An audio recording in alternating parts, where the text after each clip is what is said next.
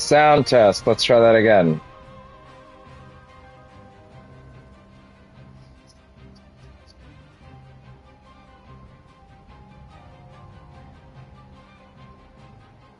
Oh wait. Make that work.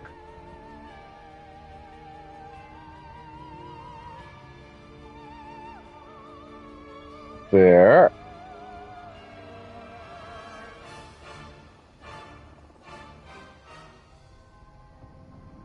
Good. Excellent.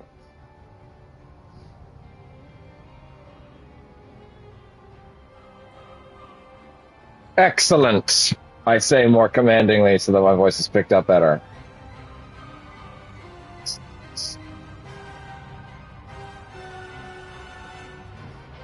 There we go. And now I can go ahead and send my last link.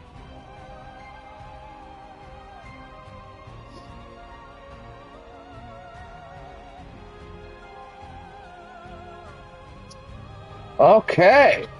And there we go. Hello and welcome to Season 1 of Marvel Rivals Launch Day.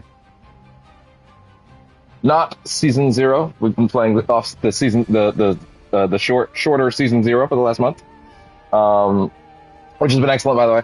I will admit I cheated a bit. I booted this up last night just to peek, and frankly, I shouldn't have, because it ended up unlocking a bunch of shit that I didn't see before. But maybe that's for the best, because then you're not seeing me like put in shit for the battle pass and stuff like that. Also, there were a few extra things that I punched in. We'll have to see how that goes. My food's been sitting here for a bit, so you'll have to forgive me, because I should actually eat it.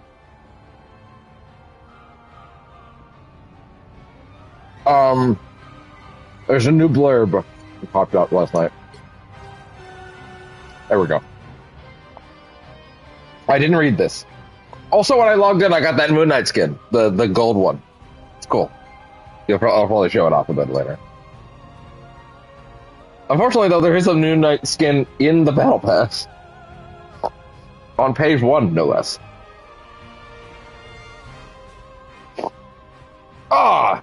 The journey of heroes. Whether we embrace this path willingly or face it with a hint of reluctance, we all know those moments when solitude tries to wrap its icy fingers around us. Bear with me. Gotta chew.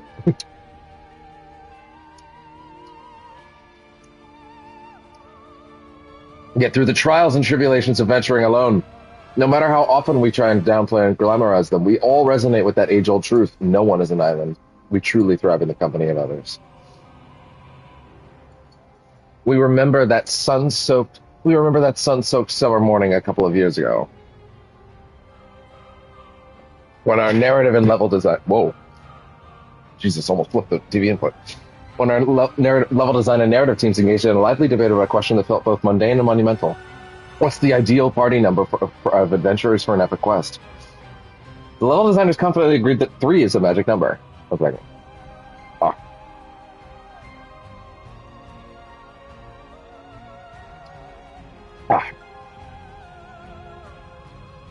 The level designers confidently agreed. Picture a valiant warrior to take the hits, an elemental mage to conjuring storms and fire, and a priest wielding shields and healing spells to get the group standing strong. After all, we've seen countless triumphant triads from the legendary Three Musketeers to Asgard's Warriors 3.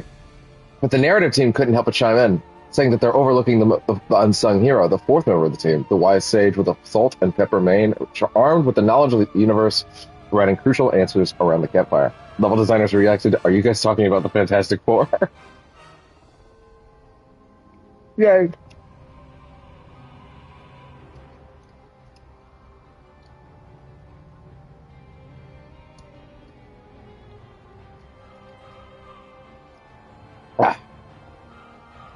And why not? The Fantastic Four embody everything we cherish: adventure, exploration, and that indomitable spirit that refuses to quit. While traversing the vastness of space to shape reality itself, their footprint are etched in the annals of heroism. Sure, they've had their share of conflicts, separations, and sacrifices.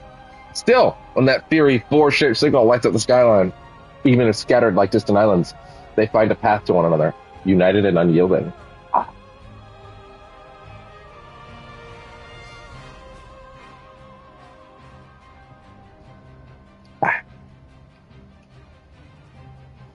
This cat has opened the window.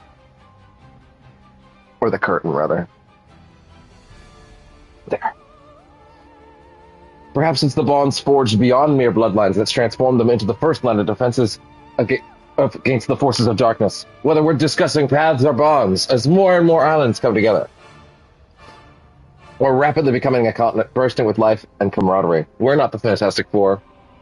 We're the Fantastic 2000, Fantastic Million, Fantastic 20 million. I see. I see where you're going with this.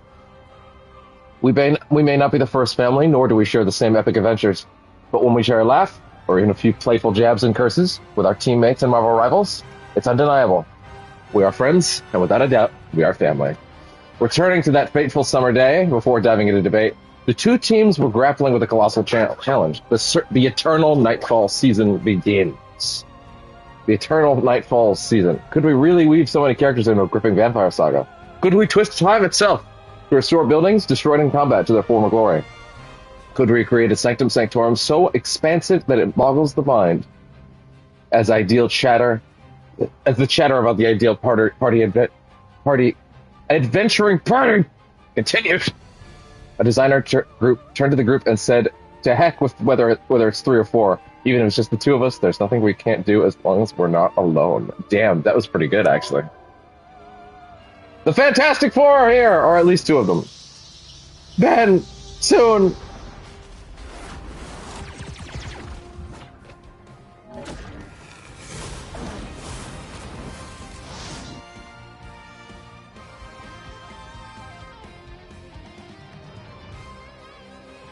I'm so happy. I'm so happy.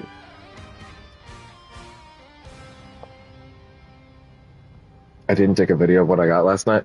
Yeah, they gave me some nameplates, if I'm not mistaken. Let me see. Where is it?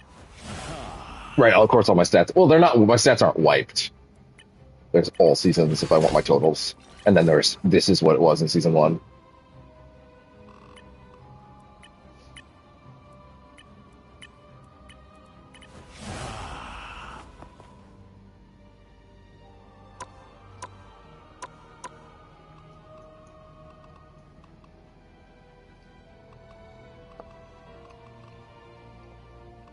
Could have sworn I got a new nameplate, but I didn't.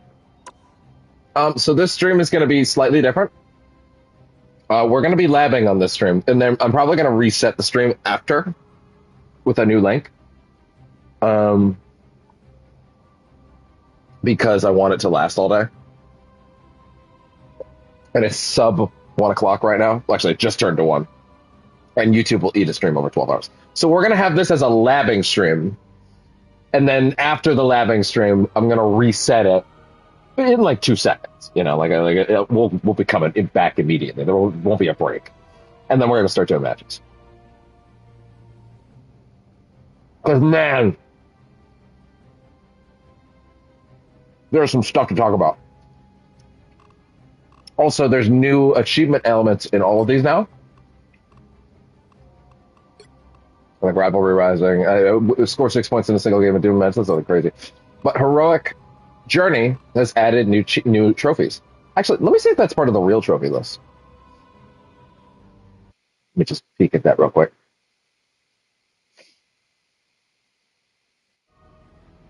Not to my knowledge. That might just be endgame, but that's okay. Yeah, and not only have they added new trophies and achievements here, there are more units on offer. There's also new stuff here as well. Yes, there's another 800 units on offer. Which in some ways is kind of low. But we'll see how it works out. So yeah.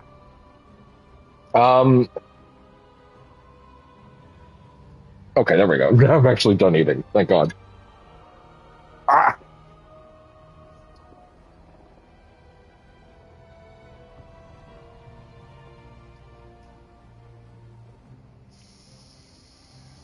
Hey.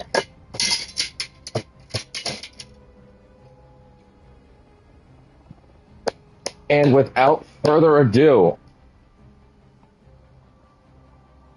let's get cracking on Season 1 of Marvel Rivals, specifically labbing... Oh, wait.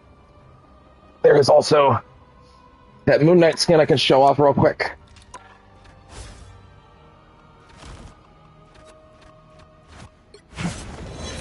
So this is the reward for getting gold in ranked last season.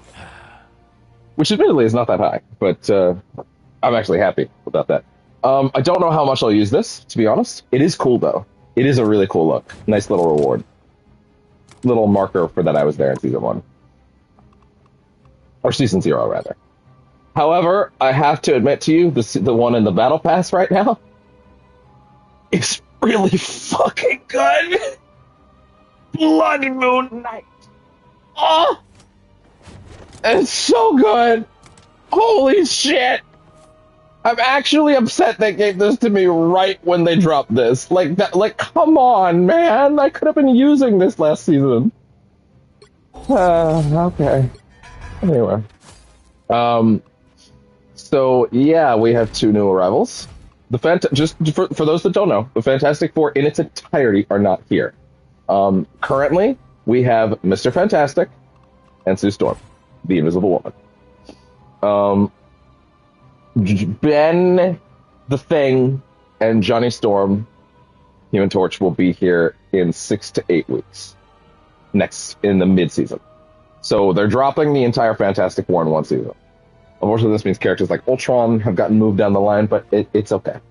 So there were some, yeah, I also signed up for their, what was it? It's called what was it? An NGP member. I did this last night. I'll probably unsign up from it, to be honest, afterwards. Just because, yeah, I don't see a need personally, but I wanted the units, so. Yeah, so we have a lot to talk about. But before we do anything else, let's look at their abilities, because there is some cool stuff to see here. Oh, yeah, right. This Loki skin is fucking incredible. It's actually gonna make me take off the Loki Season 2 look for a bit. Not for long, but man, this is some good shit. He also animates. I didn't realize that the tentacles animated. Like, that's so cool.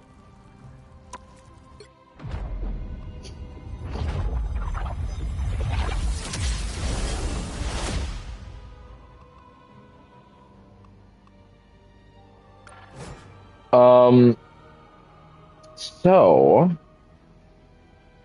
let's actually look at the season pass for a minute. Actually, can I back out of that menu real quick? I would like to go to the informational page of the battle pass, because there's a cool animation when you open it.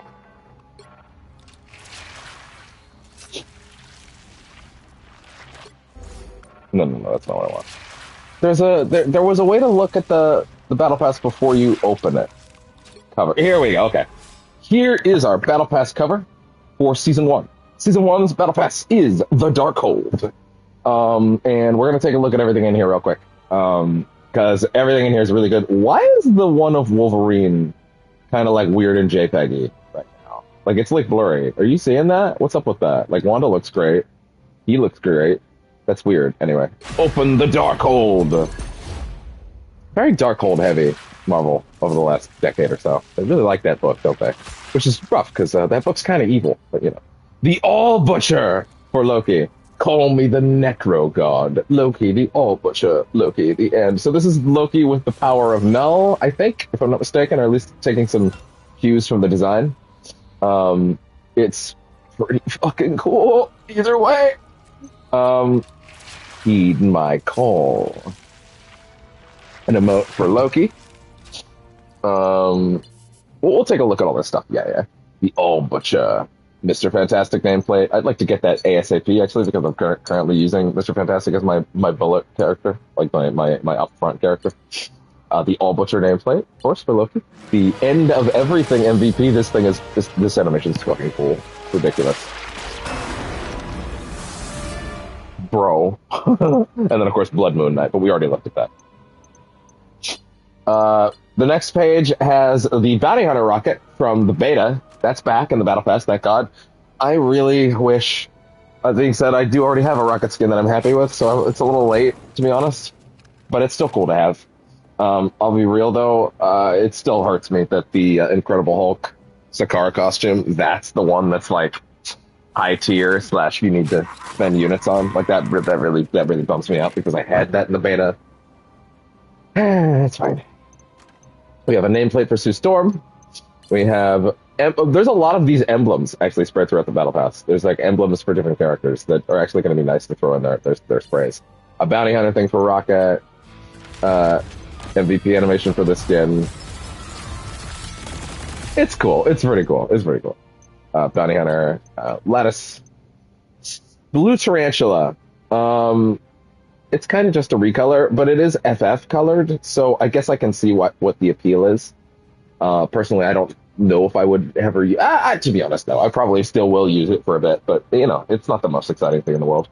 We have a Moon Knight emblem, we have a Loki emblem, we have a Penny Parker emblem, we have some units, we have a Human Torch nameplate, which is interesting. They're giving these to us already, but I guess they figure by the time that we get to certain pages, so they might be out, but also it's not going to be. He's not going to be out by the time I get to page 3.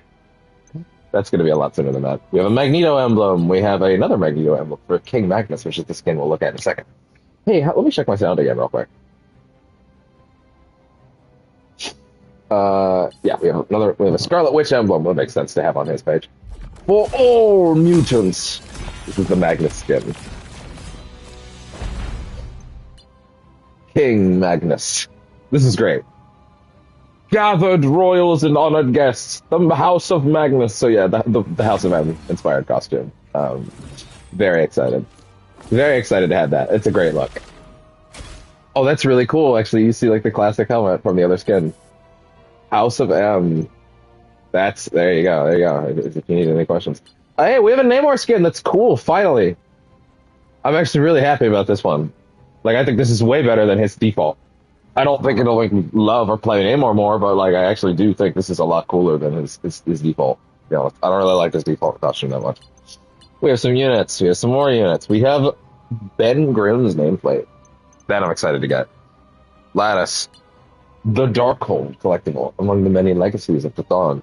Left by Cthulhu, the Wand of Maximoff may well be the most extraordinary, while the Darkhold is undoubtedly the most something something. I guess we can read that later. Namor emblem. The Thing, the Eternal Night Falls gallery card. I don't think this page onward is like locked and we can't get them or anything. I don't think that's how that works. I might have used the bathroom in it, by the way. My apologies. Blood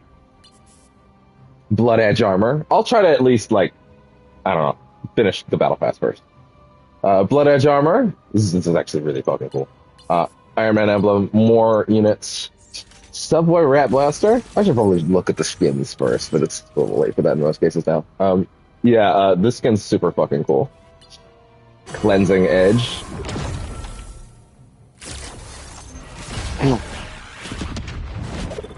I kind of wish this was in Midnight Suns instead of that other one, Blood Edge armor. Yeah, this is super fucking cool. Stephen Reed and I don't get to cracking on Stephen Reed and I don't get to cracking on things we agree with often.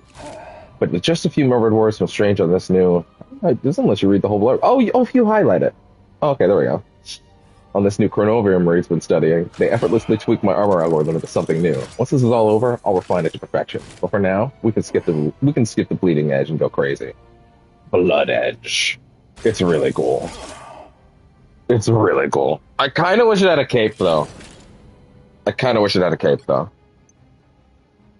This confused me at first. I thought this was a Doctor Strange skin when I was looking at it in a preview, but this is actually this is actually fucking Adam Warlock. Really cool.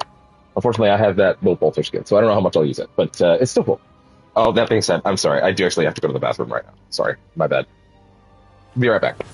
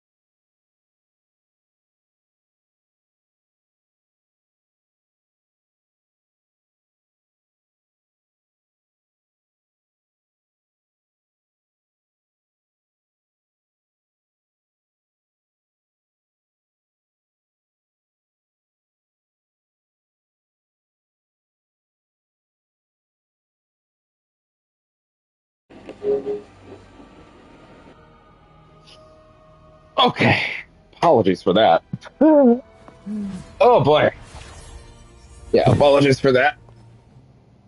Needed to. Oh, all of the game icons have changed to the Fantastic Four. That makes me really happy. Um, so yeah, Innocence Reborn. What is this? Oh, that's cute. That's fun. I like that. Listen, I'll take emotes, even if it's on other skins. Cut divine ties. Yeah, bud. Yeah, come here, sweet kitty. Wow, that's really cool. Wait, can I see that again? How long does it take before it replays it? Okay. Yo, that's awesome. That's really cool. More lattice. Next up, the Emporium Matrium. So we got Hellfire Gala. Yeah, we have a Hellfire Gala skin for Wanda.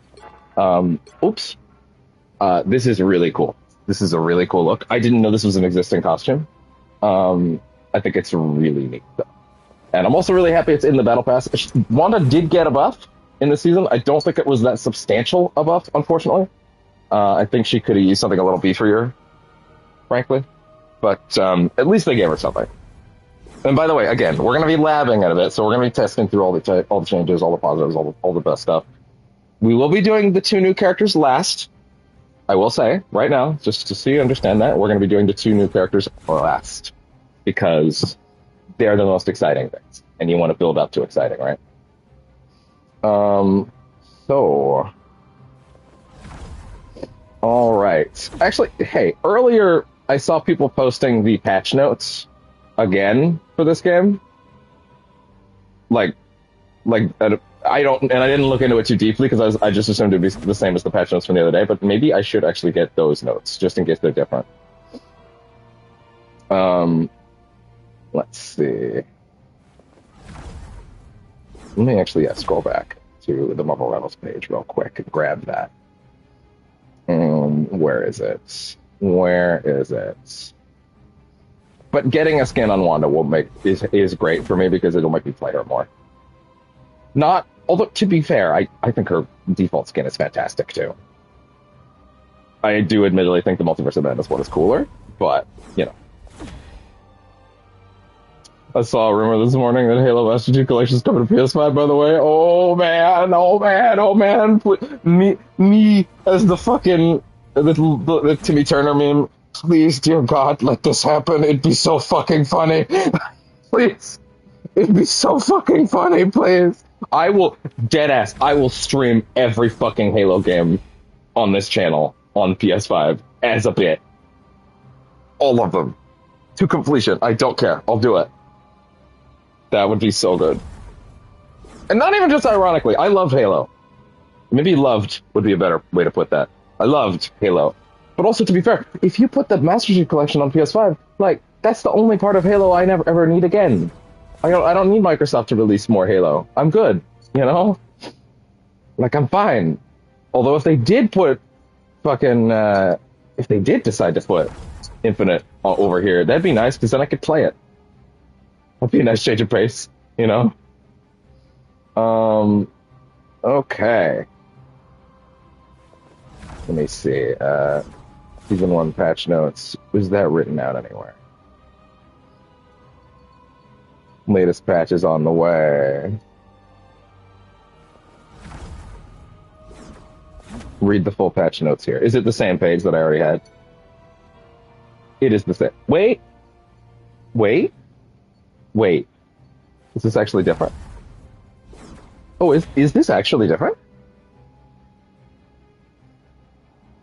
Oh, hold up. This is actually different. This is it. Oh, there is actually other stuff in here. Well, then shit. It is a good thing I went and grabbed that. Okay. Okay, these are actually 2 different pages of very relevant information. Okay, so they've split the balance patch notes and the patch notes into different patches. Into different pages. Okay, well then we'll read those in a minute. Alright, so we have... Let's see. Oh yeah, so Wanda got... What's the new skin? Flamenco. Oh, that's good. That's really good. Caitlin's gonna like that. 100 units. Emporium Matron. Lattice. Nameplate.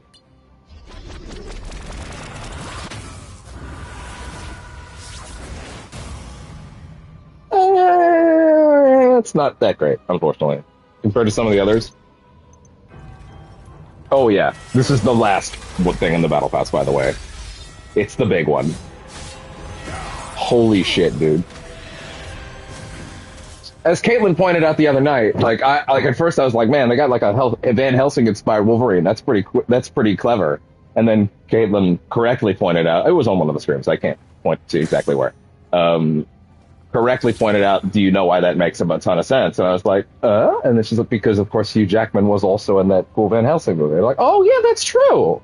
So actually, it's not just like Vampire Hunter, Van Helsing style Wolverine. There's actually a little bit of extra fun IRL history behind that too. I don't know if that's actually the idea. Maybe that's not really why they did it.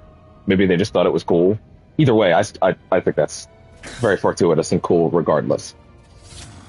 I know a thing or two about living a long time. You tend to forget what fear is. Dracula's messed with the people I care about for far too long. So let's remind him why he should stay in his coffin. My Wolverine is not great, by the way, as I'm sure you can tell. This is a great emote. I'll be happy to have this on any skin. Units, Lattice, Blood Berserker, good spray. All incredible nameplate, actually. Also, really, really need to stress, like again, when his claws come out, they are blood red. He'll do it in a second, I'm sure. There we go. Like, look at that! That's so rad.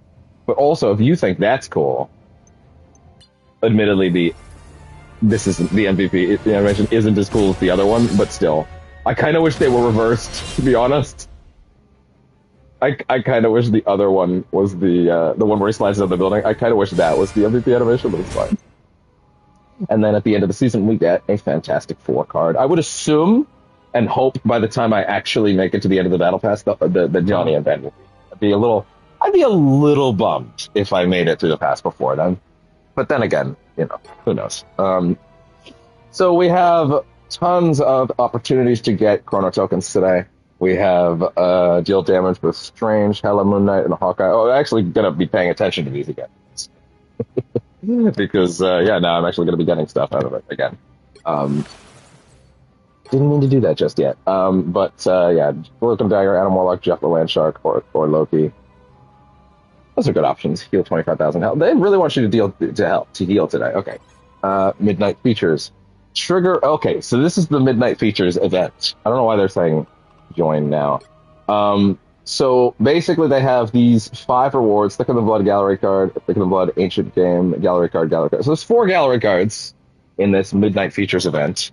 And by the way, these things unlock units as well, so that's actually pretty great. And there's more of them unlocking as the days go on. But as you get to the final one, there is a brand new costume for Thor. Actually, maybe the best way to look at that would be to come down here. I don't know if it'll make me take this off, to be honest, but it is a cool costume and I'd like it. So it is Reborn from Ragnarok. It is a classic-ass Thor costume. Even though it's also apparently from a more recent run. But I mean, hey man, that's Thor. Like, that's fucking Thor. Look at that. Admittedly, this is also fucking Thor. But this is fucking Thor. Look at that. That is classic Thor. That is the closest you're going to get to classic Thor anywhere for a while. Where there is Thor, there is Asgard. You look at this design and you just think, wow, that's Thor. Like that is Thor. It's great. I do personally prefer this look over that, although I'm most happy with this, obviously, because I'm wearing it.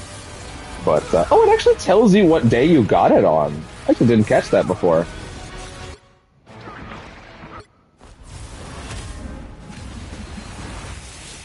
What's this one?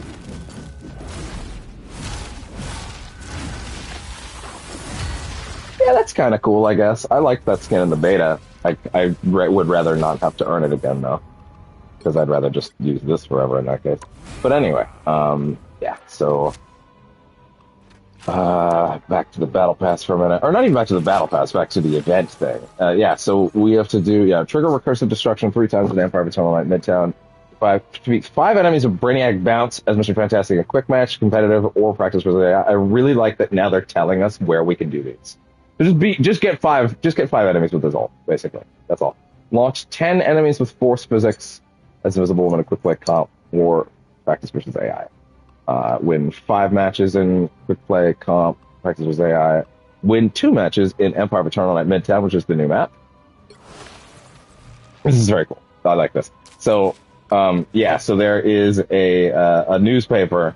Yeah, complete event missions to unlock a free costume, gallery card, and more. Hi there, Morgana, sweet kitty buddy. What are you doing? Yeah, come cuddle. Come cuddle.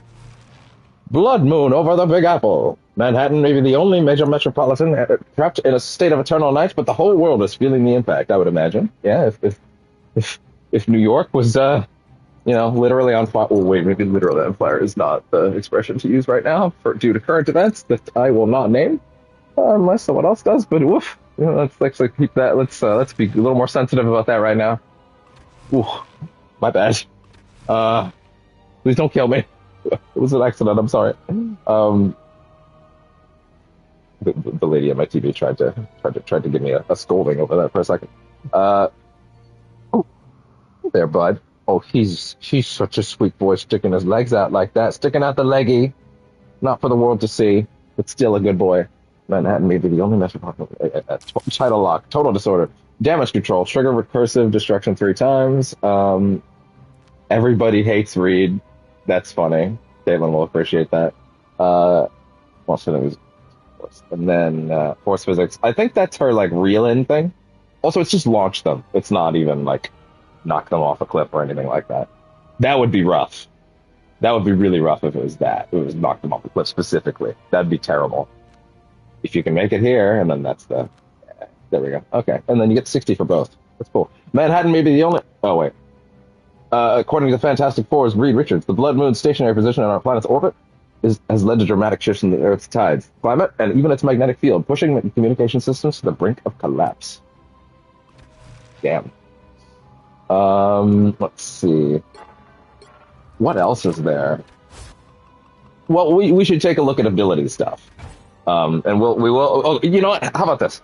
Even though we're gonna take a look at them last, like Reed and Sue, we're gonna actually like mess around with them in training last after we check out all the other changes.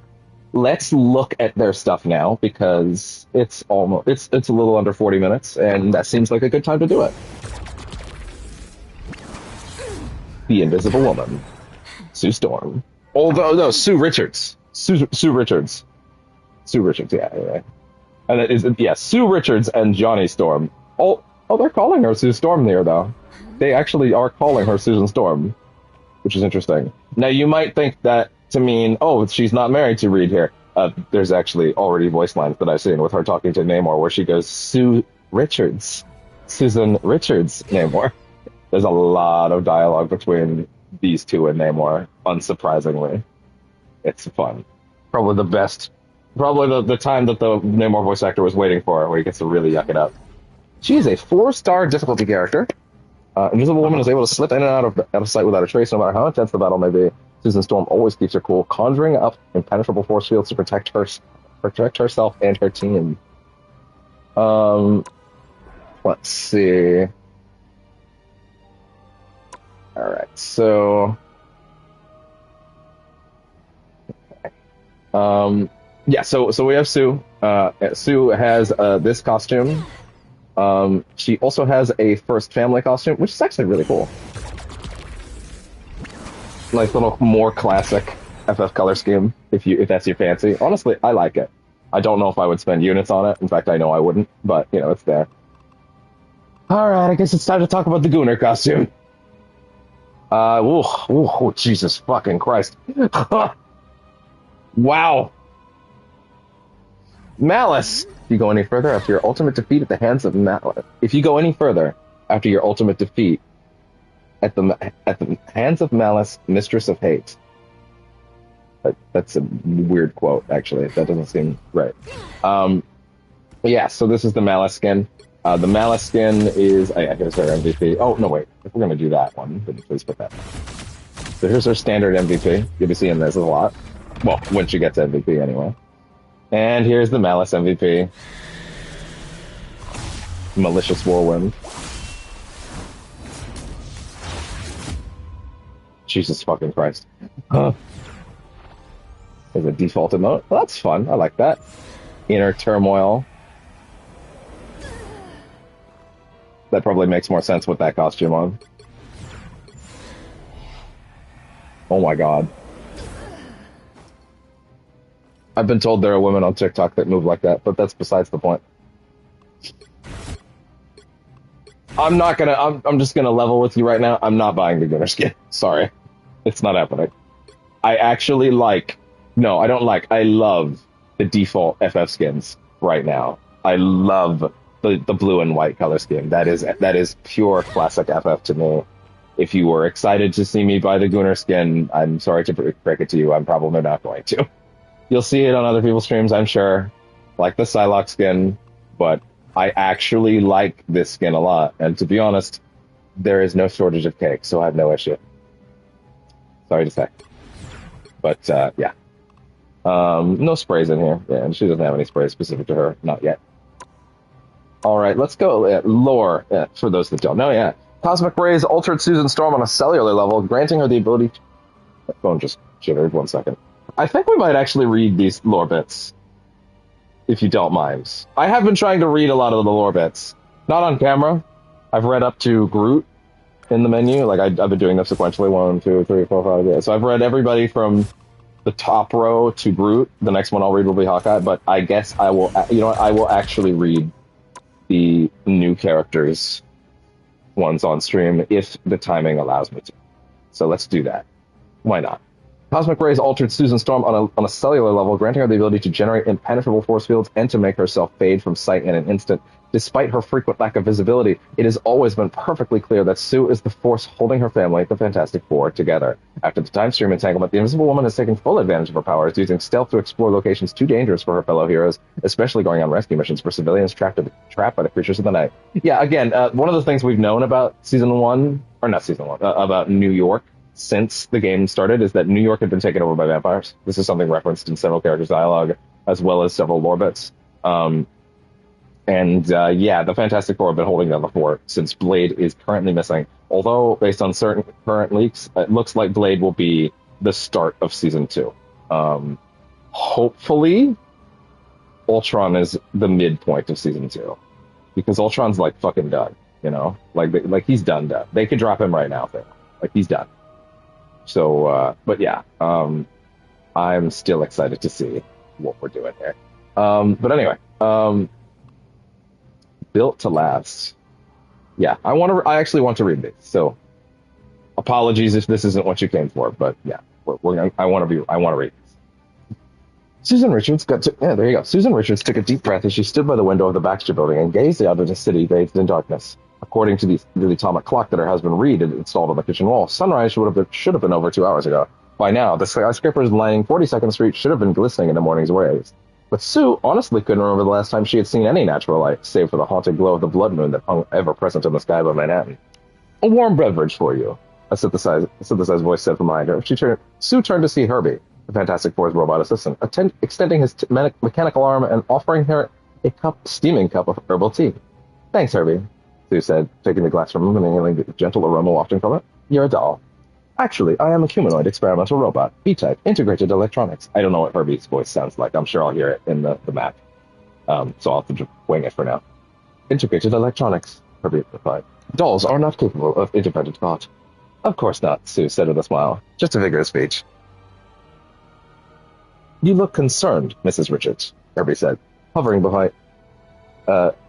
beside Sue as they both looked out of the window of the city below. "Have things in the city taken a turn for the worse? Can't get much worse than a city locked in a state of everlasting night," Sue said, "especially when that city has been infested with vampires. This may be the first time I've taken a break in... well, I've lost track of the days, honestly." "I have not. It has been 6 days, 22 hours, 37 minutes, and 12 seconds since your last..." "I think I get the point," Sue said. By the way, Sue is voiced by Susie Young. Susie Young, I didn't even think about that until just now. Who was, of course, Fuka in Reload. Um, oh my God, what was her name in Infinite Wealth? It's not Hitomi. It's fuck.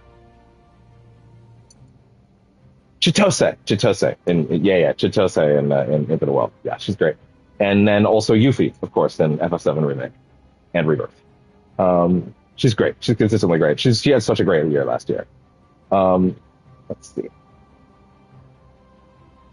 Especially when that city's in. Oh, sorry. I think I get the point. I want to make a real difference out there. I need to start taking better care of myself and my family. That is what I am here for, Kirby said. Despite the dire circumstances outside, I have made certain that all of Franklin and Valeria's needs have been met so that you may attend to more important matters. Franklin and Valeria already exist in this universe. That's fair. I expected as much. The Rivals universe seems to be somewhat, like the main timeline anyway in this universe, seems to be like sort of mostly status quo-ish for the moment anyway. Um, yes, Sue said, a tinge of sadness in her voice. More important matters. Ah, yeah, she's like, oh, but my babies. I'm sorry if the words I chose offended in any way. I merely meant that, at the moment, the world needs you and Dr. Richards far more than your children do. You don't think my children need me? Sue snapped back, her frustration bubbling to the surface. Even after all we've done, the world is still falling apart. And instead of being there for Franklin and Val, I've handed them off to a robot nanny. They deserve so much better. I am sorry you feel that way, Herbie said, immediately turning and floating away. Herbie, wait, Subi said. Sue called after him, but the little robot had already disappeared down a dark corridor. Aww. Poor Herbie. She didn't mean to hurt Herbie's feelings. Sue let out a deep sigh. Her exhaustion had started to get the best of her, but she had never been one to stop fighting before, and she certainly had never been one to let those close to her down. Oh my God! Sorry, 1 second. My necklace is not around my neck. I forgot after my shower last night.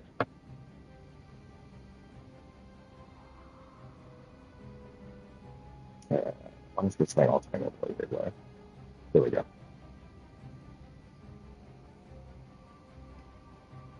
Oh, what just fell off? What just fell? What just fell? The other controller, I see. Actually, come to think of it, this thing should be charging right now.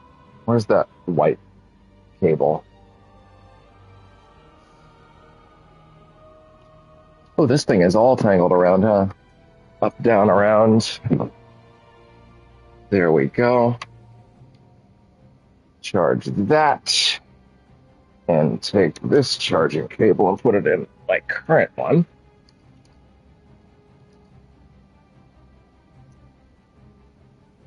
My bad.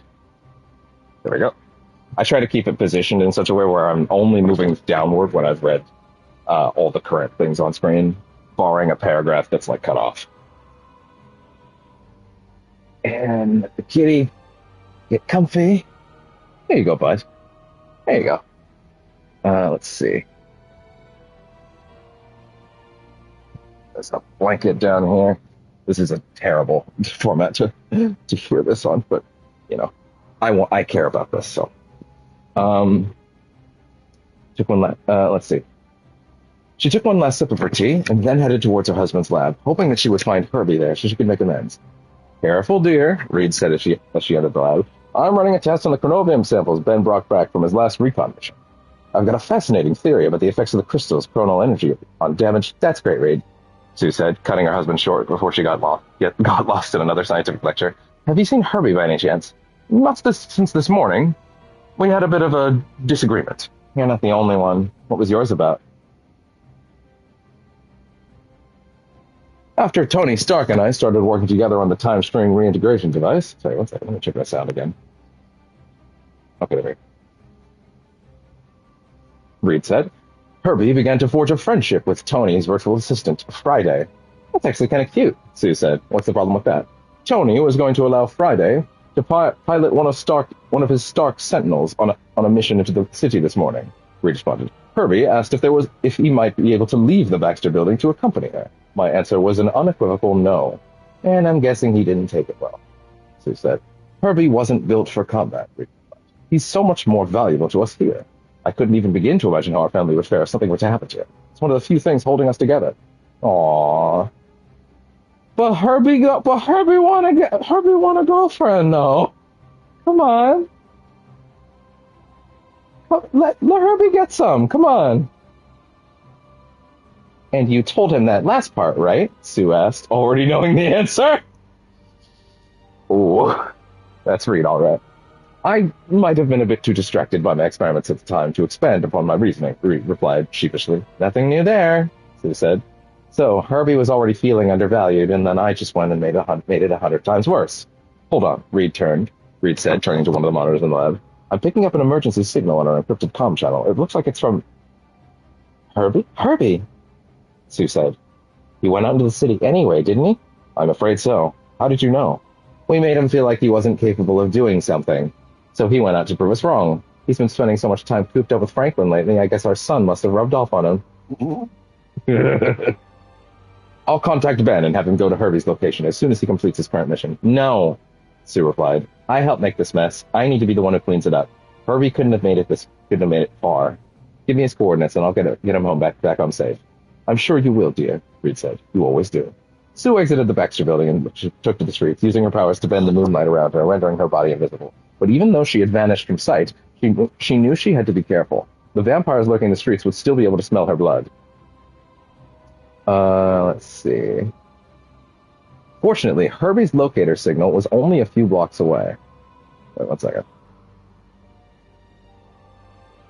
Right, yeah, they'd still be able to smell her blood. That's fun. That's interesting. Fortunately, Herbie's locator signal was only a few blocks away, near Grand Central Station. As Sue headed east on 42nd Street, she saw a horde of vampires engaged in battle with an unexpected group of heroes. A scrappy, squirrely squirrels. Oh, yeah? Really? Oh, that's fun. Let's see. She was about to generate a force projectile to save the small creatures, but she soon realized they were holding their own against the vampires. Perhaps they were part of Squirrel Girl's personal army, Sue thought, as if the tiny rodents gnawed and clawed at their foes in a frenzy. And if they weren't, they certainly would be. Certainly should be. They certainly should be. Typo. As the chittering rodents chased the vampires from the scene, Sue continued on her quest to find Herbie just before she reached Grand Central Station. She heard a voice behind her, but it wasn't mechanical like Herbie's. This one sounded ethereal, as if it was speaking to her from beyond the grave. I know you're there, lady, it said. Sue turned around and looked for the source of the voice, but couldn't seem to find where it was coming from. Down here, the voice said. I don't know who I'm supposed to be doing the voice of. Down here, the voice said. Sue gazed down to see a small basset hound near her feet. Its semi-transparent body glowed a gentle blue. Oh, it's bats. My senses work a lot different here now that I'm on the other side. This is the voice that I did for him off camera. Just to work with it. Can't hide much from this old pooch, he continued. I've seen you before, Sue said, kneeling down next to the ghostly dog. You belong to Stephen, don't you? I'm sorry, what was your name again? Bats, the haunting hound replied. And I don't belong to no one, but yeah, Strange and I do hang out a bit. I don't know why this is the voice I picked. It's just sort of what I went with. I haven't heard him before. And I think I think he's actually in the Doom Match map, so I might get to hear his voice there. I think the doc took off somewhere to try and get to the bottom of this moon mess. So I've been getting out of the sanctum on my own every now and then. Isn't he worried you'll be harmed? Sue asked, her invisible hand passing right through the ghost dog's head as she reached out to pet him. Maybe, that's replied, but he shouldn't be. First off, I'm already a ghost. It's not like I can die again. And second, you humans tend to underestimate what us little guys are capable of. Yes, Sue said, her thoughts drifting back to Herbie. We do. Speaking of which, you haven't seen a small robot nearby, have you? Someone actually tuned in for a bit and left. I understand. I saw a robot, all right, Bats replied, but it sure as heck wasn't small. The dang thing crashed in at Grand Central not that long ago. A big fancy hero like you might want to go and have a look. Is this actually how Herbie ends up as the point? Because they have to get Herbie home? Because Herbie in the map is the point. And I guess you have to bring him back? Is that the idea? Is that the entire mission? Is bringing Herbie back home? Is this the setup for that? Because that's actually really fun. Let's see. Thanks, Sue said, picking up her pace as she rushed down the block toward the terminal to see what Bass was talking about. When she turned the corner, Sue immediately saw that what the ghost dog had described. One of Tony Stark's massive sentinels was embedded into the wall of Grand Central Station, its mechanical form severely damaged, sparking wildly. And there, standing on the robot's shoulder, was Herbie. Tony Stark's massive sentinels? Is that what that was in that trailer? Tony has sentinels? I assume they're nicer than the other ones by default. Sue used her force field energy to create a platform that elevated her to the same level as her robotic friend. There you are, she said. I was worried about you. It is not me you should be concerned about, Herbie replied. It is Friday. I detected her distress signal when her mechanical form was shot down, but she is no longer responding. Does Friday have a physical form? That's interesting. Sue noticed that Herbie's arm was extended to gently touch the side of the Sentinel's damaged head, and small wires had extended from his fingers, linking to the larger robot's exposed circuitry. Oh, wait, is that Sentinel Friday? Does Friday have a fucking Sentinel body now? Yo. So you weren't running away, Sue said. You came to help her. I was not sure anyone else would, Herbie replied, even her maker. I'm certain Tony has a backup copy of Friday's operating system on file, Sue said. But who knows when it was made, Herbie asked. It might not contain any of her recent memories and experiences, including the friendship she's built with you, Sue asked. Affirmative, Herbie replied. That is my primary concern. But it is only one of many. I know, and you have every right to be upset with me. I can't imagine how what I said back at the Baxter building made you feel. But that is not what I meant, Herbie responded, motioning toward the street below. I was referring to them. Sue looked down to see a group of vampires beginning to climb the damaged Stark Sentinel toward her. Oh, I see. I'll take care of them, Herbie. It took me a second to realize who was talking there. You just focus on recovering your friend. Sue leapt down off her invisible platform and engaged the vampires in battle, hurling force projectiles at some, while wrapping the others in containment fields. She wasn't about to let any of them sink their teeth into her, nor was she about to let them disrupt Herbie's personal mission. As she continued to fight, one of her force constructs slammed a vampire into the heavily damaged arm of the Stark Sentinel. Still, the Stark having Sentinels is crazy. I wonder if that came up in Tony's log that I haven't read yet. Again, I've read every one of the top row up and the first of the second row down to Groot, and I'm reading them in alphabetical order. I'm trying to do one a day. It hasn't been working. Off camera, mind you. I haven't been reading them on camera. Maybe I should. Maybe one day we'll have a read-along. So I don't know. I don't know if that would be enjoyable. I just figured the two new ones I want to read, so I'm not falling behind. Let's see. Where was it? As she continued to fight, one of the force constructs slammed a vampire into the heavily damaged arm of the Stark Sentinel. Upon impact, the arm seemed to repair itself instantaneously, almost as if time were rewinding. Sue couldn't believe her eyes as the giant robotic arm powered up and released a repulsor blast, knocking back several of her bloodthirsty foes. Did they fix the? There was like some roughness with the scrolling before. Hey, they actually have fixed it. Thank God. That should have annoyed me so much. Okay, let me actually get back to where we were now. Let's see. Where was it? It was this one, I think. Yeah, this is where I had it. Sue couldn't believe her eyes, knocking back several of her bloodthirsty foes. Interesting, said Herbie, as he watched the damage undo itself. Dr. Richards recently shared with me his early research regarding time fluctuations that he believes were caused by crystallized chronal energy constructs called chronovium. I'm sure he would appreciate any additional data we could collect in the field. Unfortunately, Sue didn't have time to explore the phenomenon any further, not even for her husband. The number of vampires was continuing to grow, and she could barely keep up with their attacks. The mental fatigue she had experienced earlier was now affecting her physically as well. She erected a force field around herself, preventing the vampires from reaching her. But she knew she could only hold it for so long.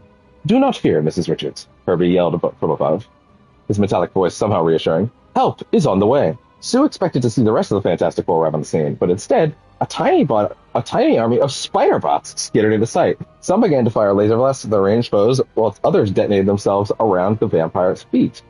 Never underestimate the little guy, Sue said, remembering what Bats had told her. Soon, the number of vampires had dwindled enough that Sue was able to drop a protective field and then finish off the few remaining vampires herself. For once, she took great pleasure in pummeling the vampires into submission. Interesting. Is it Penny? It's not Peter. Are these friends of yours too, Herbie? Sue said, looking at one of the tiny spider bots. They are now, Herbie said. They claim that they heard Friday's distress call as well, and came running as fast as their tiny legs could carry them. Really? Sue said, examining a spider bot more closely. They don't look like Peter's were. They tell me they were built by a different partner, Herbie replied. Penny, I believe, though I may be mistaken. Their programming language is decades beyond my own, and also in Japanese. Well, it's not their creator I should be thanking anyway, Sue said. It's them. And you. Me? Herbie said, surprised. Why? Because your little adventure reminded me why we've been trying to keep you safe in the Baxter building to begin with, Sue replied. Because I am a valuable tool that you cannot risk losing? Herbie asked. You're not valuable because you're a tool, Herbie, Sue said. The reason we can't risk losing you is because you're family. Tools can be replaced. You can't. And while you may not have been designed to fight off vampires, maybe we haven't been giving you enough credit of what you're truly capable of. Your words touch me, Miss Richards. Herbie said. Deep in my central processing core. Glad to hear it, Sue said, wrapping herself and Herbie in a shroud of invisibility. Now let's get you back home safely. Once we restore Friday's memory files and get them back to Tony, I'm going to talk to Reed about giving you a few upgrades. As it turns out, I am perfectly happy just the way I am, Herbie said, a smile flashing across the digital display on his face. Though I suppose a few lasers could come in handy now and then. That was fun.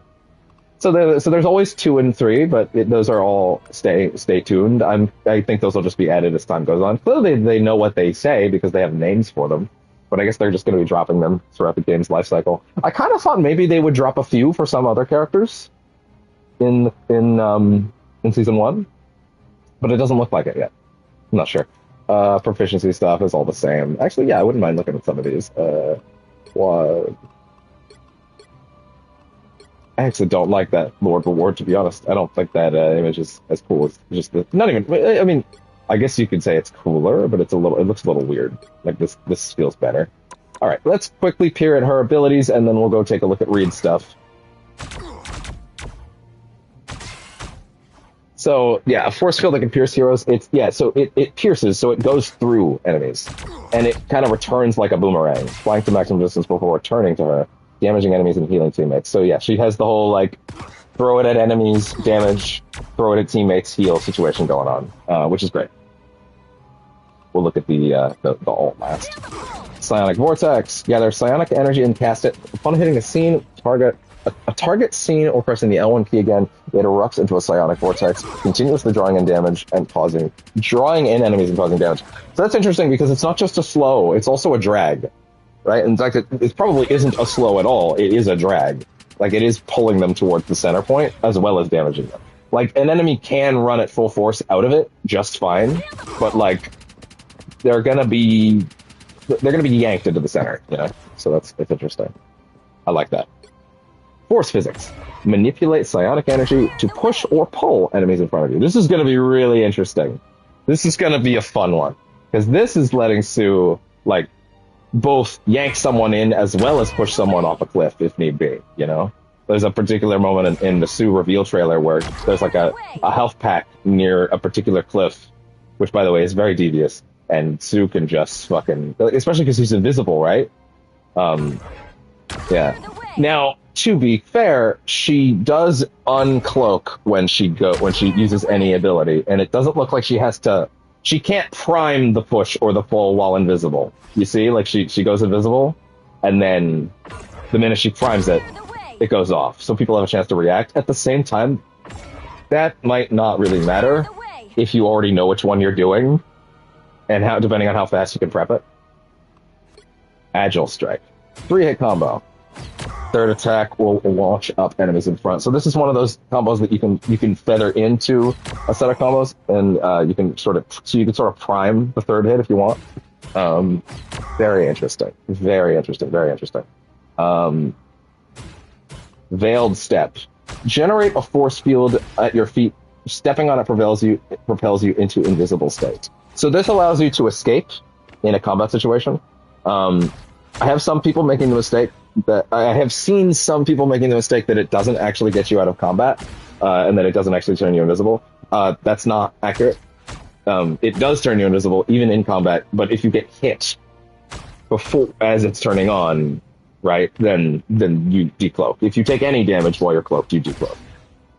So it is absolutely a disengage tool, but you need to just not get hit on the way out. So if enemies are tracking you and they're all firing at you and you try to jump away, you need to be sure you're either doing it like behind a wall or somewhere where they can't continuously fire at you. There are other situations in the game like that where you'll get knocked out of something, like Loki's stealth, for example. Like he can be knocked out of it very quickly if you do it while people are already firing at you. So that's pretty. That's great. So she has a double jump that can also instantly propel her into an invisible state.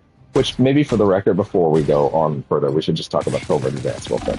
This is her passive. Enter invisible state after sometime after disengaging from combat, and grant yourself healing over time. So she also, I did not know that also healed herself. Holy shit. I did not know that it also healed her.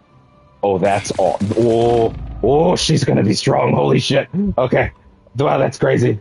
Especially being able to choose to move into it as long as you remember to make sure you're not getting hit in the air as you double jump, because you will jump out of, if you double jump as people are shooting you, you will lose the stealth. If you get hit while you're in stealth, you lose it. So that. Guardian Shield. Generate a force field in front of a selected ally that can block damage and provide healing over time to nearby allies. Enemies that pass through the shields are slow.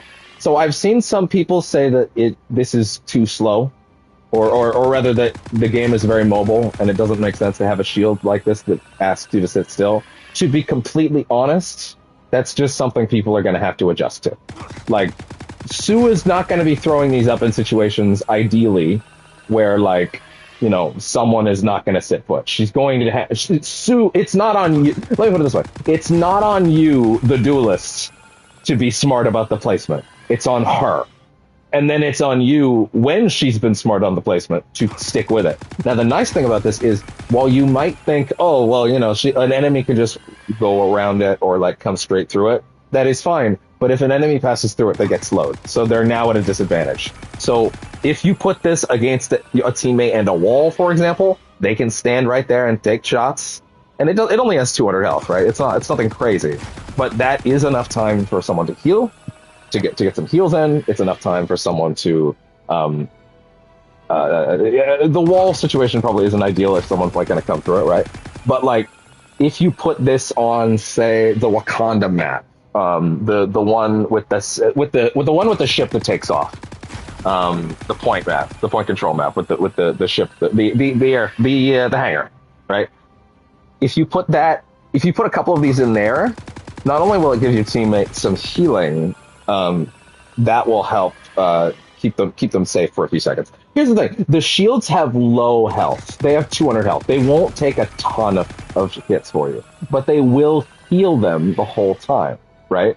So that is going to help to get your allies healed up. It's going to. By the way, this is in addition to you throwing healing things at them, right? So that's going to be a big deal. I think this thing's going to be pretty crazy, honestly. I think at first there might be some adjusting people need to make in order to, like, okay, let me put it this way. Again, it's about Sue. Sue needs to be smart about where she's putting them, you know? If you put them on, say, an advancing point, you know, there is still value in that, right? There is value in someone standing in a corner and keeping something up. There's value in, like, your snipers, especially like your Widow or your Hawkeye or your Hela or your Moon Knight is up in a perch. Throw this up on them, right? And this helps them enormously. You know, there are tons of characters in the game that this helps enormously. Even though the shield health is not that high, to be fair, the shield health for, like, Hulk is like 200-ish. So, like, you know, there's valid reasons to stick with it. Overall, this is a really cool setup. Before we talk about the ult, let's talk about Fantastic Force. So, the Invisible Woman taps into her powers, channeling the psionic might to fortify the entire Fantastic Four team. Yes, you read that correctly, or heard me say it correctly, I guess. When Johnny and Ben show up, this will work on them. This is very important to understand. Fantastic Four comps will be a very prevalent thing. It's going to be very cool. Formidable Force bolts Mr. Fantastic, and then it should have space to say Human Torch and then the thing later, but they're not in the game yet, so it only says Ben. It only says Reed.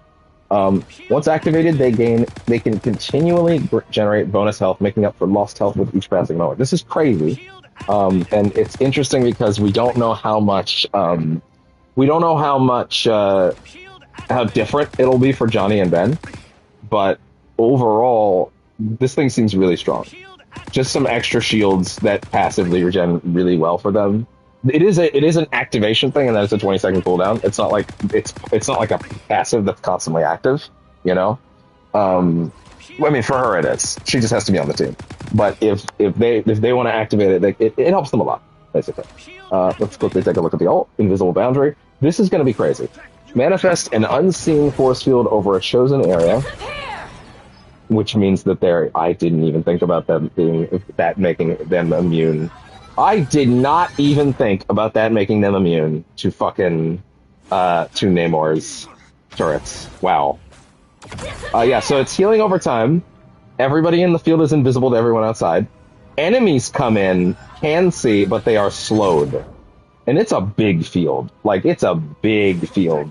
Like, she's setting it up. Everyone around is now invisible. Everyone inside the field is invisible. Every enemy is slowed.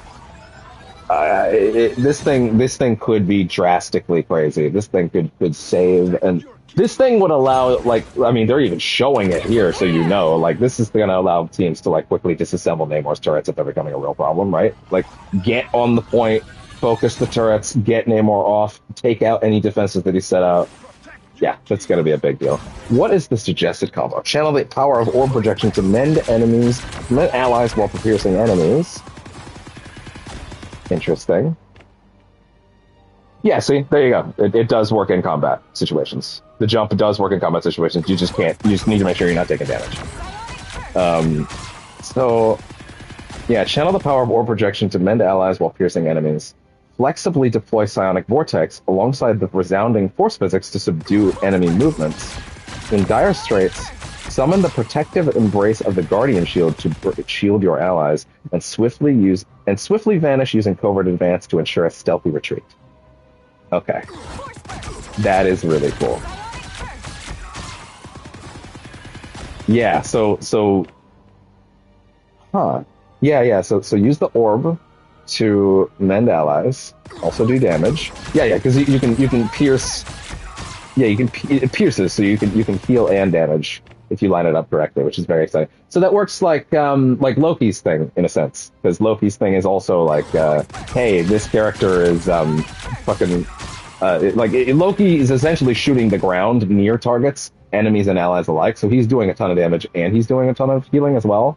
If enemies and allies happen to be clumping up and fighting in one group, especially melee characters, especially helpful for melee characters, keeping your melee characters alive. So deploy the psionic vortex alongside the force physics to right, and she's using it to and she can knock enemies into it. She can set up the force and then push enemies in, or pull them back in if they get out. Ooh, that's interesting. Yeah, that does actually link together fairly well, huh? And then, of course, that is healing him up. Swiftly vanish. Wow. She's gonna be crazy, dude. Wow. He's gonna be nuts. She's gonna be crazy. That's awesome. On to Reed. So last night, again, I booted the game for 20 minutes after the patch went live and the servers had finished fixing themselves, or doing maintenance, rather.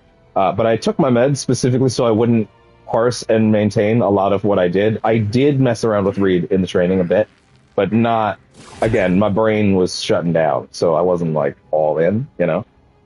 Reed Richards believes that true strength comes from remaining flexible, both mentally and physically. Mr. Fantastic's elastic body, which can twist and stretch into any form with ease, is almost as impressive as his brilliant mind. Look at that. Look at that. Also, Beard Reed is the right choice. I know that that's sort of become the default over the years, but Beard Reed is the right choice and has been for a minute. That silhouette looks so good with the hair, honestly. So for costumes, we have, of course, our standard color scheme for this game. We also have our first family look with the more classic color scheme. Is this really a classic? Yeah, no, it is a classic color scheme, yeah. And of course we have, if they were going to make any costume for Reed at all, other than a default, it was going to be the Maker. If you're not aware, the Maker is essentially the Ultimate Universe's version. I don't know if it is Ultimate Reed Richards that made the choice. I can't remember if it was a Reed that the Ultimate Reed encountered, or if it is actually Ultimate Reed Richards. I don't remember. Um, like if it is that universe's prime Reed Richards that broke bad, essentially. But essentially, this is a version of Reed Richards that went nuts and said, "Yeah, I'm gonna actually destroy the multiverse." Basically, there's a bit more to it than that, obviously, but yeah, this is like been the villain of multiple major events, like multiple Secret Wars, stuff like that. Hey, wait, hold on. Let me see this with the standard costume. Fun MVP animation. Didn't ask. Surging Darkness, there we go. Yeah, hyper villainous Reed. Easily one of the character's more iconic alternate looks. I'm not gonna buy the skin, even though it's really cool. Maybe I'll change my mind, though, to be honest. Simply because I'm kind of waiting for July. I feel like they're gonna drop a big costume bundle for the movie, you know, like the Guardians bundle. I feel like that's inevitable. You know, that's probably why they wanted them out early. So we have our default. What is this one? Double Impact. What is this from? Is this from? No, this is from the maker. Oh, that's cool. There's a very famous thing in those comics with the maker where he kind of collapses two planets together. That's cool. Missed Chance. Really, this is a Mr. Fantastic emote from the Midnight Feature season 1 of that. There's an emote in there? Really? I didn't see that. Also Herbie! Holy shit! Fucking emote where Herbie comes out? That's awesome. Wait a minute, hold on. Let me see. Where is that? Is there a place I can see that? Wait, no, it's not. Are they... Maybe it is actually from these ones later on? Huh. Interesting. I wonder how that's actually structured. Anyway, back to Reed. We will take a look at Reed's for quad. That's fun. So there's a little stretchy fist coming out of that. It's interesting. Is there a what was on Sue's? Let's see that real quick. Just a regular 4. Oh, is it like a little more invisibly? It was like a tint to show the fading of visibility. That's fun. Cool. We'll take a look at abilities after we read through Reed's chapter, because I want to make sure I read that as well. Mr. Fantastic, Reed Richards has one of the universe's most brilliant minds, but even a genius of his magnitude couldn't have predicted the interstellar incident that bombarded his friends and family with cosmic rays, granting them each extraordinary abilities. Mr. Fantastic's cellular elasticity allows him to stretch his body beyond all physical limits, but now he'll have to stretch his mind even further than ever to build the time stream reintegration device and end this cross-dimensional crisis. Dr. Reed Richards, something in my mouth. But how was that? Got caught in my teeth earlier. Not sure what that was. Well, Dr. Reed Richards, the renowned scientist and adventurer, also known as Mr. Fantastic, I don't know if that's a typo or not, stood in his laboratory in the Baxter building, closely examining a small crystal that his best friend, Ben Grimm, had recovered on one of his many excursions into Lower Manhattan. Reed had his own theories about the strange energy stored in the glowing shard, but even the most brilliant man in the universe needed a second opinion every now and then. And Reed knew exactly who he had to ask for one. The most brilliant woman in any universe. Shuri, the Princess of Wakanda. Not long after the time stream entanglement. Don't let your wife hear you say that, by the way, buddy. Not long after the time stream entanglement erupted across the multiverse, causing realities to collide and collapse, Reed had received an unexpected and urgent message from Wakanda. But it was not from the technologically advanced African nation that Reed and his fellow members of the Fantastic Four had long called their allies. Instead, this message came from a Wakanda located in another dimension, one where King T'Challa had taken his people to the edge of the universe and built a society to expand the stars. Much like in Reed's own reality, T'Challa's sister Shuri was the driving force behind the intergalactic empire of Wakanda's scientific research. So it came as no surprise that she too had tirelessly been searching for a way to undo the damage caused by the time stream entanglement. Fortunately, she was not too proud to admit that she could not find the solution alone. After her initial communication was received, Reed and Shuri began to compare notes and hypotheses. bringing other trusted allies like Tony Stark into their fold. Eventually, they were able to. By the way, this one I especially want to read because Reed's mentioned in quite a few of the others as like a big deal in like the forward momentum of the plot. So like, I really, really wanted to read this one. You know, like this is like there's a lot of stuff in the other ones playing into how important Reed is. So I figured there might be some really proper new stuff in here. Build a time stream reintegration device that would theoretically be able to restore the damaged realities to their original state. Of course, finding an energy source potent enough to power the TRD would be nearly impossible, a topic which had since become the source of much debate between the device's creators. Reed knew deep inside that these crystals, which had come to be known as chronovium by those studying them, were the key. But when he compared the data he had acquired from scanning the shard with recent test results gathered by Shuri, things just weren't adding up. He had to get to the bottom of this. He had to, while there was still time left. You wanted to talk, Dr. Richards? A voice said from the other side of this computer screen. I'm not doing a Shuri voice. That's not going to go well. Shuri, Reed replied as the screen lit up to reveal the face of his interdimensional ally. I'm glad you got my message. As always, when the Fantastic Four calls, Shuri said, Wakanda answers. Good. Because answers are exactly what I'm seeking, Reed said. Getting right to the point, we have both previously surmised that chronovium is a byproduct of the massive fluctuations in energy released by the time stream entanglement, correct? Yes, Shuri responded, in both of our realities.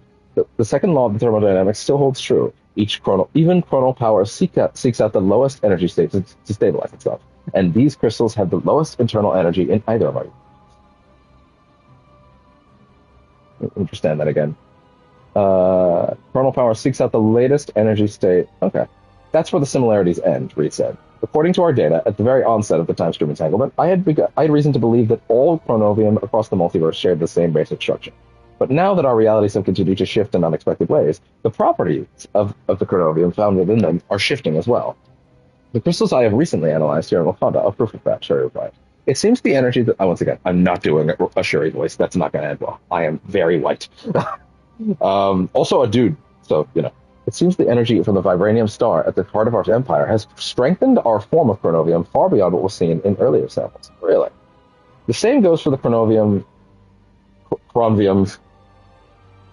They're doing the rest. In my dimension, Reed added, the dark magic that is holding New York City in a state of eternal night has permeated the chronovium crystals found here. Tony has started calling it blood chronovium. Rolling my eyes, Tony. It's a bit dramatic, but I suppose it gets the point across. Indeed, Shuri said, and it makes me wonder how many other forms may be out there in whatever universes still remain. And that is one of the reasons I called you, Reed said. If we could begin to catalog how many other universes, chronoverses, Shuri injected, that is what we here in Wakanda are calling the fractured realities created by the time stream entanglement.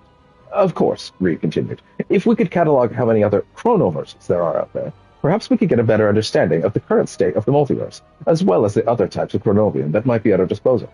I have identified at least one alternate reality beyond our own, Shuri responded, without hesitation. Recently, Captain America arrived here in Wakanda seeking refuge. Reed paused for a moment as Shuri spoke. The Captain America he had known had fallen in battle not long ago, and the entire world was still reeling from this loss. Logically, Reed was well aware that every reality likely had its own variant of Steve Rogers, but knowing that one was currently residing in Wakanda offered a sense of hope that Reed hadn't felt in far too long. Unlike the Captain America that both my father and brother proudly fought alongside over the years, Shuri said, this Stephen Rogers claimed that he had been frozen during World War II, and he had not reawakened until the year 2099. That's not the first time I've heard that date mentioned, Reed noted. Our Spider-Man told me that he was visited by one of his alternate reality counterparts, a young woman that calls herself a Spider-Zero. She claimed to be from the year 2099 as well, and asked for his help to repair a dimensional nexus point known as the Web of Life and Destiny. Oh, the Web of Life and Destiny is so lame, but I love it. It's like Stockholm Syndrome, if you're not familiar. As long as they don't start talking about the spider totems, because that's when I start to roll my eyes for real. They are talking about the spider totems, to be fair. The spider totems are mentioned in the fucking map. Fascinating, Shuri said, taking notes as she talked. Based on Captain America's intel, we also believe that this future timeline may be a gathering point for mutants whose home realities have ceased to exist. His ally, Wolverine, claimed he resided on a time-displaced island nation of Krakoa, called Krakoa. Curious, Reed muttered as he pondered Shuri's words. Our Krakoa vanished without a trace when the time-stream entanglement hit us. Could the living island in that chronoverse be one and the same? I will see if the captain or his allies can coerce Wolverine into sharing any further information, Shuri said. Allies? Reed asked. Steve brought along friends. Not quite, Sherry said.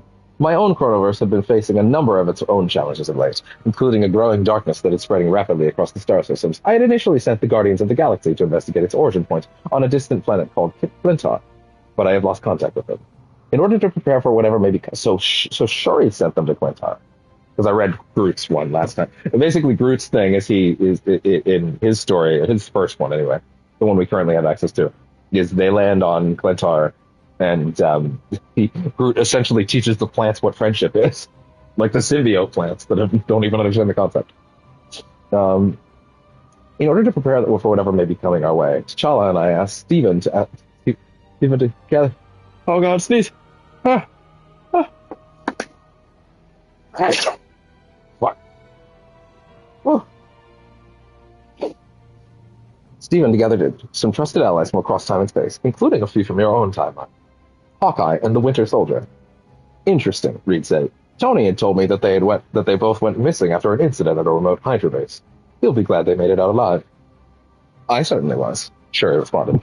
I believe they will prove to be valuable allies in the days ahead. I fear this darkness is already tainting Wakanda. Even the gods themselves are not safe from its corruptive influence. Null has corrupted the gods of Bast, the gods of Wakanda. The main goddess of Wakanda. Null has corrupted it. God, I wonder how many seasons until Null starts playing an active role. Also, Null's got to be playable at some point, right? Too much groundswell. Too much groundswell for Null. Speaking of the gods, Reed said as Shuri trailed off, the Asgard in my timeline has become something entirely new. Their world tree, Yggdrasil, has grown and merged with the Golden Realm to create Yggsgard, and according to reports, Loki is already trying to take advantage of the situation. No surprise there, but the Asgardians aren't the only pantheon in disarray. Reed continued. Stephen Strange recently returned from a trip through the astral plane, where he says he communicated with heroes from yet another dimension, one where powerful deities were locked in an endless war for omnipotent power and total control. Interesting. So that gives us at least 4 chronoverses then, Shuri said, examining her notes. That we've identified thus far, yes, Reed replied. And as they continue to collapse and intertwine, I have a feeling that they will start to become ever more dependent upon each other for survival. With so few timelines left, Shuri said, we cannot risk losing any of them. That is exactly why my brother chose to pay a visit to your world. I hope his delivery proved useful in your efforts. T'Challa came here? Reed said, clearly puzzled. When? He left Wakanda a week ago, Shuri said, her usual calm and collected expression suddenly giving way to one of deep concern. I calibrated our cross-dimensional teleporters myself. I am certain he arrived safely in the New York of your reality. Arrived safely, perhaps, but Reed said, dismayed. But anything could have happened after that. Our city isn't exactly as safe as it used to be, after all. The curse that locked us in a permanent nocturnal state allowed us certain factions that had been formerly relegated to the shadows the opportunity to seize power. Vampires, Shuri said, aware of the problem. T'Challa had hoped to offer you a sample of your own heart-shaped herb as a means of developing a cure to this plague. But if he has fallen victim to it, then... Don't worry, Your Majesty, Reed responded. Like you said, we're in this together, and when Wakanda calls, the Fantastic Four answers to it. I just pray to the Orisha that we are not too late, Shuri said solemnly, for all our sakes. All right, that's fun. Okay, and that's Reed's story. So, stretchy punch. Can we get that pause off the screen? There we go. So yeah, his stretch out a forward punch to attack enemies. However, the fun thing about this is, as you can see, there is a bit of damage control in here. There's some crowd control mixed in. Because on its own, these don't do a ton of damage, right? And they also can't headshot. But he can drag them through targets. So one punch can actually do shit like that. Like he's not limited to a single target. It's really cool. Now, the thing about Reed to understand is this is probably the most interesting duelist that they have given to us yet. At present, Sue is a strategist, a really strong one from the looks of things. Guy. Uh-oh. I think the stream died. That's not good. I think the stream died. Either the stream died... I think the stream died.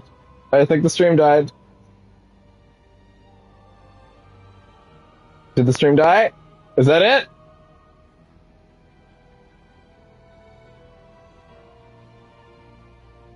Are we back? Oh, we're back. We're back.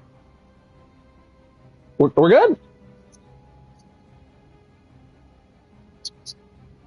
wait a second. How much of what I said just got cut off?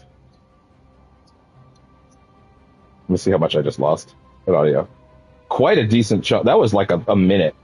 That's unfortunate. But at least the stream didn't die. We're back. Okay. Jesus. Gotcha. Okay. As I was saying, Sue is a strategist. We don't know exactly what Johnny and Ben do. We kind of do. Johnny has some like pyro prisons and stuff like that.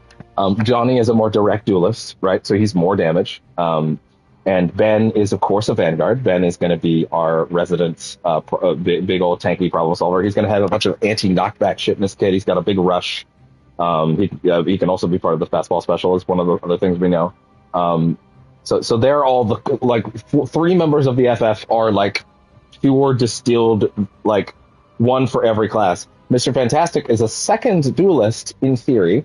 I say in theory because actually they've done something a lot more interesting with Reed. They have made Reed a sort of hybrid class of all three. Lightly on strategist for sure, but Reed is a duelist that is primarily team focused. He's more defensive overall, with a splash of Vanguard.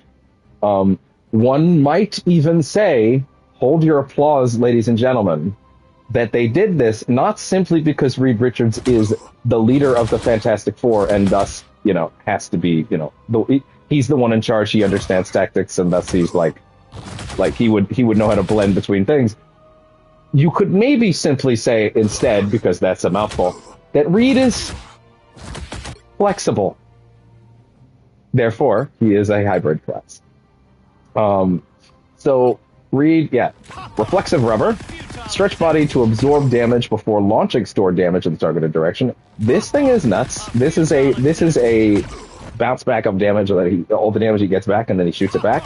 But this thing is nuts. He can shoot an Iron Man ult. He can take an Iron Man ult and shoot it back at someone. Like that's in the trailer. He eats an Iron Man ult with this. This is a basic ability that can just eat an ult of any type of projectile. It's crazy. This thing's gonna be nuts. I can already tell.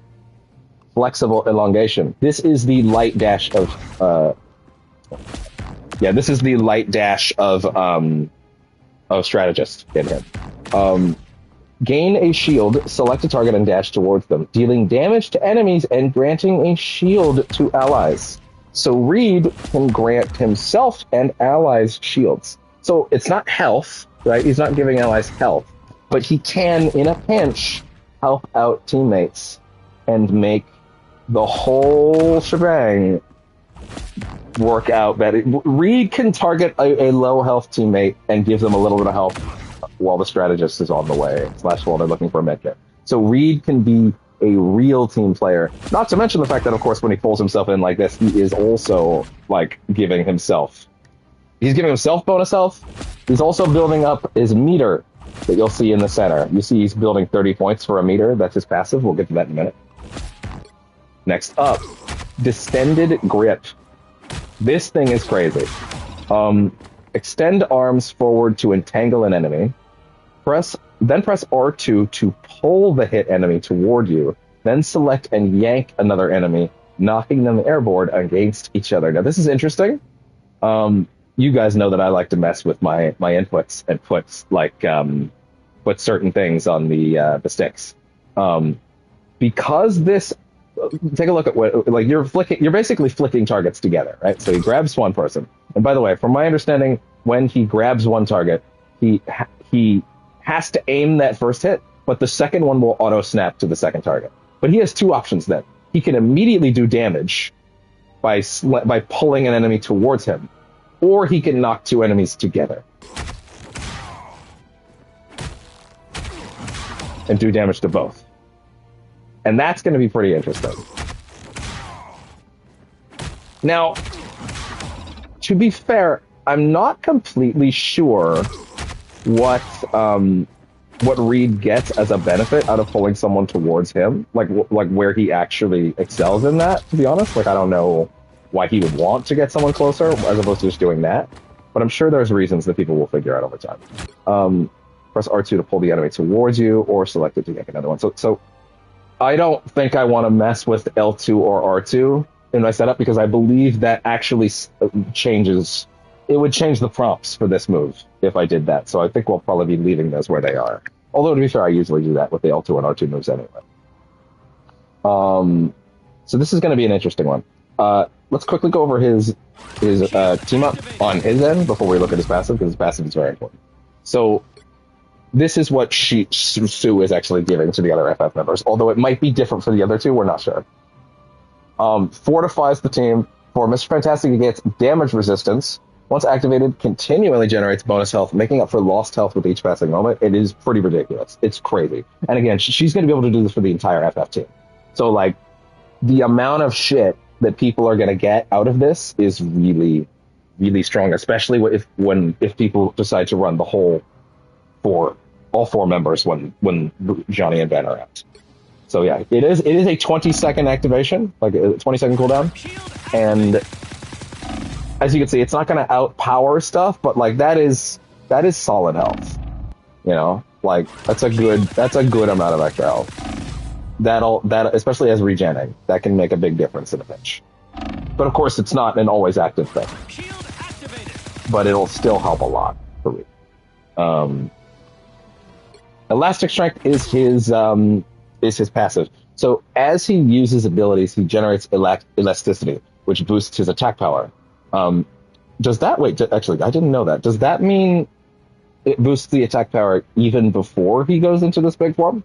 So I mentioned he has a Vanguard-like element, right? So because Reed is a hybrid class. He's flexible, right? He can kind of blend. He can kind of fill aspects of all three roles, right?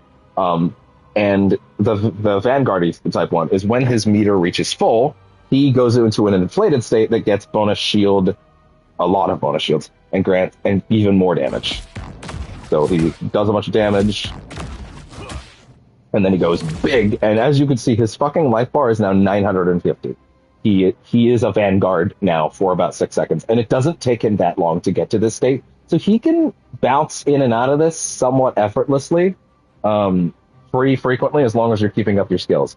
Especially because it also encourages him to do, I think his most, like, the skill that gives him the most charge is actually this.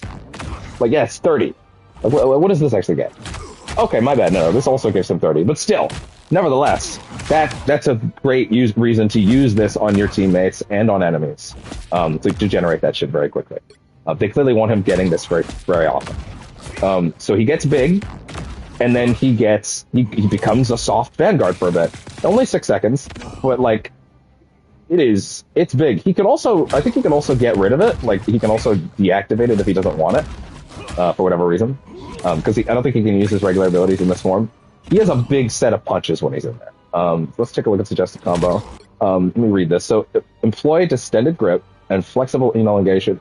I realize pausing these before I watch them is more helpful to read them first. Otherwise, I get a little lost in the minutiae of everything that's happening. The sensory overload. And flexible elongation to bridge the distance. Unleash a relentless barrage from Stretch Punch, harnessing elasticity. When elasticity is maximized, enter inflated state and deliver powerful, crushing strikes to take down enemies. Seal the deal with reflexive rubber, shielding yourself and making a swift exit. Oh, with reflexive rubber to get out?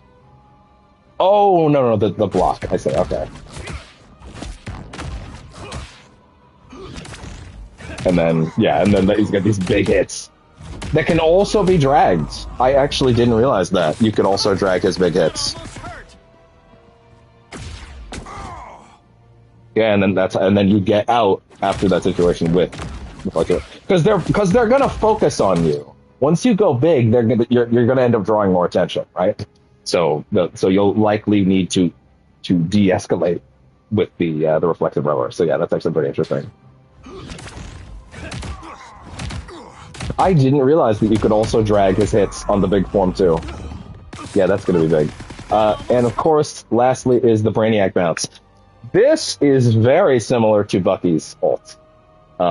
This is it's not that similar, actually. There's a lot of differences to it, but it's going to be reminiscent of it, because he leaps up and smashes the ground, slowing enemies within range. As long as Reed lands a hit, he can keep doing it up to 6 times. There is a little more to it, and there is some leeway that we'll talk about when we are labbing.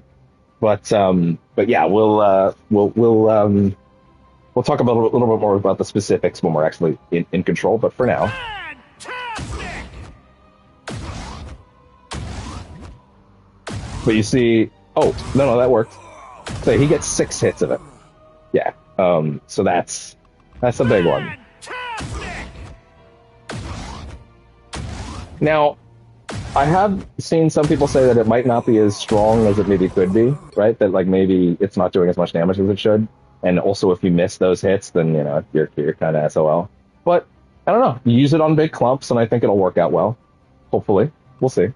Um, all right, that is all the stuff for the 2 new characters in the heroes menu. Um, if you don't mind, we're gonna head to the practice range.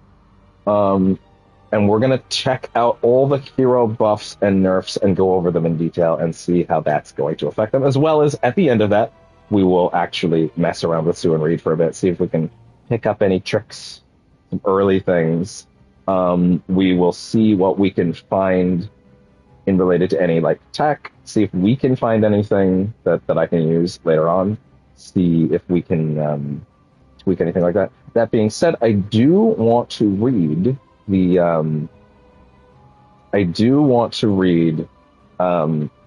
the patch notes, the regular patch notes, in addition to the balance changes, because they actually did bring that as a separate page, and I would actually like to know what's in the patch notes. Yeah, so let me actually see this. Let's go to practice range. Oh, as you can see, Doom Match is now in that menu, so that's really awesome. Okay, so let's read patch notes. So new content, all platforms, Mr. Fantastic, The Invisible Woman, new costumes, The Maker, and Malice. New maps and modes, explore the new Convoy map, Empire of Eternal Night Midtown. We'll get some time in on that because they have a playlist especially dedicated just for that map. So you don't have to worry about not getting that. Prepare for the thrilling arcade mode, Duel Match, and its map, Sanctum Sanctorum. 8 to 12 players will engage in battle, with the top 50% emerging victorious. That's a really generous margin, and it's a really good way to make sure that people don't feel like they're getting gypped out if it's like I shouldn't use that term. I was told that term's actually kind of offensive. So I'll stop using it. It's feeling like I've been ripped off. Is it worse that I acknowledged what it's supposed to mean? Anyway. Either way, I'm gonna try and lean out of that. New feature in Convoy and Convergence, both sides can transition to the next spawn room sometime after the attacking side completes the current target. They added the thing that Overwatch added. Wow. They added that. Okay, wow. I'm actually gonna post that in the group right now.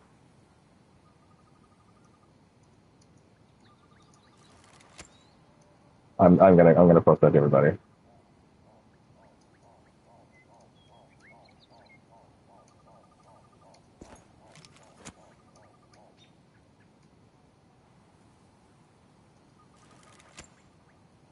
This shows the addition of that recent Overwatch feature where you can go back to spawn if the room changed to warp to the new one. There we go. I'm actually going to send that to Sam as well.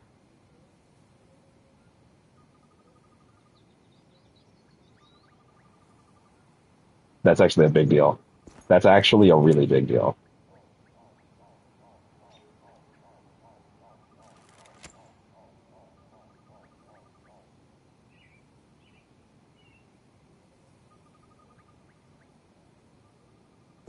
Okay, so let's keep reading these now. So yeah, that's actually a huge deal. They added that feature. Enhanced feature. During the loading phase of the quick match, you can now view the nameplates of both sides. Oh yeah? Oh, is that like the one in comp? They've added that to quick play. That's cool. Store season in store. Dazzling new set of new battle pass featuring 10 brand new sets of heroic costumes. Embark on the first thrilling path filling first half of the Midnight Features season event. Dive into the latest Twitch drops event. Oh yeah, there's a Will of Galactic costume for Hela. Revise the refresh times for various in-game content beginning with season 1. The unlock time for daily missions. Oh wait, this is actually a big deal. The unlock time for daily missions and the availability of new items on the store and the start time for most events have been adjusted from 7 UTC to 9. Oh, meaning that things are gonna refresh at for me it'd be 4 a.m. instead of 2 a.m., which actually for me that's actually kind of better because it means that people that are playing too late like me won't end up doing all my shit before I even start the next day in a very weird format on those days where it matters. Additionally, we have optimized the mission types and removed some of the more challenging ones. Wait, what? Mission types? What does that mean? Oh, for the season and store? What? Oh! Hey! There you go. Well, there you go.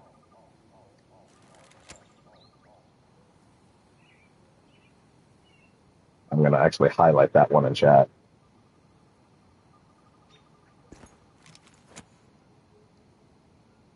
Just so everybody can see that.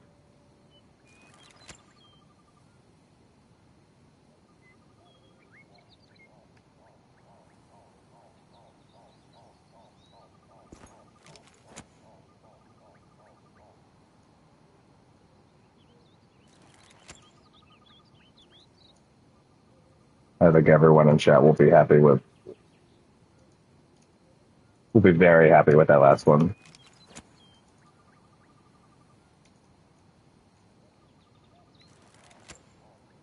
So I'm guessing that means things like the team up stuff, where it was like getting kills, is going to be adjusted. Works for me. Let's see. Optimize the mission types, remove some more challenging ones. Yeah, that's good. That's good with me. Let's see. Ranked. Introducing the Celestial ranked, a tier above Grandmaster and below Eternity, consisting of 3 divisions. Rank reset. So I think I'm Silver 2 or something like that right now.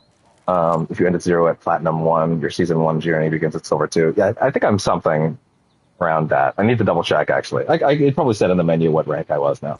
Let's see. Tournament stuff. I don't care about that. That doesn't mean anything to me. General streaming mode. Oh, social and settings. The streamers to conceal their name as needed. That'd be nice, even though it's a little late. It's a little late. What would that be? Yeah. It's a little late at this point, but probably for the best. Hide other players' names. I don't know. Should I hide friends' names? I don't know. Hide own name. Content protection. What is it? Whether or not to hide other players' custom content. Chat channels will only show system messages. What does that mean? What is custom content? Like chat stuff. Yeah, it's fine. That doesn't matter to me. Sure, why not? That actually is nice. Let's see. New spectating channel. Chat in real time with fellow rivals while spectating the same match. Real time? Oh yeah? Huh. When spectating, the target player's hotkeys and crosshair settings will be prominently displayed. Is the new spectating channel? Oh, spectating the same match. I'm gonna assume that means it's not like it's like now you can spectate friends without it being on a minute delay, and they just only let you watch your friend's feed. I'm gonna guess that's what that means. That would be good. That would be a good choice, way to do that, because they say fellow rivals. I'm assuming that's what that means. When spectating, the target player's hotkeys will be prominently displayed. Block all active invite invitations. Okay. 1.2 for PC. That doesn't matter to me, obviously. Fixes and optimizations for all platforms. Resolve numerous issues related to notifications. Rectify text errors and issues. Solve terrain issues. The character's getting stuck. Stuff. Fixed various issues, including floating up broken objects and collision errors. Fixed various map sound problems. Trigger rare issue where overtime couldn't be triggered or wouldn't end. Resolved an exceptionally rare abnormal draw occurrence. Oh, that I actually did have a comp match that ended in a draw the other night. It was kind of crazy. Everyone in the match couldn't believe it. I don't think I streamed that one. I think that was just me messing around. I can't remember. Heroes corrected minor movement ability discrepancies for certain heroes like Strange and Magic at both low and high frame. Oh, okay, they fixed the weird frame rate shit. Okay. Address occasional malfunctions with or inability to use Wolverine's team-up ability. Oh, yeah, it did seem like there were moments where I was having trouble, like, picking a Wolverine up or vice versa, getting picked up. Fix occasional incorrect resets of Winter Soldier's ultimate ability. Was that happening? Because that's good. Fixed an issue with Winter Soldier's ult, where sometimes fail to hit targets within its range. Oh, yeah, I'm glad they fixed that. Sam will be happy with that. Corrected instances where Iron Man's ult would sometimes pass through Hela during her ult. Oh, really? I didn't know about that. That's funny. I would be so pissed. Especially because it feels like it should be made to just nuke it, right? Like, you should be able to nuke her ult with his ult if you do it in the right order. Resolved occasional synchronization issues for Venom and Spider-Man after swinging and wall crawling. Right, that makes sense. There could be some server check stuff on that, yeah. I've definitely noticed more blinking around on that than anything else. Rectified a situation where Rocket, while on Groot's shoulders, could irregularly place battle rebirth beacons in abnormal map locations, trapping teammates after arrival. Oh no! Oh no! That sounds awful. Let's see. Occasional camera irregularities with Loki after transforming into certain characters during his ult. That makes sense. Vertical visibility issues sometimes occur. Adam Warlock matches Star-Lord were in soul form in the midst of Wakanda maps they couldn't be seen by others or themselves. Couldn't see or be seen by others. That makes sense. Rectified instances where Squirrel Girl's ult could get stuck on specific terrain. That's actually important. We'll talk about that when we get to balance changes. Fixed occasional damage loss in Rocket's primary attack. What? So there was something up every now and then? I didn't know if it was in my head or something, because his damage is overall really good, but every now and then it felt like, oh, I feel like I should be doing a little more. I wonder what that's going to be like. Okay, interesting. Relax. I'll throw a spear. You're fine. There. This fucking mode has let you sit here forever before, so I guess they've decided to not let that happen. Anyway. Nuance. Thanks, Frank. Let's see. Address irregularities and occasional failure to end Wolverine's feral leap, along with occasional abnormal behavior. I'm going to assume that means that they fixed the hitbox on Wolvie's leap. Resolved instances where Luna's ultimate ability occasionally failed to heal teammates. There was some server check stuff going on with that. I did see that. Fixed occasional sound irregularities that could occur after being consumed by Jeff's ultimate ability. Really? Interesting. Addressed various ability, sound, and voice errors for several heroes. Playback rules for hero ability voices during combat to reduce auditory confusion. Really? Interesting. Okay. So they won't talk over each other as much. Resolved an issue where, while airborne, if Spidey used Amazing Combo, that's the uppercut, to interrupt the wind-up of a normal attack, the attack would incorrectly continue and still inflict damage. This one I actually want to show real quick. Spidey did not get any balance tweaks, but he did get a nerf. This was discovered, of course, by Necros, who, if you don't know, is like the #1 Spider-Man player in the world. He's fucking insane. That dude is ridiculous. I've seen his footage. He's a fucking monster. In the best way, of course. Purely complimentary. But he used to do something, I can't really show it because it's been patched, but basically what he would do is he could prime the overhead smash.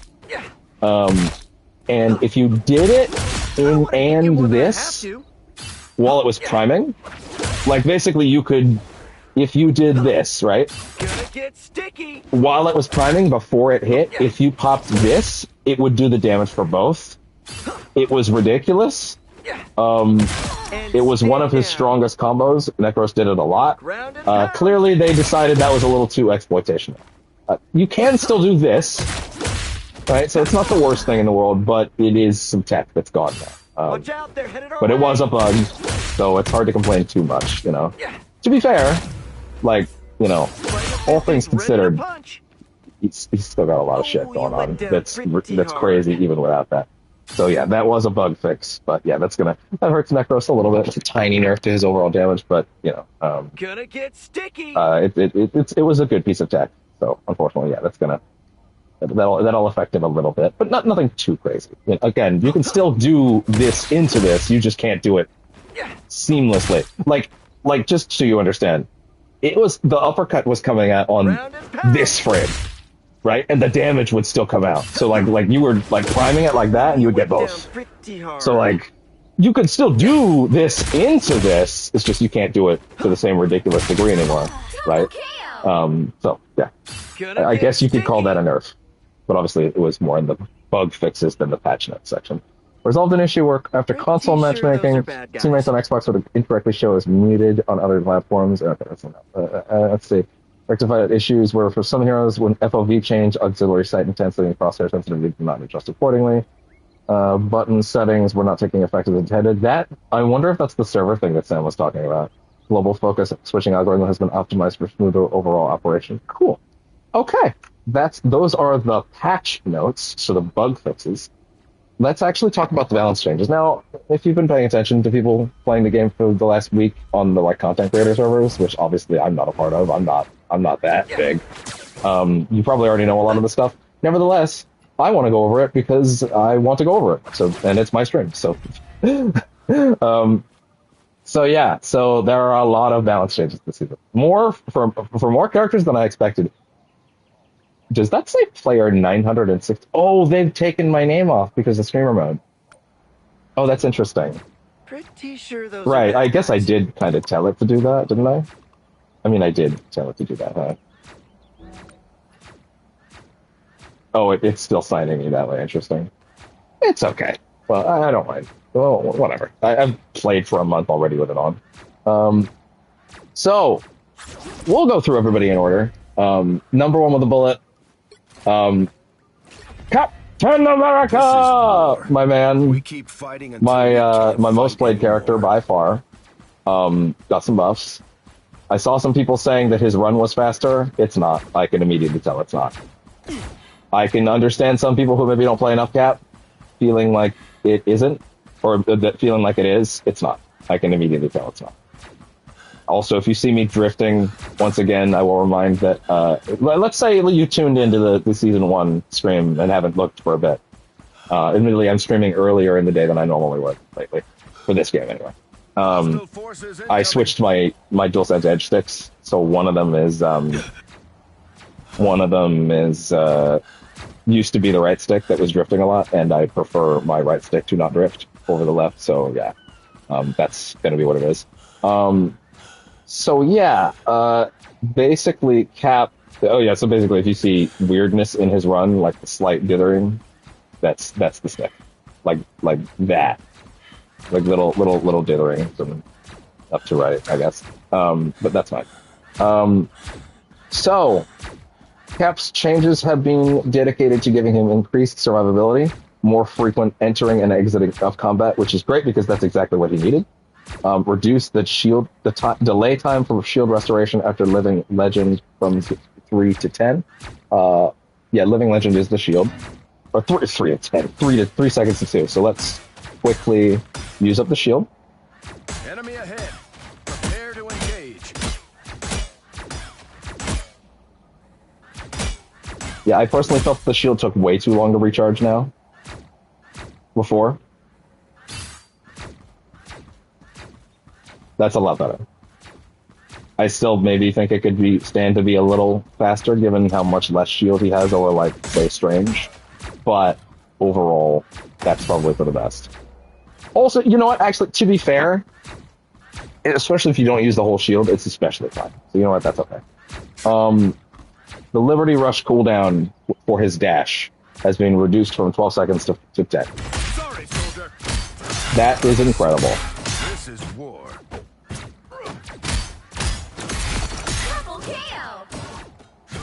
Can't help but notice that the range on that seems a little more accurate. Wow, 4 in a row. Always in for the right side, of course. 6 in a row. Way to go. Unbelievable. Yeah, that's good. Sorry, soldier. Yeah, so now Cap can use that more liberally to get in and out.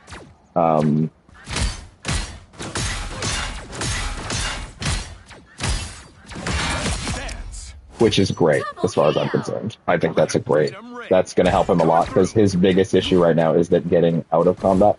Ideally, Cap should be doing this. Going in, punch, do his thing. And stay down. Maybe he can afford to throw one of these in, but maybe put his shield up, get ready, run away, back up. Hostile forces incoming. Ideally, right now, Cap. So what it was before is Cap has been in a situation where Cap is like, Freedom ring. he dives in with the dive, the actual dive.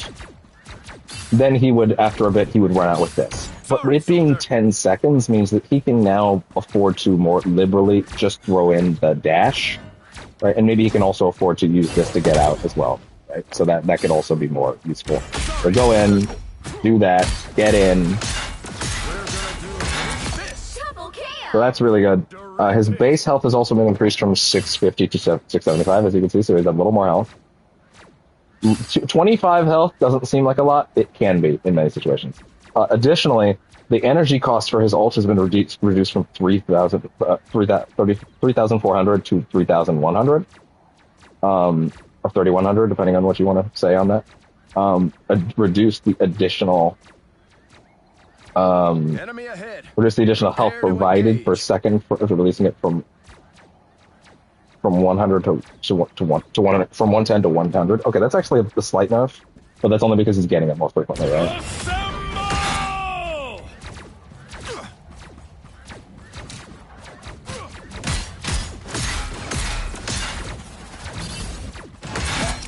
So yeah, he's building it a bit faster now. Sorry, That's soldier. 3. Multiple targets down. Wow, 4 in a row. Stand down. 5. That's amazing. 6 in a row. Way to go. Battle's over. Stand down. Yeah, so you can afford to be a little more liberal with that now. It's hard for me to tell if he's really building it faster right now. I mean, I'm sure he must be. Enemy ahead. I'll notice it more aggressively in other modes, of course. 5. That's amazing. 6 in a row. Way to go.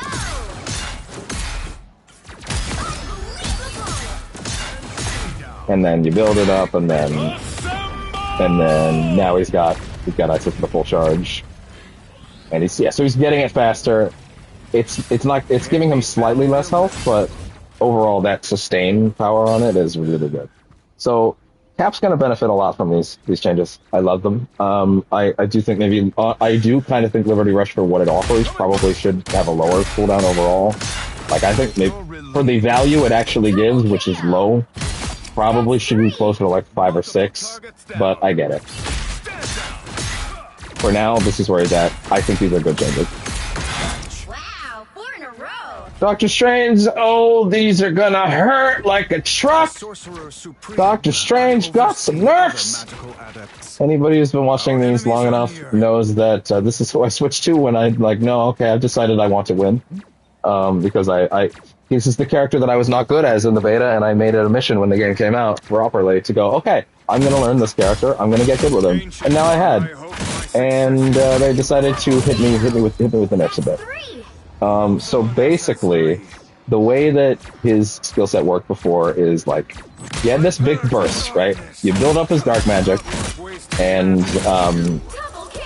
once it was full, you could burst out with a bunch of damage like that, and it's really good at taking down targets.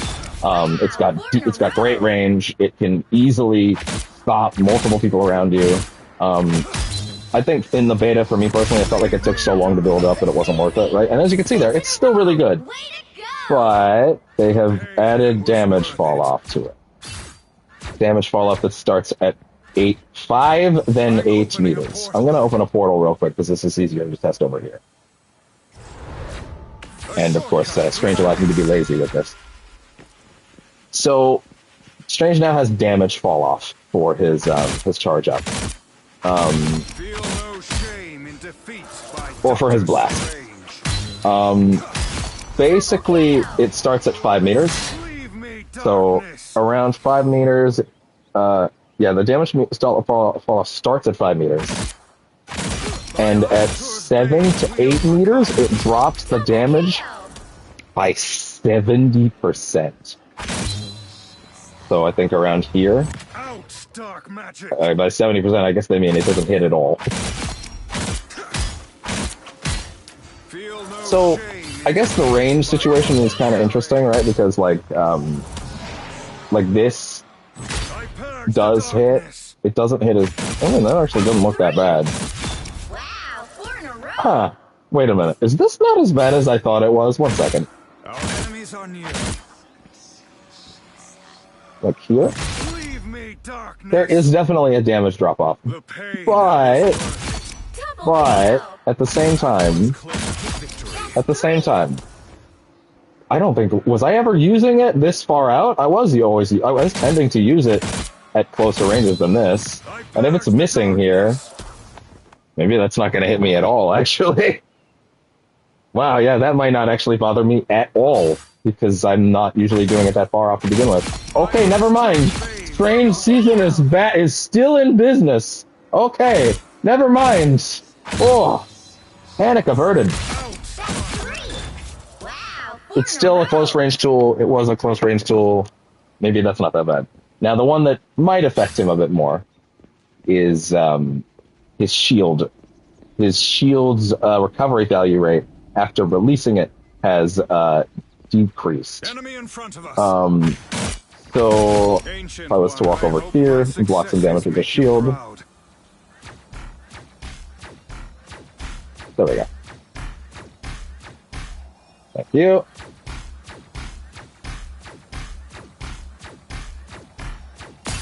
And then to recharge. That doesn't seem that bad. You can see it in the bottom left, by the way. That's not that bad, actually. Like, it is slower, but that's actually not that bad. I don't know why it starts regenning much faster than Cap Shield, probably because it has 800 and it's more to regen. But still, that could be worse. Especially if you're remembering to drop it every now and then and let it come back, as opposed to needing the whole thing to come back. Out, dark magic. Double kill. Maybe strange nerfs aren't that bad, actually. Maybe it's gonna be okay for my man. Oh! The God of Thunder! Was exiled from Asgard Got some as a cool youth. buffs. So Now he I got would lay down his my life base to health, save not including his anchor status. So yeah, because as an anchor for the season, as an anchor, he gets 100 extra health. His base health was increased from 500 to 525, so currently that puts it at 625 because of the season bonus. That's gonna help. Just a little extra can help. To be fair, Thor's tweaks are not huge. It's mainly something I can't exactly showcase. But basically his ult can no longer be CC'd. That means he can't be stunned out of it. Thor could be stunned very easily out of his ult previously. It was kind of rough. Like, you could throw a Jeff bubble at that man, and he would fucking fall out of the sky. Now he can't. If he's in his ult, he's ulting. So that's actually pretty good. Test something really quickly though. 1 second. This one thing I've been meaning to test for a while, actually, with that ult. I want to try something. The God of Thunder. Yes, actually, I should be doing that. Okay, wow. I should be descending the entire time with L1 during that ult, Behold the God of so that I come down faster. You see, so they have less time to escape. Double kill. Every second counts on that. my lightning. Interesting. Okay. Okay. Oh, you can also test team ups here. I didn't realize that. Was that always there? Was that console there before? Is that new? I don't remember now, actually. I could check footage, but shit. Yeah, so it's a small thing for Thor, but it's gonna make his ult a lot less worthless. Hulk. Relatively small change, but it could have a big knock-on effect. So Hulk's Gamma Shield has been reduced from 250 to 200 health.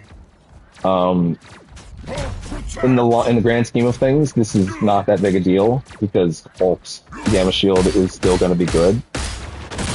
The problem is that Hulk's Gamma Shield is the primary way he charges his ult. Like, this charges his ult fast when he gets hit. It's meant to be for building ult.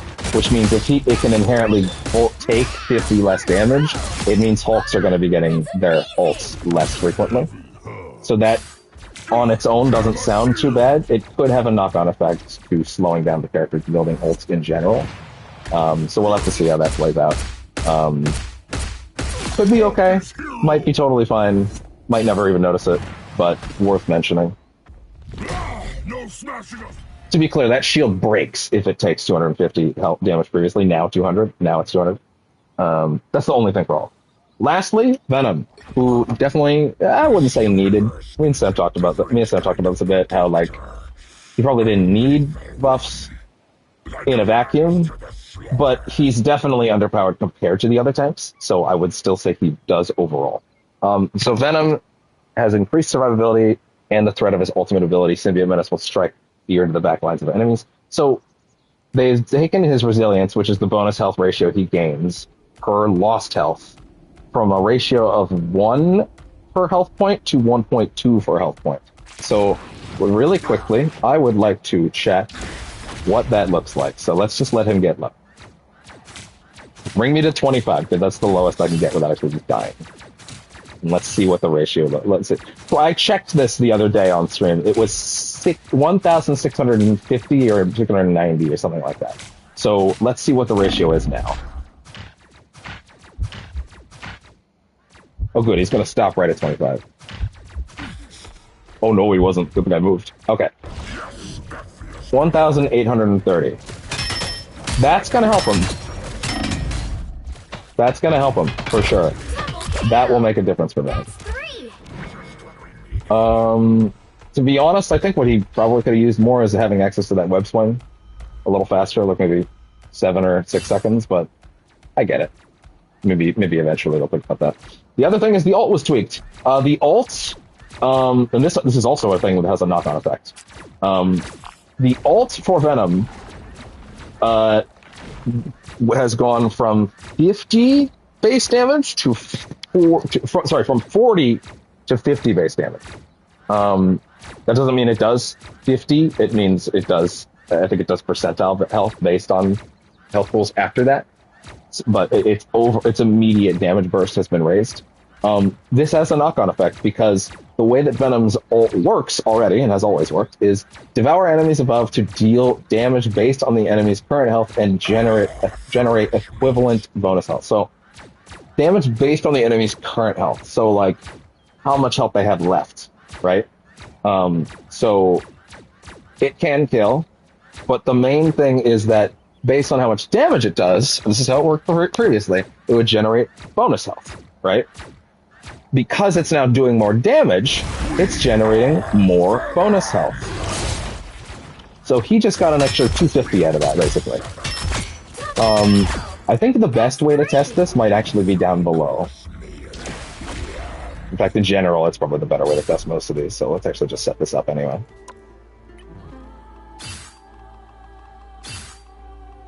Interesting that they're positioned last, not alphabetically. Like the rest. Wonder if that'll get fixed at some point.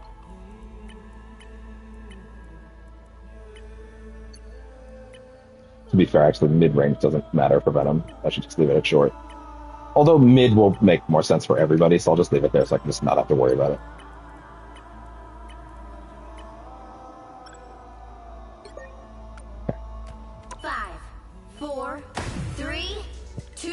So, Venom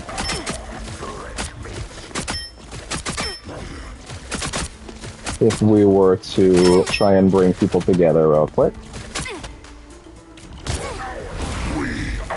Ooh.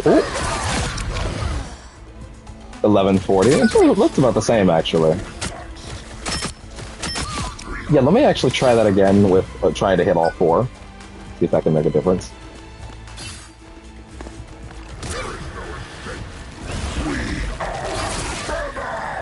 1555, and then he loses some immediately. Yeah, that's a big deal for him.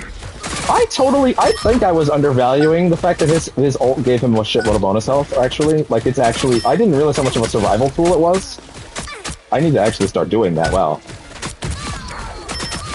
I'll be honest, I think I was forgetting, maybe not ignoring it, but I was undervaluing how much that was doing. But also, it is more now, so that will help him a lot. That's a big deal for him. All right, I've been talking for weeks about how they've been putting something in the water for these Panthers, and Panther got hit pretty hard actually. Panther got hit pretty hard. I don't think it'll stop him entirely because his damage hasn't been changed, but his survivability is gone. So basically, just so you understand, I need to explain how Panther works to begin with, so you understand what this changing it means. The way that Panther works is you throw these out, you end up with a vibranium mark on someone, right? A vibranium mark is something that will stay on an enemy for a bit. It's the little pip that's on them. You get them on enemies by either throwing this or by doing the kick and going through them. When a mark is on someone, you can do this to sprint through them, and it will refresh the mark as well as that move. Or sorry, not the mark. It doesn't refresh the mark. It refreshes that move. It also generated bonus health for Panther. This is why he was able to stay alive so efficiently. Because he would just dash through people, and he would go bah, and then he would throw another, and he would go bah, and then he would throw another, and he would go bah, and then he would do this. And during all of those, he'd be getting bonus health, right? Now, I don't know if you noticed that the bonus health there didn't seem all that crazy. That is because, let's get these original numbers.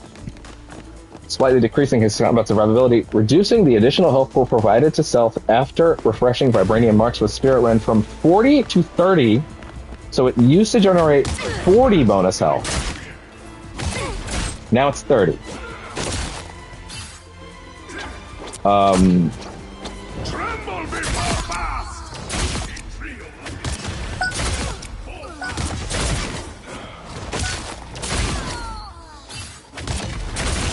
And then he'd be doing shit like this. Right, and then he'd be trying, and every time that he lands one of those dashes on a mark, by the way, it resets the move, so he gets to do it again. I don't know if I said that. But yeah, it resets that and his ability to dash again, although I apparently missed it there, don't know how. So they lowered the amount of bonus health he gets from each one of those, but also, this is the big one, reduce the upper limit of additional health provided from 125 to 75. He used to be able to bank three pools of 40. So he could hit 3 people in a row, and it would give him a max of 125 extra health. Now it caps to 75. Basically, it's dropping it by 45. I think that's 45. That's a significant thing. Now, to be fair, a good Panther still is gonna be fucking flying through your ass like crazy. It doesn't mean it's not his damage, it's just your ability to do something about it, right? Right? You still have to stop him, but it's gonna be easier to do that.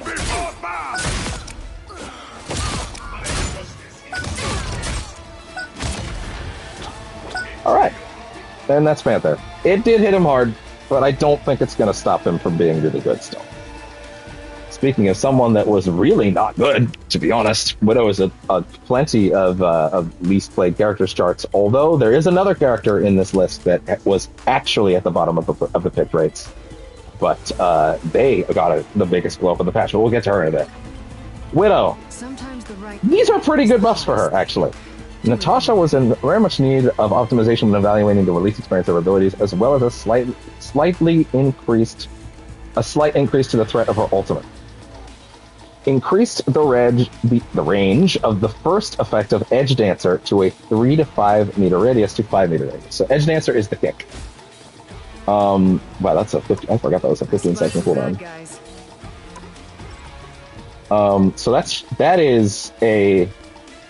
This used to be 3 meters, right? So if I could just go up here for a second to show this a little better. Although, I can actually showcase another change real quick. Reduced the time required for Fleet Foot to recover from 0 stamina to full from 12 seconds to 4. Fleet Foot is her sprint. So this used to take a really obnoxiously long time to come back, to be honest. It left her kind of immobile. And you get the jump, right? Now, rather than 12 seconds to come back, look at that. 4 seconds. Looking for a new challenge. So before, Widow needed to be about this close to hit someone with her kick. Don't look up. That's 3. Now, Bogeys, here they she come. can do it from about here, apparently.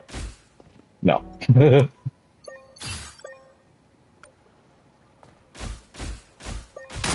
Okay, about there. Yeah. So, a decent shot, more range. Wait.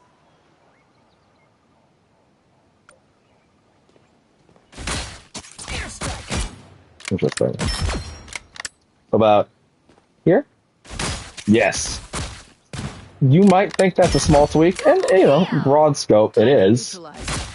That is going to help her a lot, because the biggest thing that Widow has over Hawkeye, it's not many things, to be honest, but the biggest thing that she has over Hawkeye already, before the patch, is that if a Spider-Man tries to roll up on Hawkeye, Hawkeye can knock him back with that sword sweep. But, like, if Spidey can bait it out, or really any melee character, right? If a melee character can bait it out, or even just survive it, right? It doesn't do a ton of damage, his knockback skill, right? If they can survive it, avoid it, Spider-Man could just go back in, right? And that's kind of it for him at that point. Like, Hawkeye doesn't have a lot of tools for... He does have the blast arrows, which admittedly have been buffed in this patch, so it might help a little more in that situation. But in a melee-focused situation, Hawkeye's in a bit of trouble. Especially with someone like Spider-Man that can, like, move around very quickly, right? Whereas Widow, Spider-Man goes up on Widow, he has to be very careful, because the minute that he tries and doesn't go incorrect, she can just... This is pre-patch, again. She would have to be, like, here to get it to work before. She reels him in, switches to melee. Yeah, like that. Pulls him in. Bad example, because I kicked him off. After this thing, you can follow up with strikes, right? So, Target neutralized. Wow, 4 in a row. So, in that situation where Spider-Man comes up to her now, she now has more range to more leeway to do this and reel Spidey in for a quick headshot. And if she can nail that, that's it. That's 3. That's all it takes. Especially if she lands that headshot. Wow. In that situation, she does not have a one-shot. But during that stun state, she does. For Spidey, that's a death nail. If she knows what she's doing, that's a death nail. By Spidey. Every time. So she's a sniper that inherently has tools to get rid of someone that comes up close. As well as this. Which of these could be better overall, but like, they actually are pretty fast, all things considered. Is this going to make her a top tier pick? No, it's not. It's not going to bring her back into the meta, I don't think. But it's certainly going to help her a lot. And who knows? Maybe I'm wrong. I'd love to be wrong. I'd love to see more Widows in a couple weeks, because there haven't been many at all, actually. In fact, whenever I tried, people would basically just keep begging me to switch. Also, her ult's ability to charge up takes less time now. Yeah, wow, that's a big deal, actually. That's going to help her a lot. That'll help her a lot. That makes her ult a lot more valuable. Much harder to miss. Let's talk about the man that everybody wants to throttle at this point. Except me, because I think he's really cool, and I think this is the coolest version of the character. Hawkeye, who has been a bit of a menace, in addition to Hela. Both got some nerfs this season. I do think these are going to make a big difference, but crucially, I don't think these will break the characters into the point of, like, not being able to do it. I saw some people being like, he can still headshot! They're broken, they don't care about the game at all. They never said they were going to take away the one shot. They never said they're going to. He has that for a reason. Because he's projectile-based. You have to hit those shots. The problem, previously, was that Hawkeye was... he was medium to long range. You know? He was not a short-range character. He was not a long-range character. He was not a... He didn't need to be mid-range or short-range. He could do a lot of shit at long range as a sniper. Which was rough as a projectile character that could one-shot with a headshot. In many cases, right? It's a lot. You know? It's not a simple thing. And, like, they have done a pretty good job, I think, in my opinion, of making this a lot more tenable overall. What they've essentially done to his aim, this is hard to showcase, but essentially the way that Hawkeye's aim has worked for ages is Hawkeye can't actually just do a headshot from here and kill. As you can see, that is not a so kill. funny now, If you don't know how Hawkeye actually works, if you don't play him, just want to make sure that you understand. Hawkeye has a passive where, by the way, called Archer's Focus. Aim at an enemy to improve focus, enhancing the damage Heads up, inflicted by bad the guys. piercing arrow. So as Hawkeye aims at enemies, that meter builds. So he has to let it build for a bit before he's allowed to make a headshot. When it's fully built, that's a kill. Please give me a challenge. Now, bearing in mind, moving targets, it's more of an issue, especially at range. But the closer in he is, the trickier it can be. Now, what they've done with this patch is, let me get back to that page real quick. Actually, I'll talk about the less exciting change to begin with. They basically made the spread on these tighter, which means that they're a bit more effective at close range targets now. Actually, that's not bad. To be honest, that's actually pretty solid as a spread reduction. They were honestly a little too far away to be even worth it. It'll be a solid tool when someone gets up on it. That being said, even at close range, he can still get a lot more value by just doing this. So what they've done to reduce his ridiculous suppression, other than the fact that they've reduced his seasonal bonus. Didn't even do that. I forgot I had that on square for Hawkeye. I was running into too many situations where I was accidentally ulting with the sticks. For Hawkeye, yeah, they've reduced his seasonal bonus from 20 to 15. Hell is the same, so not a 20% damage bonus anymore, so that's already going to help other people. But the main thing, this is the big one. The maximum additional damage of that aiming passive has been reduced from 80 to 70. That's already another nerf. The other one, the bigger one, is the distance at which he could do this. Before, let's just read this.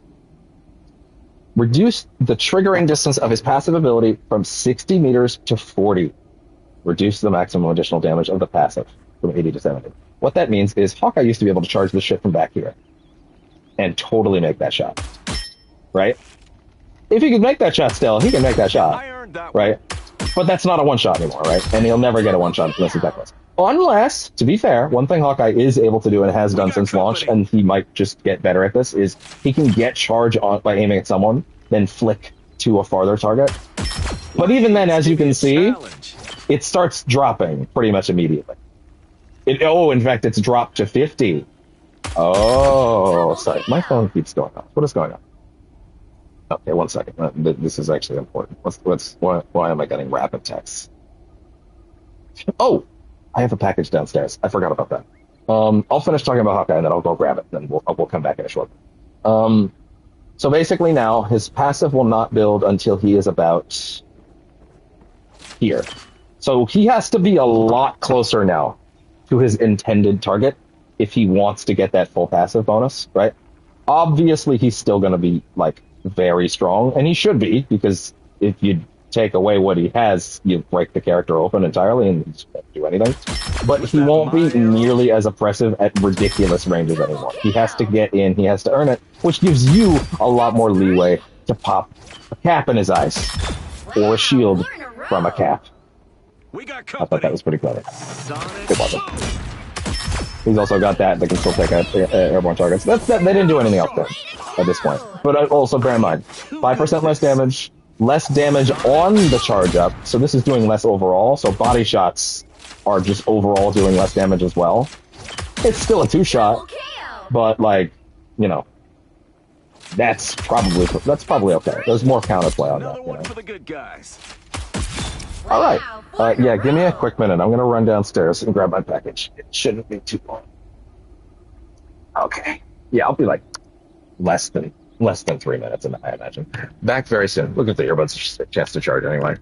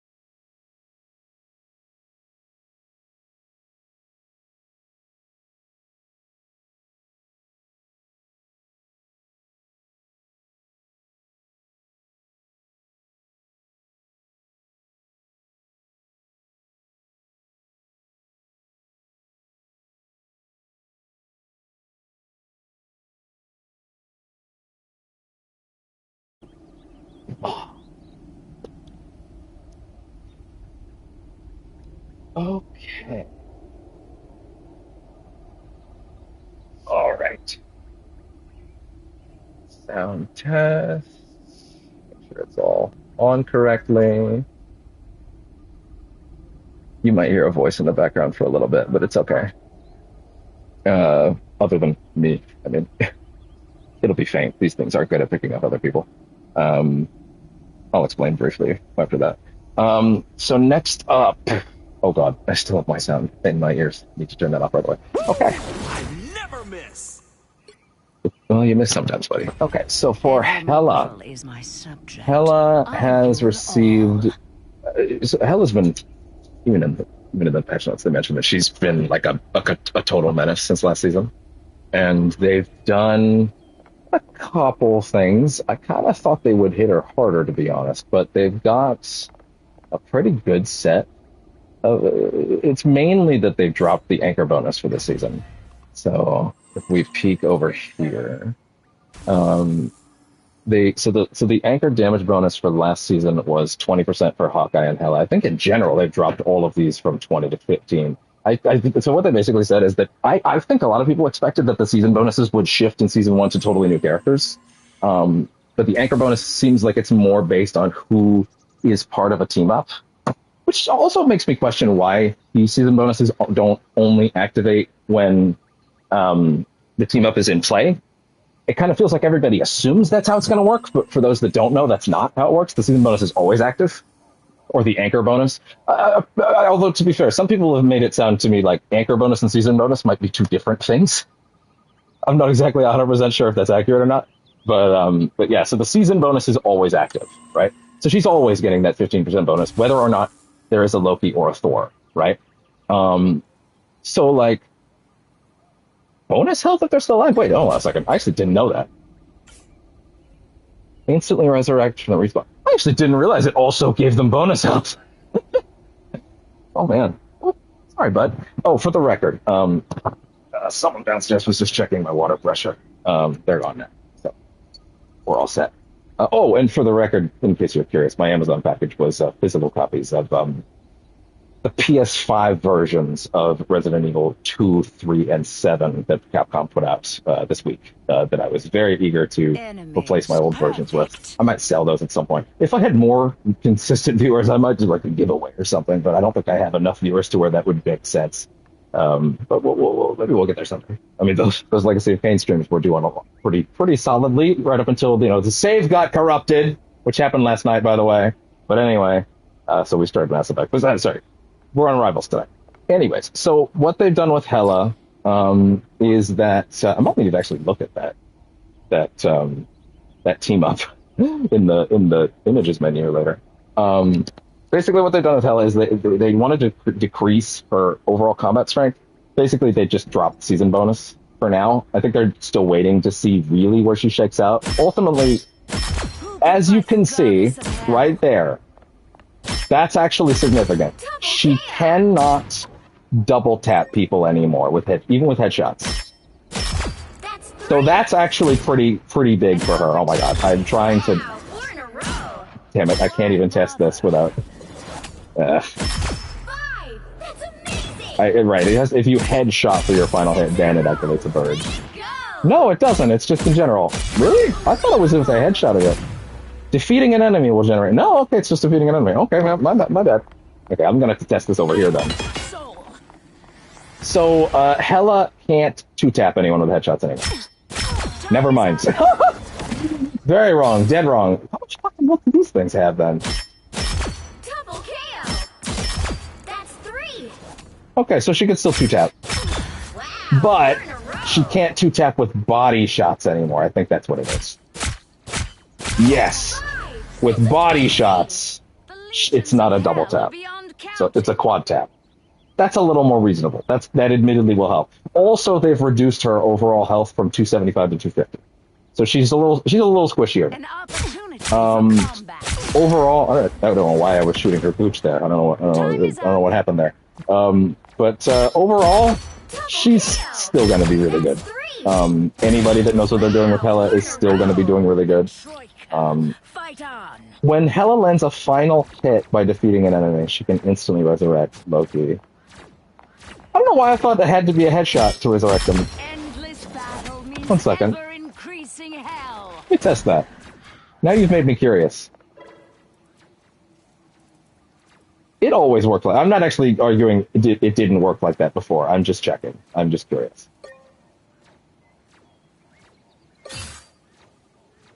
Ooh. What? Isn't...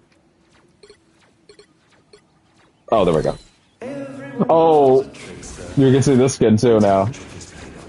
Oh, that voice distortion is so good. Right, so they want you to... Wow, that's awesome.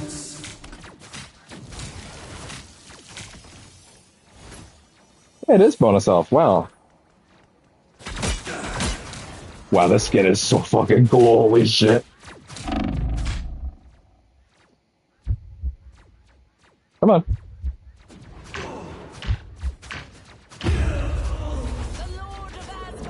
Yeah. Neat. Wow, that's a really cool effect. I love that they're actually putting those effects on there. Also, unlike Overwatch, those effects can be seen by other players, which means they're not just completely worthless. Oh, you know what? Fuck it. For a minute, I wouldn't mind messing around with the skin, because he doesn't have any changes, so I feel like I might as well just do it. Look at that! That's awesome! I still prefer the Season 2 skin, because I think that's the coolest look the character's ever had, but also, holy shit, how do you beat this? Like, it's really good. Alright, there's not a whole lot to really see here, I guess, but still really cool. Okay. That's a 100 bonus health just from her being around. That's crazy. Anyway, so yeah, Hela didn't get a ton of tweaks, really. It's mainly just her health.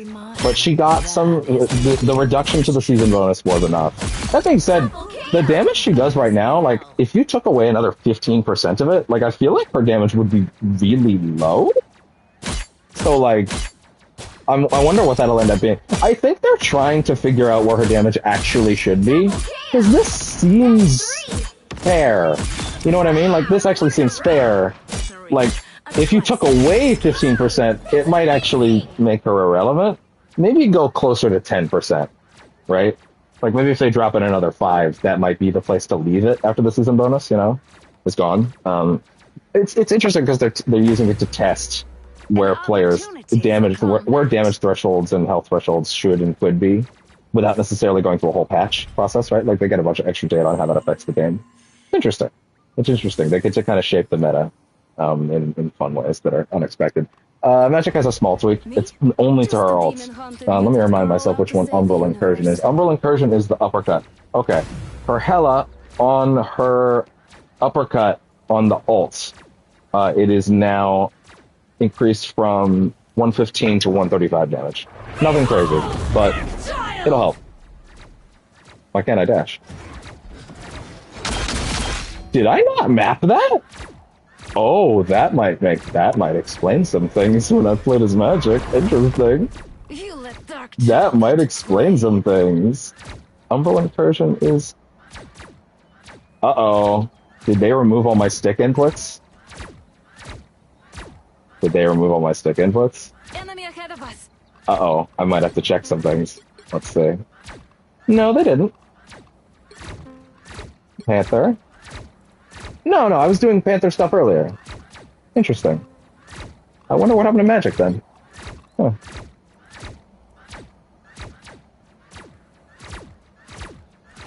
That's actually, yeah, wait. This is also not on that like it should be for me.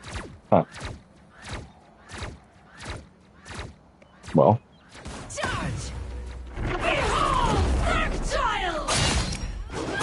Good damage. Magic's got one of those ults that's like kind of slept on, because like every time I come up against the Magic, I'm just like, oh right, she's crazy. I forget, you know, I just forget. Oh yeah, she's nuts.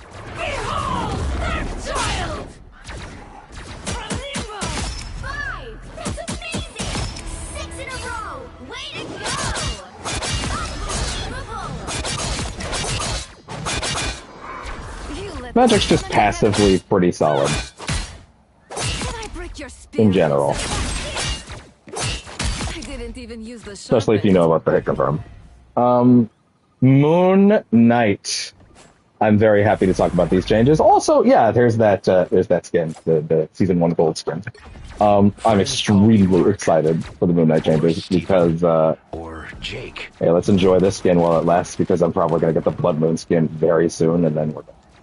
And then I guess I'm not gonna see this too much. I don't know, I'll switch around with it. Moon Knight didn't get any changes to his base kit, but he got changes to his ult, which needed it because it had unfortunately become kind of a joke. It became a bit of a it became an area denial tool, right? And to the point where, like, I even mentioned on one stream where, like, someone actually was shitting on me in chat, not in my chat, in game chat. Like, his Moon Knight is all fucking messed up. Like, it's called area denial, you fucking loser, you fucking moron. Like, that's what his ult's for right now, anyways. But they obviously didn't intend that. It's just what it ended up being for. So what they've done, before I read it out, firstly, I want to note that the radius seems way bigger. I don't know if that's actually an intentional change. They don't mention it in these notes, but I want to point out this radius seems drastically bigger to me. Drastically bigger. Again, they don't mention that in these notes, but I feel very confident in saying this is drastically bigger. Increase the number of talons generated by the Hand of Khonshu ultimate from 10 to 14. So more talons come out. Bear in mind, the length of the ult has not changed, so this doesn't mean that it lasts longer, which would actually not help at all. Actually, it would be worse. It means that more are coming out faster. In addition to that, the explosion radius of each of the talons has been increased from 4 to 5 meters. This means that in general, these are coming out more quickly, or sorry, no, they're not coming out more quickly. More of them are coming out in the same span of time, and, which is better to test in here, and, although admittedly these are all set to super fast, so it might not even be a good showcase, but still.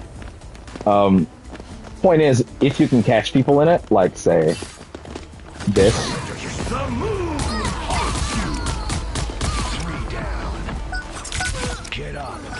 you can do some crazy shit.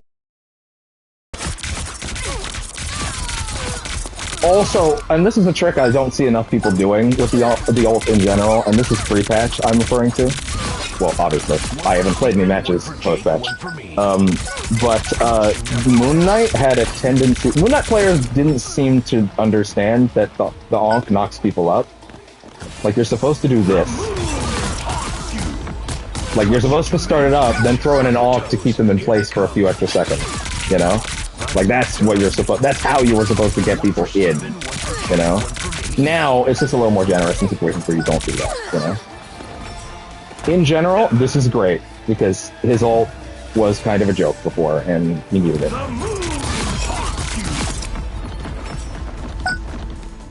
Especially if you're tossing an Ankh in there, and a few of those, like, yeah, it's gonna make a huge difference for him.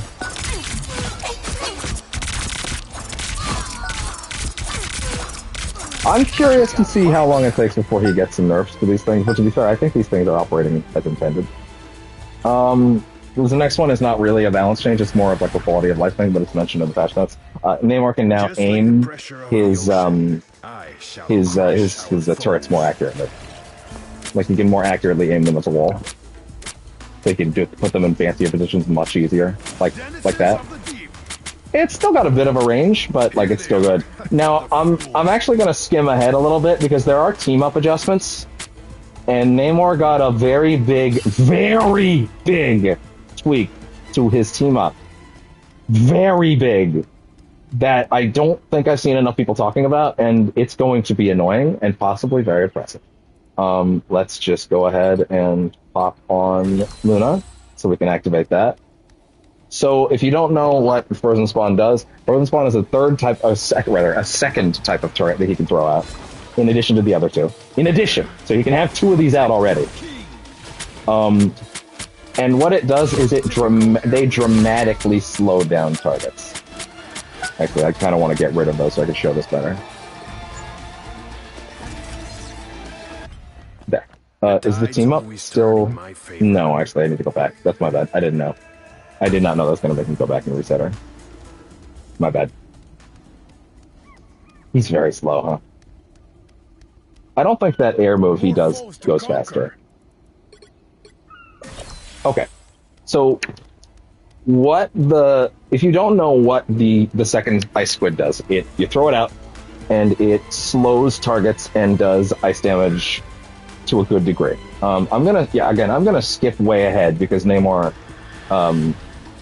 who in the team up stuff is at the bottom. Will be increasing the threat of Namor's frozen spawn, increasing frozen spawn damage from 25 to 27, increase frozen spawn slowing effect applied to hit enemies from 25% to 30%, and increases berserk state from frozen spawn damage from 16 to 18. So berserk state is what happens when you press L2. When you have the turrets out, if you hit an enemy with this, the turrets will all do a rapid fire shot on it. That means that damage on the frozen spawn is now better. But watch how much slower all of these mantises are about to get. They're all set on super fast, by the way. Feel the ocean's chill. Look at that.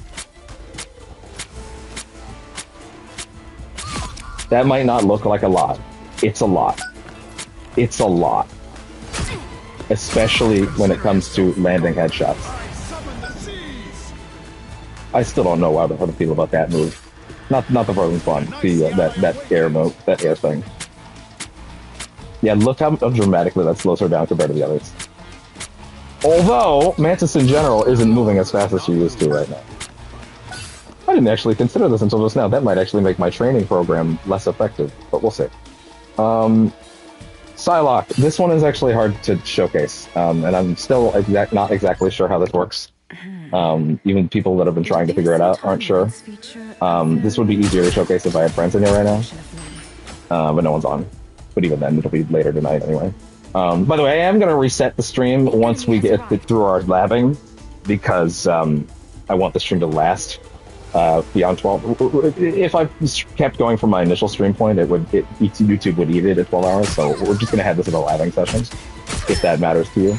That being said, we're almost done. Basically what her ult does, her ult now checks if there are barriers in the way, right? And instead of going through them or ignoring them, it will now attempt to destroy them. This means something like Magneto's barrier or Hulk's barrier, although it also counts for things like Strange's barrier, but it looks like in some cases if she floats behind it, again, this is hard to actually showcase.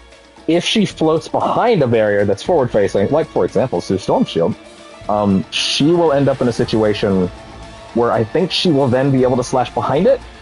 It's interesting. I'm not even really sure if it's meant to be a buff or a nerf, to be brutally honest. And like, even if I show it here, it's not gonna help you understand what's happening at all, right? Like, it's a good ult. I actually don't know if this is meant to be a buff or a nerf. If it's more about ignoring the shields now, or if it's about going through, I don't know. So that's actually, I guess we'll need to see how that checks out. There was a slight adjustment to Frank's guns. They've made the spread on them tighter, so they're more accurate. Now, that sounds scary on the surface, but honestly, I don't think that's that big a deal. This could have used a little bit more accuracy to begin with. It's mainly gonna affect, yeah, like it honestly doesn't seem that much crazier in general, to be honest. Like it seems perfectly fine, you know. The gun is shooting where the gun said it was gonna. By the way, did you know that this gun is a projectile? I didn't until recently. That is a projectile that travels. That's not hit scan. That blew my mind. This gun is not hit scan. This is hit scan, and this is where the spread being tighter is going to help a lot. Because now the shotgun can do things like that, which it couldn't do before. Shotgun could not do that damage at that range before. It was much like that was what you'd expect at that range. Now he can actually do stuff like this. So his shotgun is a lot more vicious now. That's where the main problem is going to come in. They did say they reduced the spread on this thing. I'm sure it'll help a bit. I don't think it'll help his damage, right? I don't think it's going to affect it as much. This, on the other hand, this is a big buff, right? This, maybe not big. You know what? Actually, no. I'm not going to say it's a big buff. I'm just going to say that now the shotgun behaves more like a shotgun should.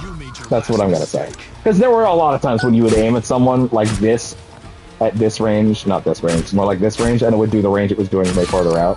And it's like, that doesn't seem right. So yeah. And no, they didn't change this at all. To be fair, I'd still maintain it's very easy to take out a punishment turret if your team is paying attention and is like focusing on it, right? It's just the sort of thing you gotta... There's a lot more counterplay to it than something like a Bastion, especially since he doesn't have anything in hand. Maybe they'll add a timer to it eventually, but I kind of hope they don't. You can't use it forever. It's a 20-second cooldown. It's a big cooldown. Maybe make it like 30 or something. I don't know. I think it's fine. Scarlet Witch is next. Scarlet Witch got a pretty good buff, I'm happy because she needed it, frankly. Well, she got a buff, but also a slight nerf in one other area of her kit. It's interesting.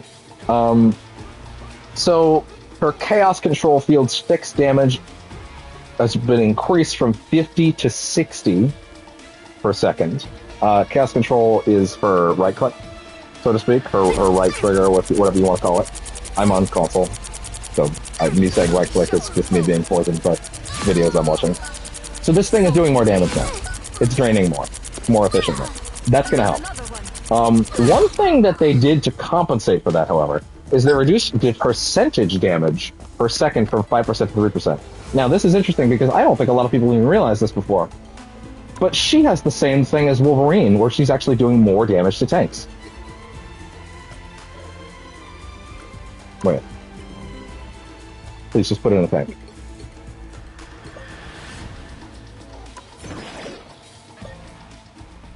Oh. Come on. Don't be like that. 5, Yeah. 4, So, 3, much like Wolverine, she was actually shredding tanks slightly faster. But I guess that makes sense, right? Bigger health bar. So, this being held on a tank is doing more than it would on a DPS. On a duelist or a strategist, basically. Obviously still not incredible, but also, the damage on... Let's see. The Chthonian Burst projectile has been increased from 30 to 35, so that is the L2.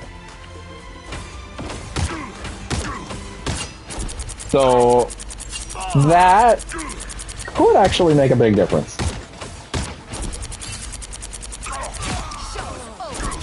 Now, maybe not a big difference. I don't know if it's going to get her into ranked and not like currently you just don't see her in ranked because there's no reason to, and if you do, it doesn't tend to go well. But like in general, I would like to see her get more. I kind of think one of the really unfortunate things about her is that her ult is very strong in certain situations, but while it can do a ton, people have now figured out what that sound is and how to just go around it, you know? She can sort of hold people in one place like that if she really wants, but I mean, if she does that, then people automatically know that and then she hear the scream, they're going to be trying to get out of it. And unless she somehow catches the entire enemy team in this, doesn't really make a big difference, you know? It's not moving entirely for some reason. The ult is still good, and it's obviously, like, very strong at just, like, instantly wiping people. The problem is just that it's slow, it has a very long cast time. This is a ton of time for people to wipe her. And because it's so strong, she can be CC'd out of it very easily, right? Maybe they should consider taking away the CC protection, or giving her CC protection? I don't know. Maybe? I think that might make it too strong, though, because it's, like, literally I don't care, you're gone. Ironically, I picked the only character in the game, I think, that gets to ignore that, which is Hulk, because he doesn't die, he just switches to Banner. But still, like, it's too slow. It's very easy to dodge. People have figured it out at this point, and that's been a problem for her at this point. So her ult's it's not a bad ult. It's a very good ult in specific situations, and some Wandas can do some crazy shit with it. But it could probably use some tweaks in the future. I'd hope to see something better mid-season, frankly. Seems like they're doing a season start and a mid-season patch. I'm pretty happy with these changes overall. I think this is a good step in the right direction. This is going to help her when facing duelists or strategists, at least according to them. Let's talk about the big one, though. There's a big one on this list. There is a character that has consistently been at the bottom of most lists across the board, even on the hero hotpicks. If you look in several lists, she's consistently at the bottom of every pick list. Storm. Storm got the biggest buff in the patch. She might be insane now. I'm very happy about it. Having power. Now, means something. the other night we had a match where Sam was Venom, where I had, and Sam was going in, he was our only tank, I think he was our only tank, and I was Storm. I was giving it a shot, again, right? And I had some good Storm matches before that match, right? So, but this was not a good Storm match, because I ended up in a situation, and Sam expressed frustration with this on camera, you can go look at that, you can find it, where, like, the problem is, if Storm's going in with her team at the start of the fight, the start of the match, rather, when everyone's there, she's getting in, she's boosting everybody around, she's making sure that everybody's sticking together, and the minute the fight starts, she boosts up to this, and then she starts throwing in her damage, right? Problem is, if she dies once, she's too slow coming back to the fight to get in. In my opinion, this is her biggest issue, and to be fair, this is not something they actually touched, but I think the changes they made will still help. But my biggest problem with her right now is, in that situation, she cannot do anything about a dive tank setup. A dive comp is not really going to work for her because she can't keep up. Like, literally, she can't keep up. Her thing is she's going to stay on the point. And that might be okay, you know, like, it's probably good that someone does. But if everybody's up front and she's back at the point, she can't get in fast enough, right? And so we ended up in the situation of I'm constantly dying and trying to get back to the point. I'm dying because I can't do enough damage as well, which is another part of the problem, right? And I'm dying, and I'm trying to get in, and every time I'm halfway, I'm getting sniped, or I'm getting rocked, and it's like, okay, she can get... The minute she's split off from the team, if she's there damage boosting everybody, it's great. The minute they take her out, though, and she's like got the worst trickling problem in the game. Like, the minute that she has to go back, it can be a real problem, you know? And I'm not 100% sure if this patch will help that problem, but it will help her damage as a duelist overall, which might increase her overall survivability, which could impact the issue. So, let's talk about the issue specifically. We're going to head back up. Also, but in advance, I'm going to switch this to Mantis, because we're going to check this in. So we're going to head up. I bring thunder. Ride the winds. So, Storm still has that issue where the higher she goes, the smaller her ring gets. So she's still a paradoxical flying character that should never leave the ground. It's odd. It's the opposite of Iron Man, a flying character who should be as high as possible, or sometimes low. She is a character who should almost never go high, ever. Except, like, if a Jeff ult is coming in. Which, by the way, Jeff has some tweaks we'll talk about in a bit. Hard to showcase tweaks, admittedly. But we'll talk about them. So, the biggest problem with Storm before is that her damage sucked ass. As a duelist, this is a bit of a problem, because her whole thing is DPS. The entire class's thing is DPS. So, it's been rough. She had a damage fall-off range of 15 meters. That was bad for a flying character that people thought had to be up high. But also, again, the higher she goes, the smaller this ring gets. And this ring is her support ring that changes her buffs. Right? So she's a pseudo-support character. She's a duelist. She's a hybrid, right? She's a strategist duelist, right? But she wasn't doing enough damage to keep competitive with anybody, right? Her projectile was terrible. It did so little damage at range, which it's a lot of the time she's at range, so that doesn't help her, right? Let's take a look at some things real quick. Let's get close. In 15 meters.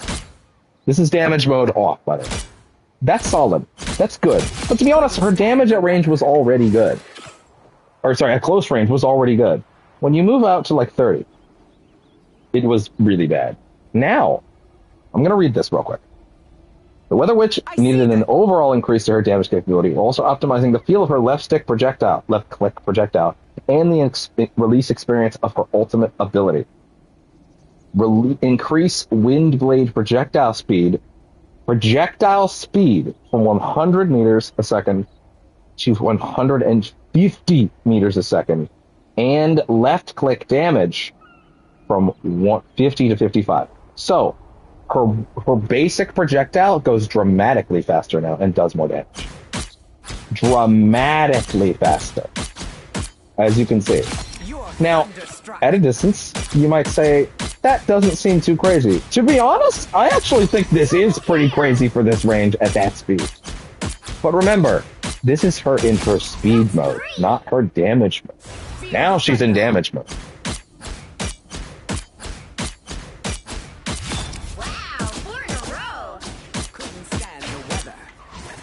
That's really solid at range, honestly. Especially when she suddenly starts getting in. Then we're talking about this. Lot less chance to miss. Additionally, as if that wasn't good enough, increase bolt rush damage from 70 to 80. That's really good for bolt rush. Bolt rush I always felt was kind of weak. So this is good. They rode the lightning. Especially if you're talking about combining these. You rode the lightning. Like, that's really good. Triple tap and a bolt rush for a lot of enemies, that's pretty good. By the way, I should mention, those training bots apparently seem to have more damage points than a lot of a lot of these characters. So actually, let's try it on a real squishy without damage mode on. Is this within 15 meters, actually? 5.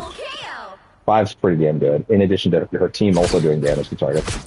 But even without that, 5 is pretty solid. But if you throw in a bolt rush, pretty great. Turn on damage. Was that 5? Hold on. No, that was still 5. Okay, yeah. 5's pretty solid, I think, especially if you're talking about throwing one of these in. 3. Now, let's get some distance.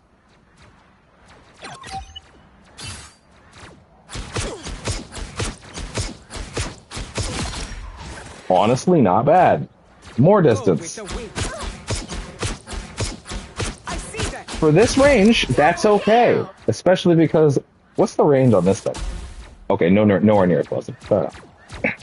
That being said, real quick, I would like to preemptively set this up because this is not the only part of it that got buffed.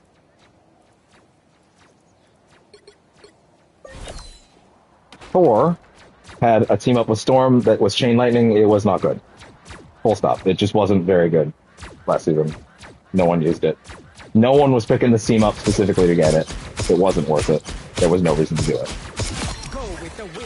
Damage at distance?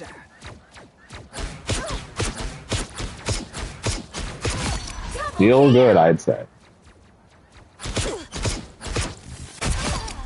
Now, the lightning chain.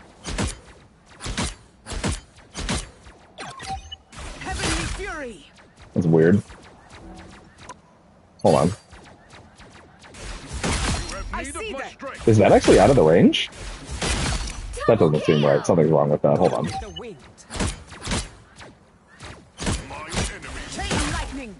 What? Oh, wait. Hold on. Electrifying enhancement. Storm can unleash a lightning barrage with an electrifying enhancement. Oh, wait.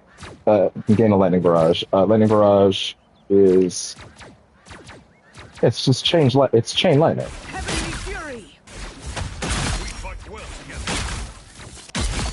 That's some extra utility, yeah. Okay. I don't know if that'll make it, like, good. Because I'm not really sure how the chain on that works. What kind of distance we're working with there. I'm not really sure what the boundaries on that actually are. Nevertheless, I think these are going to help her a lot. In addition, they have also made her ultimate, which was already universally understood as a very good ult, was the only good thing about her previously, even better. After releasing Omega Hurricane, the bonus health provided for herself will be increased from 350 to 450. Moreover, following its conclusion, the extra health will no longer vanish instantly, but will instead diminish at a rate of 100 per second. What this essentially means is, after her ult, in which she would usually do a lot of damage and immediately die, she now will come out of it a lot more survivable, which will help her a lot. Feel the thunder. Heavenly fury. I think that's pretty solid, actually. Okay. That works all right, actually. Heavenly fury. Go with the wind.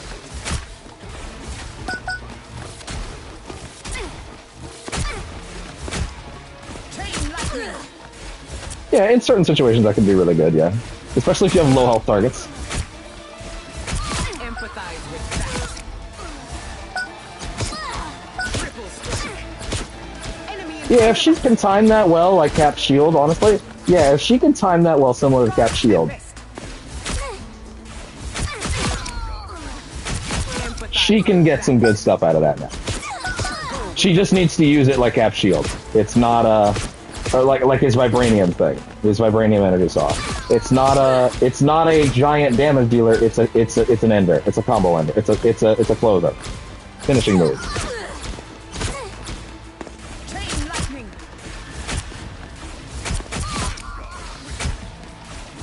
Just got to be good about that damage, about that range. I kind of think they should boost the range of it, though, to be honest. Anyway, the ult. Wrath of the goddess. Yeah, look at that bonus ult. Wow, that's a lot. Empathize with And then she gets to back out slowly. Get out. faster, my friends. Gotcha. Yeah. To be honest, I think those are going to make a big difference for her. I can totally see her being a lot more useful now. Squirrel Girl got some changes. Squirrel Girl, I would actually argue this is more of a rework to her ult than a buff, but it's a really good one because I don't know if you're aware of this. Her ult was terrible, like actively awful. Like she's really good. Her ult was really bad, unfortunately. She's great. I love Squirrel Girl. She's a ton of fun, but her ult was really, really bad. Like really, really, really, really bad. So her ult, again, like she gets in, she stops people with that big jump. She can refresh her shit, get an extra hit on things, lock people down. He's much more fun than Junkrat to me personally. Also much more aesthetically appealing and thick. Anyway. So basically, her ult, if you recall, because and you might not, because you never saw it at a certain point, because no one used it. Squirrel Girl would basically send out a tsunami, unbeatable squirrel tsunami was the ult. I wonder if it actually changed the description of what it says now. Summon a horde of squirrels to charge forward, dealing damage while bouncing against structures. Okay, so originally what it would do is if you shot it, if I shot the squirrels right here, they would bounce off that wall, and they would run straight back to here, and they would bounce off this wall, and then, assuming the angle worked out correctly, because there's admittedly a little bit of a curve there, they would run straight back to that wall, and then they would bounce back to this wall, and again, until it was done. That basically meant you wasted the ult if you aimed at the wrong spot. They have now completely changed how this works. They have reduced the health to compensate with the fact that it is a lot more specific now. But Squirrel Girl's ult, addition of a new effect to the unbeatable Squirrel Tsunami, ultimate ability, the squirrels will rush towards the nearest enemy after bouncing instead of bouncing randomly, meaning they will no longer go in a random direction, or rather go based on angles. They will actively seek the next target. Heat-seeking squirrels have been added. This might actually make it really good. So, for example,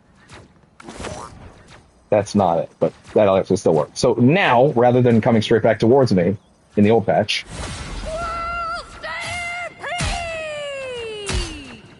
and then they try to seek out the nearest target. This is really good, actually. Now, the squirrels originally had 600 health. To compensate for the fact that they are much more targeted, one could say, they now have 300, so you could kill them easier. This could potentially change their, like, people didn't shoot at them at all before is the problem, you know, because they weren't a threat. Now, however, like, so right, think of it this way. What I just did was I intentionally sent them at a wall, right? But that's not counting situations where you actively send them through your targets. Double kill. Yeah, admittedly, they just ran off the cliff. So, you know, fair enough. Probably a better showcase downstairs, if anything. Hope to see more Squirrel Girls online, in general, because she's great. She's already, her basic kit has always been great. It's just her ult was very underwhelming. 3, 2, 1.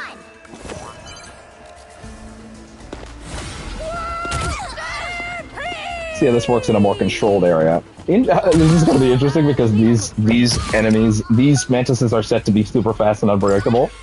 So, in a sense, it might not be maybe the best test, because again, these are not going to behave the way a player would, right? They're intentionally doing things that are unpredictable, right? But at the same time, I still think they're doing a pretty good job, you know? Like that's 3 right there. That's a lot better for her. That's a big deal for her. She's gonna appreciate that a lot. Next up, his name is Bucky, and he likes to buck.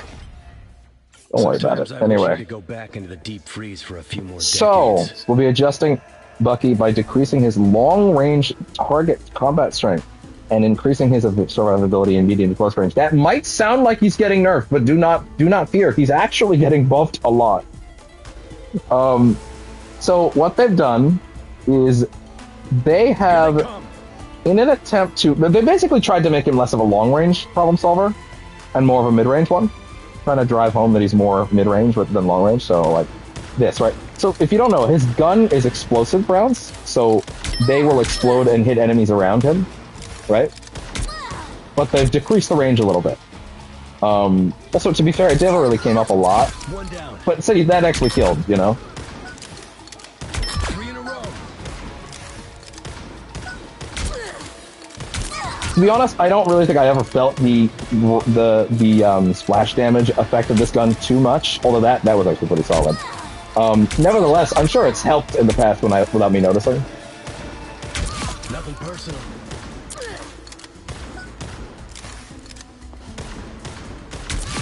For the record, these are meant to practice my aim. This is how I practice my aim normally, so like, they're meant to be squirrely and hard to hit, so.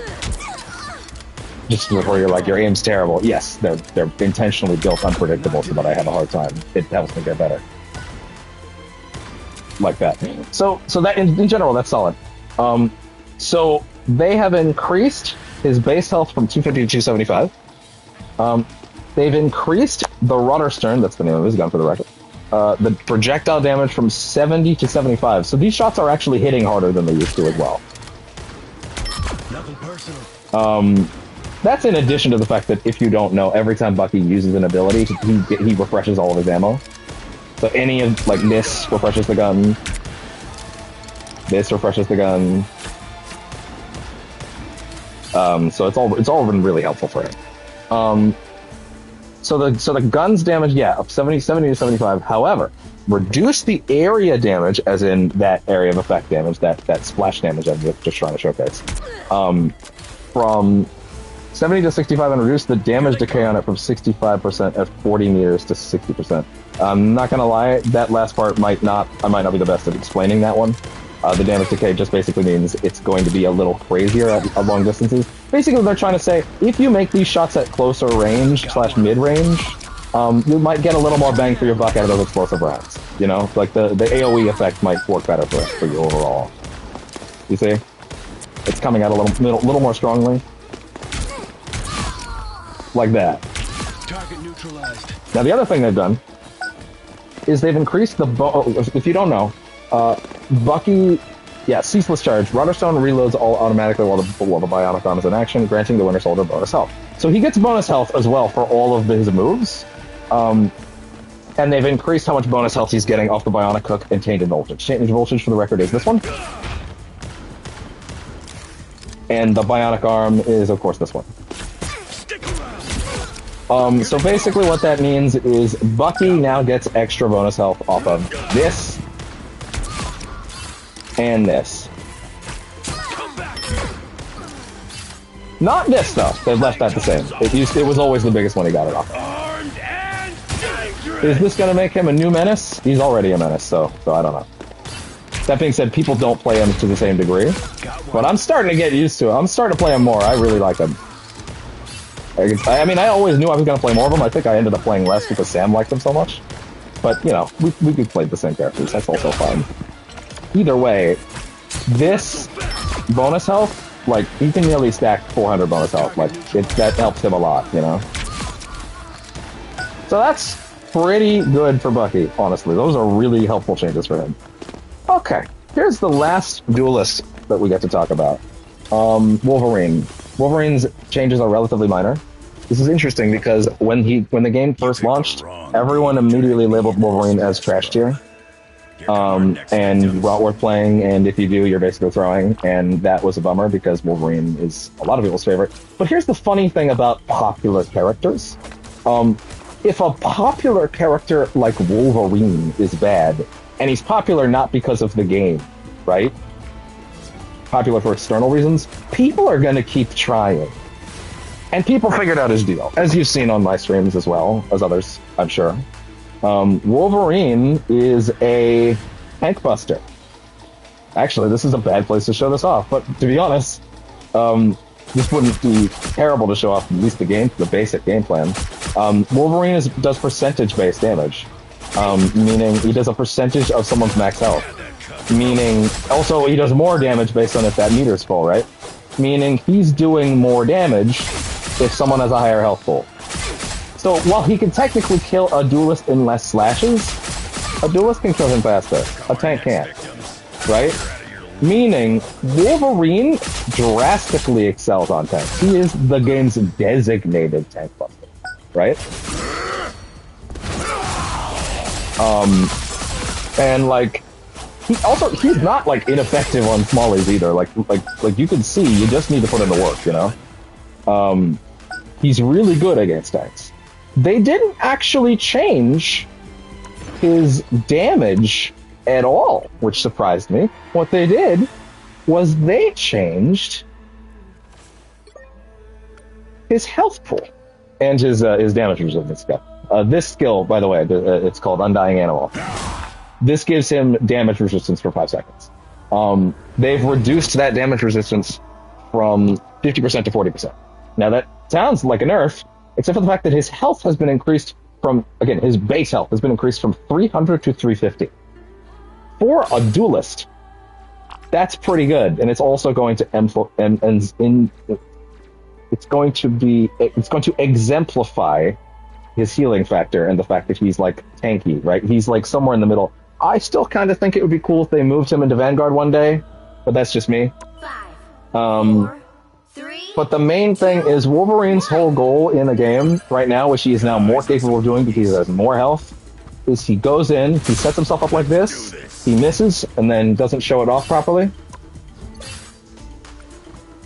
He goes in, he grabs a tank, he yanks him, he pulls him to his team. Wolverine's goal in any fight at this point is diving into the back line like this, getting behind a tank, missing, and then his whole team laughs at him, bringing him forward, and then he slaps. And if his team has, here's the thing: if a Wolverine dives and brings the tank to your team is swarming him, right? The tank's not where he wants to be. Tank is not where he wants to be, you know? It's not a good time for them. Wolverine, make no mistake, has to slash a lot more times than a DPS overall. But, especially during that, where he's tearing them to pieces, that doesn't matter, right? So yes, you could say that losing some damage reduction on this is a nerf, but like honestly, that might not matter because he has so much more overall health back. The other thing about this tweak that I didn't see enough people talking about, probably because they don't understand how Wolverine works, is that Wolverine has, let's get over here where we can actually show this, has a passive called, of course, the regenerative healing factor. Now, I used to think this was not great, and to some extent I still think it isn't. I think it needs tweaks. I think the cooldown should be lower than 90 seconds. But begin to heal and rise with a hefty bonus health. Shaking off all debuffs, after a brief moment, any remaining bonus health morphs into a one-off heal, zeroing out his rage, assisting in KOs, reducing this cooldown. Assists in KOs, reduce this cooldown. So any KOs that Wolverine does get in that time, or assists in KOs, will help the meter come down slower. I kind of like that idea, and I hope that now that he has more health and he'll be more survivable, that might make more sense. He just won't be dying as much. I think he needed this. I do think there might be some other tweaks he could do, But here's the thing. To be clear, now that people know how to play him, most people are putting him in A rank, and he's scary. He's fucking scary, you know? Like, he just flies in, and he kidnaps your boys, and he brings them home, and that's it. They're not coming home. They're not in Kansas anymore. They're gone. That's 3. And so far, that's been a lot of fun. And now that he's harder to kill, maybe just to see how that works. But also, the other thing is, again, this healing factor, despite taking a long time, works based on his max health pool. Meaning, if you take away this... Oh, it's 275. Interesting. It can't regen him to full. A health boost. Interesting. No, wait, sorry. It can't regen him to full when his rage is empty. My bad. I forgot. It gives you health back based on his max rage. So I actually needed to build it up first.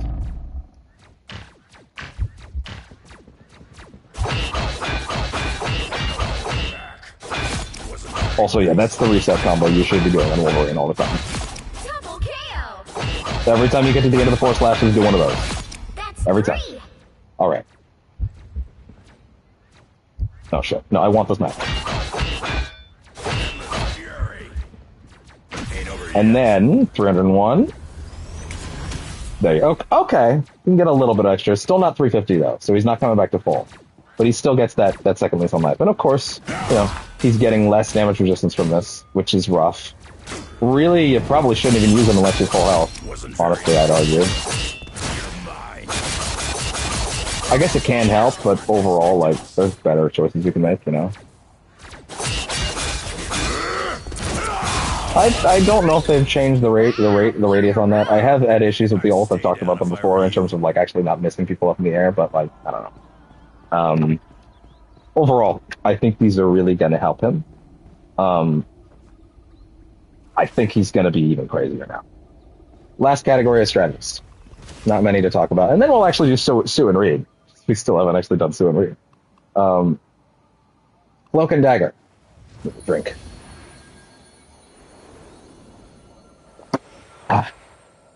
Alright. Cloak and Dagger receive an increase to their healing capability as well as an expansion to the coverage area of their ultimate ability, reducing their Dagger Storm cooldown from 15 seconds to 12 seconds. There's always a If you don't know, Dagger Storm is this. It is her primary self-healing tool. So this is actually going to help a lot. Here come the bad guys. Because this, again, like I said, it's her primary self-healing tool, right? So these are not getting stronger, but that's fine. She's not for damage, she is. You know? My time to Also, shine. people are noticing that you switch between them a lot faster. I don't know if that's actually official. I didn't see anything on it in the bug report. I didn't see anything on it in the patch notes. That might be people placeboing. I did see quite a few people very sure. I saw even some people doing frame comparisons. I'm not sure. People seem very convinced that you can swap between them a lot faster now. Shine. Also, one other thing about that, being able to swap between them faster, if that is the case, cloaks, daggers reload when you switch. So you never have to do the reload animation ever again. Use him as a battery. My time to shine. Because it's faster. Get ready. Before her her reload animation was faster. Now it's not. If it is indeed not Cope, then she is actually switching faster. Like that's okay, that does actually seem faster to me, to be honest. My time to shine. Like, let me think about this. 1, 2, 1, 2. It does seem a little faster to me, honestly. So the big thing here, yeah, this is her primary self-heal tool, right? But notice something. The cooldown on this move, if you don't know, starts the minute you throw it out, not after. There's quite a few moves where you throw it out and then the cooldown starts when it's done. This doesn't. This is really good for her, because this means if she's low health, Cold.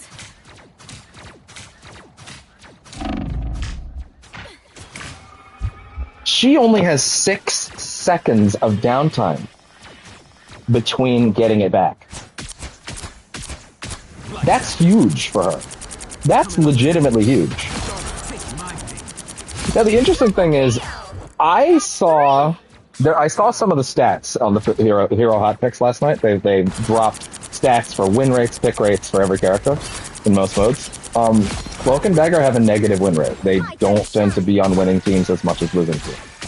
I was of the mind that Cloak and Dagger were very strong and didn't need a buff, but I'm happy they got one anyway. Because I like them.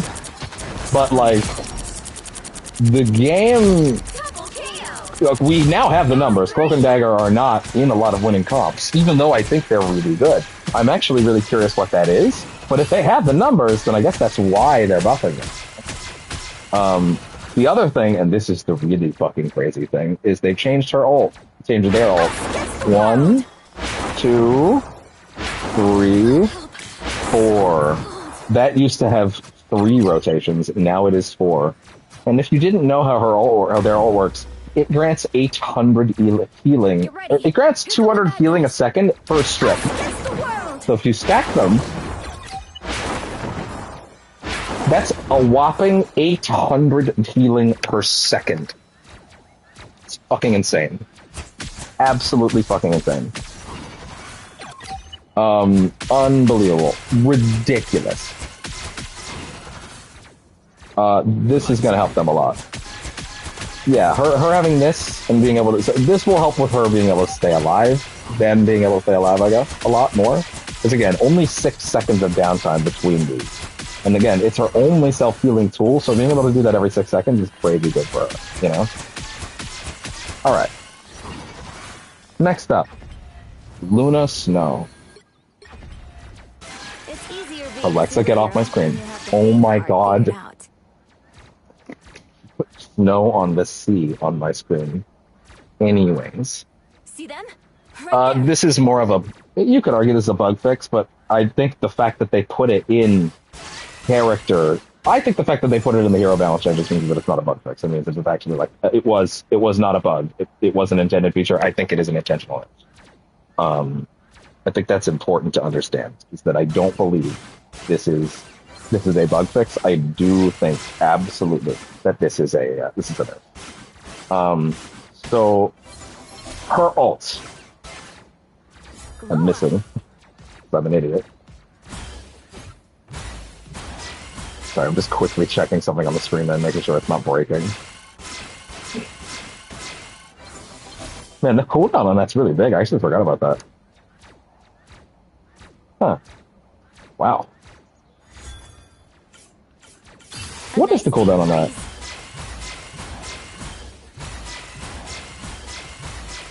There they are. 15 seconds. 15's not that bad, actually.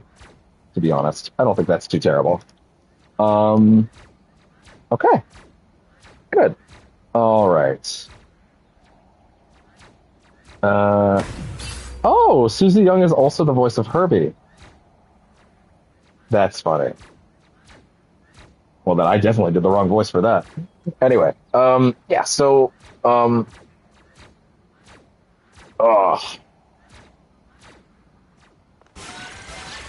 ult used to be able to thumb between the damage mode and the healing mode instantaneously, right? And, like, 0.1 seconds. And that meant she could basically be applying both of them at once if she was matching hard enough. Now, apparently there was some stuff with server tick rate where like, in some servers, it just meant people weren't getting healed at all, right? But largely, it seems consistent that, like, See them? Right people there. were able to get both effects out of it, you know? So, to showcase, now they have added, it's 0.5 seconds between switching. I'm mashing the button though. Mashing. That's as fast as it'll go. You have to choose one or the other. So, some of the guys were kind of downplaying this change on stream the other day. I get why. I don't think it happened in a lot of our matches, but in high level especially, it was ridiculous. And again, I don't think it was a bug because they put it in the balance changer, not the bug fixes. So, yeah. Next up. Oh, I skipped Jeff. How did I skip Jeff? Jeff, we talked about it a little the other night. Jeff has one of the lower heal rates in the game overall. Caitlyn does a good job with it. But his healing splash doesn't do as much as other characters, or rather didn't. They have increased it from 140 healing per second to 150.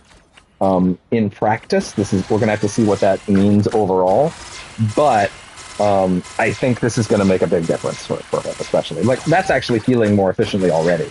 Especially because you can line it up and this thing has fucking infinite range. Now, the ultimate has been changed. This is going to be very difficult to showcase, however, because it's like a fucking, it's a radius change that I can't really properly show on here because it's more about the cone of it all, you know. So you're just gonna have to roll with me on this. 5, 4, 3, Jeff's 2, range. Okay, let me see. We're adjusting the range for Jeff's ultimate ability so it now better fits the warning marker. In addition, we'll be increasing the healing capability of Jeff. It's Jeff. Range from a 10-meter sphere. A 10-meter sphere. So it was a sphere. It was a vertical sphere to a 10-meter radius with a 5-meter high cylindrical spell field. Now, this is tricky to understand out loud, but essentially what it means is a Jeff is no longer going to be reaching up vertically that high, and a Storm, for example, that's on the ground with her team can sort of float up and gently out of the range easily, unless she's not paying attention, right? I don't know if this means that they also made the wind up on it longer. I'm not sure, but we can see in a second. Either way, the circle is meant to be more consistent. Now, I did get everybody there, but I did look like I should, so I don't think that that's that odd.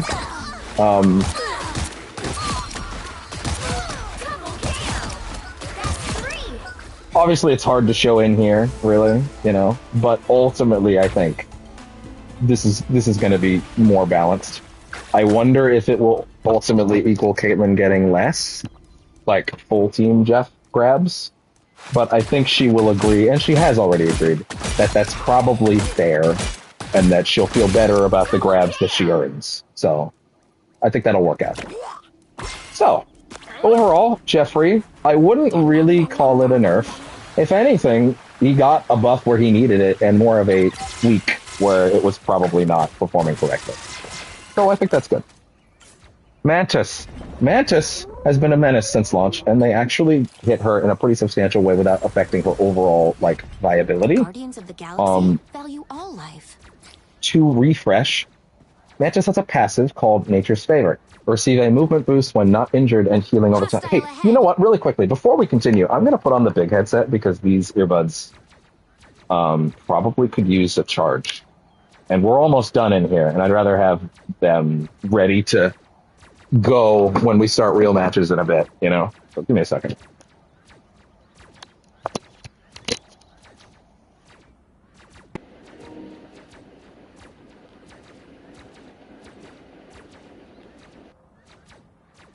Okay. That'll give that some much needed time to charge. All right, so they have not changed any aspect of how Mantis's kit works in terms of, like, her movement and stuff like that. Or, sorry, no, that's actually the only thing they've changed. In terms of her ability to save her team, the damage buff, all that stuff. But the way that Mantis worked is Mantis has, Nature's Favor. Receive a movement boost when not injured, and healing over time when consuming life orbs. So they've basically made this passive more about the life orbs and more about the healing. So, for example, a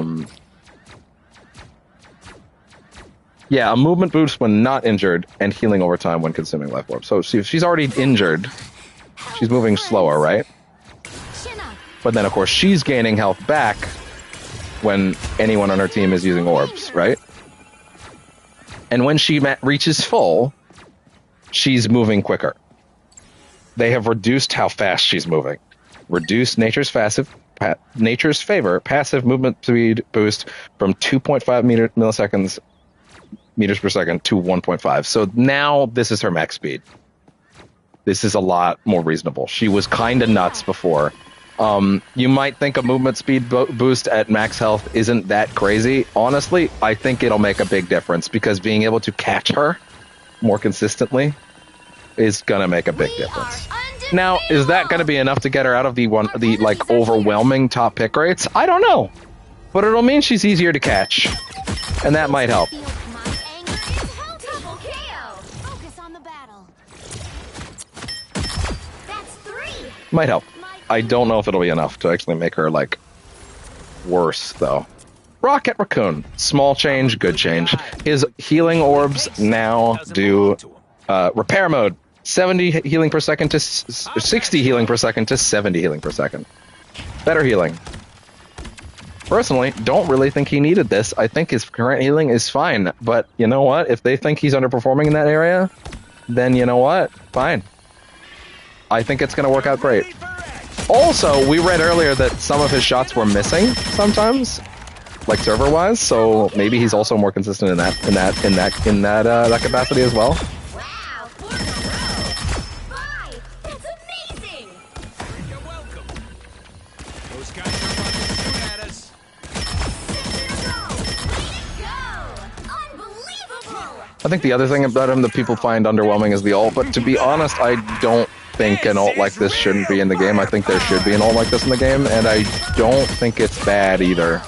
Like, it's really strong. It's just not doing the same kinds of things that other ults are doing, you know? Also, his team up with Frank and Bucky is still good. 6 in a row. Oh, right, there is some stuff to talk about with the team ups that we didn't previously. You're welcome. Double KO. That's 3. So, as far as the team ups go, what remaining? Oh, wait, I can just switch around through this menu. I don't need to do anything. Let's see. For Black Widow and Hawkeye, yeah. So Hela and Hawkeye, their season bonus was just reduced from 20 to 15%. We already talked about that. We showed Namor's thing. Rocket's team up with Bucky and Punisher. Now Just what we need. has a 40-second refresh rate rather than a 45-second refresh rate. So he's going to have this a little more often now. This is a nice spot. I guess they want to improve its viability.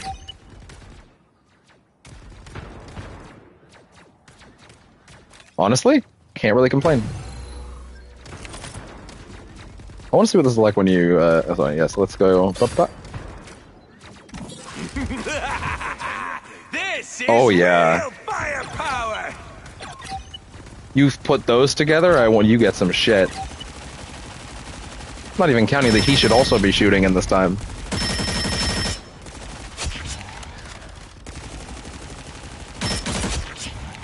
Works for me. Storm, we already showed off the Storm side of the team up ability, so the only thing to really show at this point is Magneto got a slight buff in that if Wanda is around, and hey, Wanda got buffs, so she might be more often. If Wanda's around, Magneto gets this, which he already had, but this does a lot more damage now. I think it's closer to what it was in the beta, which is interesting because that's when people thought it was too strong. A bit underwhelming. The damage capability of his father-daughter team-up ability will be enhanced. Metallic fusion projectile damage from 55 to 60, and the fusion spell damage from 30 to 35. So I think that means the field damage. Yeah, so it also does unleash its full force. Yeah, basically, I think it has a little bit of AoE damage, and that's also been improved. What just happened? What? What just happened? What the fuck?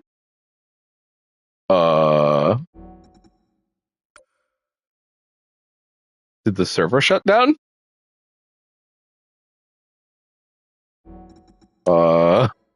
Weird. Very weird, anyway.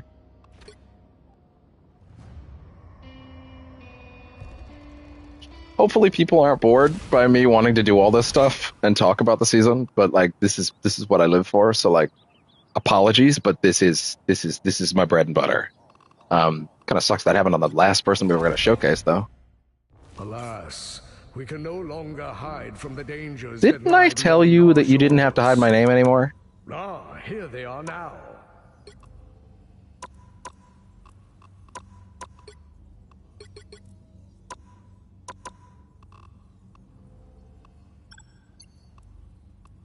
Hide other players' names. I thought I turned that off. Oh, I guess I didn't. Nature itself bends to my will. Magneto has pretty much always been like a consistently great tank, you know, so I'm not really worried that. Well, I'm definitely not worried because he's still great. But yeah, just to show this off, yeah. Yeah, so it does more damage now, and it has some AoE damage. In general, it's just going to make it better. And since Wanda got a buff, you're going to see more Wandas, so you'll see more of that. And I'm interested to see if it comes back into the meta, because I think the only reason it didn't exist is because people weren't playing Wanda. So I don't think the issue was people were like, oh, the sword isn't good. The sword was always good. It's more just that like no one was playing Wanda, so you never got the sword. But he didn't need it, is the thing. Like it's just additional. All right, now that we have done everyone else, it is time to do the 2 brand new characters. And then when we're done that, we will reset the stream, put it as like doing, I don't know, just matches, you know, we'll relabel it because we'll be done our labbing session. And then we'll start up. None of the guys are on right now. They'll probably be on later. But that is fine. We'll have plenty of time to experiment with these characters on our own time. Mr. Fantastic. So I messed around with him very briefly last night before I fell asleep. But like I said earlier, I took my meds already because I specifically wanted to be drowsy for it. Because I wanted to do most of the fucking around today. And learning and figuring shit out, right? But I do remember some of it, but I was very out of it on purpose. So again, as a refresh, because it's been a bit since we looked at this now. So he has his stretchy punches, which is this thing that he can drag, which is very interesting. So he drags it through targets. It stays out and he can drag it through. This also applies to his larger form later. So you're going to be constantly whipping it through people. And I think, here's the thing, he can't headshot, right? So, and that, in general, the characters that can headshot have been the most effective. But the ability to spread damage around is going to end up helping him a lot. And of course, when he gets his meter full, he gets this, which he can also drag his swings through, by the way. I didn't realize that until I got my hands on him myself. Stretchy Punch is pretty good. Since we already saw it. Elastic Strength. Using abilities generates elasticity. Boosting attack power, reaching full elasticity triggers an inflated state that grants shields and boosts even more damage. This is his light tank state, right? So Mr. Fantastic is interesting because he is... Okay, so Sue is a strategist, Johnny's going to be a duelist, and Ben is going to be a vanguard. So each member of the FF is going to be represent one of the 3 categories. Reed is... I was originally thinking of this along the lines of, as the team leader, he can employ an element of all 3 classes, but that's actually not the way I think I should be thinking about it. The way I should be thinking about it, and I'm not making a pun, I'm being dead serious. The reason he can blend between the different roles and he is sort of a hybrid class is because he's flexible. That's 100% it. He's flexible. That's the idea. He's flexible. They're trying to be cute about this. It makes sense. It's not just about him being the leader. It's because this whole thing is being flexible. You know? I think that's pretty fun. Now, something I'm interested in is knowing how much more damage am I getting off these basic hits when this is up at like 84, you know?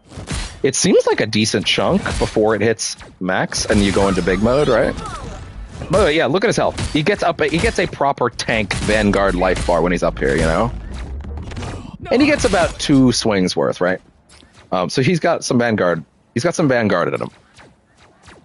Reflexive Rubber, which actually right now I'm going to go ahead and go in here, change hero. What category do you fall under, I wonder? Probably melee, right? Actually, wait. Go to standard for a second. I see they added Reed Richard. Yes. He's under here, right? Yes, of course. So he'd be under melee. Invisible Woman is also registered as a melee character? That's interesting. Huh. I can kind of see that. Huh. All right. Anyway, I want to quickly, because I can already tell you where I want certain things to be. Reed has no melee attack. His melee attack is just his melee, basic move. I want reflexive rubber on the right stick, and I want flexible elongation to also be on the left stick. So, basically he had, flexible rubber is his, I want to block a move. This takes in, I just realized this is the wrong dude to target. Basically he can soak up damage and shoot it right back. And it is the same amount of damage that he absorbed, he shoots back, right? So he's not pulling out like a shitload.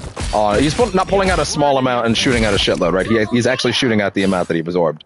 But this includes ults. If you saw the Mr. Fantastic trailer, you saw him take an Iron Man ult in like this and shoot it right back at him, and it was an instant KO. He doesn't get the full AoE if he shoots it back, but it's a little pip, right? Like it's still this, even if it, oh, right. It's still this, even if you take in an ult like that, right? But the damage is there, you know? The odds weren't in your favor. Next up, he has flexible elongation. This one I'm very interested in, because this is his sort of light strategist element. He has the ability to deliver... both he has the ability to jump up in his opponent's faces and do damage, which gets him a lot of elasticity, by the way. Oh, he has 2 of those? Oh, they recharge quickly, too. Oh, interesting. Oh, yeah, they want him getting that a lot. Wow. And then big. That's 1 down. Double KO. That's 3. Wonder if he can make a schlong bigger. I mean, he can definitely fit it in all the places that she needs. 4 in a row. Much to Caitlin's chagrin. So, yeah, that's actually pretty interesting. But the part that I'm most interested in is this one. The ability to shield an ally. And actually, I actually want to turn on a setting that I've been ignoring across the board. Where is it? HUD type, allied health bars, on. I want all allied health bars in the game on, whether I'm duelist or not, actually. I think that would help me. Yeah, there you go. And you can do 2 of those. Now, can I do 2 of those in a row on the same target? Will that give them double bonus health? Like, can I do this, and then this again? Not if it's not cooling down. Oh, interesting. The reset doesn't affect the cooldown state. It just affects... Okay. Okay, good to know. Good to know. We've been discovered. No hard feelings. Double KO. Okay. Let's try this out now. 1, 2. You can stack them. You can absolutely stack them. Also, you get the charge off of the defensive variant too, so there might even be value in doing that over the other one. Double KO. Of course, there's value in jumping in like that. 3. So that's good. That's good. That's going to give him some solid utility offensively to get in, but also to help his team. You know? Wow. Oh, also you can leave this mode. Like, you can back out of it if you don't want to be in it. So that's good as well. So maybe there are times you don't necessarily want to, you know? Threats removed. Little extra health. Little extra health. Now, his next move is the Distended Grip. The Distended Grip is interesting. The Distended Grip is essentially a... Oh, no, this is not the Distended Grip. The Distended Grip is a... He extends his arms forward to entangle an enemy, and then you can yank them back to you. Or you can yank yourself in. Oh, that's actually interesting. I didn't realize that. Wow. You can follow it up with the flexible elongation. Wow, okay. So he pulls that, and then if he lets it go... No, wait. We're learning. Pulls it in. Impact. Yeah, okay, so he can just do damage at range if he wants, right? So that's interesting. So he can Not so fast, friend. impact, and that does pull them closer to him. Then that'll disrupt a bit. He is more of a disruptor type. He's more about teamwork. He's more about teamwork and like getting his team to help out, you know? That's 3. Trouble has arrived.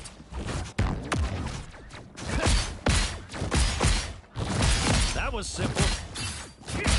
Double Interesting. kill. And then, yeah, so in addition to being able to do this, if you grab them correctly, you can also grab 2 enemies and slam them together. And now they've been displaced, That was unusual. and you can probably, and you'll be set up for more interesting follow-ups, you know? So the other thing is that you have to aim this one. You can't, like, raw that. You have to aim this hit. I've got you. This one auto-targets, though. Success. That won't miss. Square. That was simple. It's interesting because he's going to be really good at doing multiple targets at once. In addition to all of this,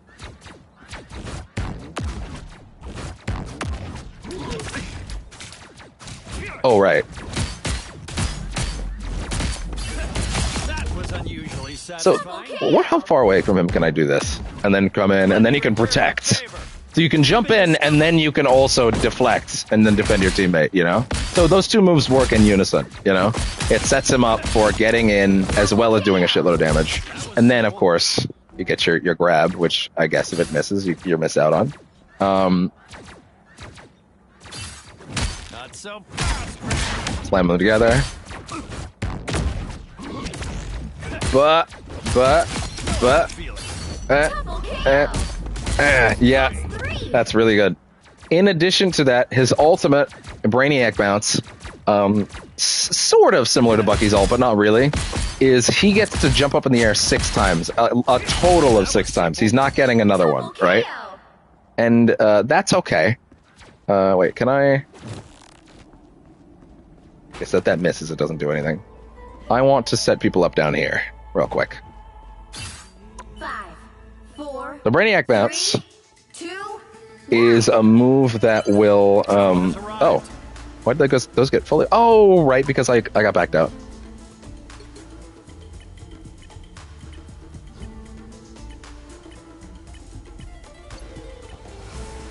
There we go.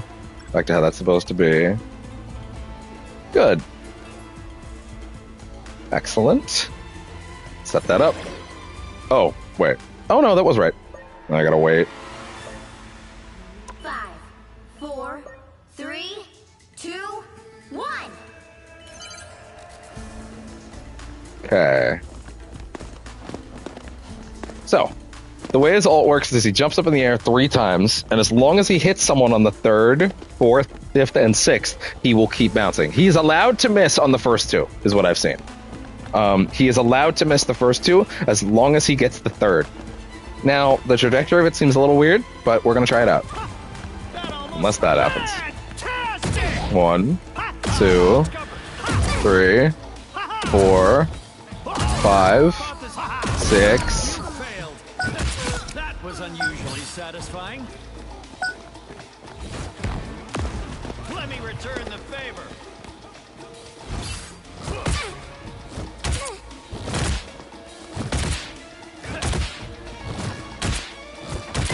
That's one down. This is really neat. A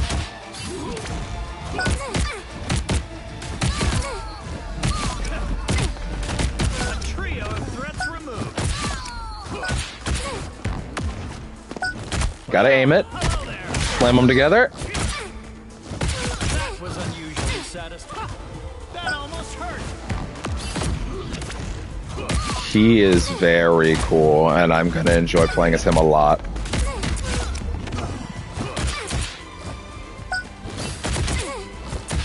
That's one down. We've been discovered. That's 3.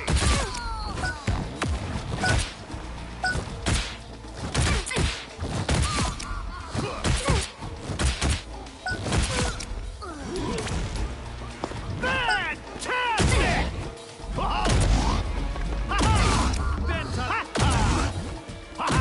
Hard field. 3 opponents neutralized. Pretty good. I would say that's pretty good. And the amount of bonus... Oh, he's also getting a shitload of bonus health off that. Actually, I should pay more attention to that. 1 second.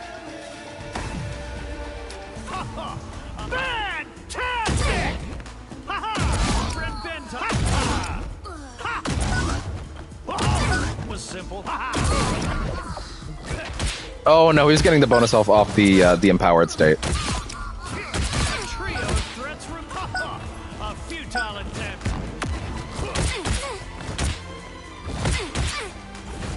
Been discovered. There we go. All right.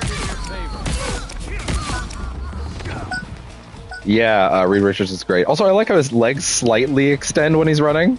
You can tell he's slightly juicing his legs a bit to go faster. You can tell. Before we switch to Sue, and then get our ass into regular matches, let's see that team up. Because I'm curious about how effective this is. That being said, it's probably better to test up here, if anything. Well, hello there. Okay, if you spin all the way around, it loses track. Gotcha.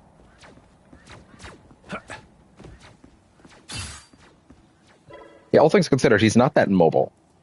There we go. All right, let's see the Sue team up. So on Circle, he gets this, which is, as a reminder, this is a...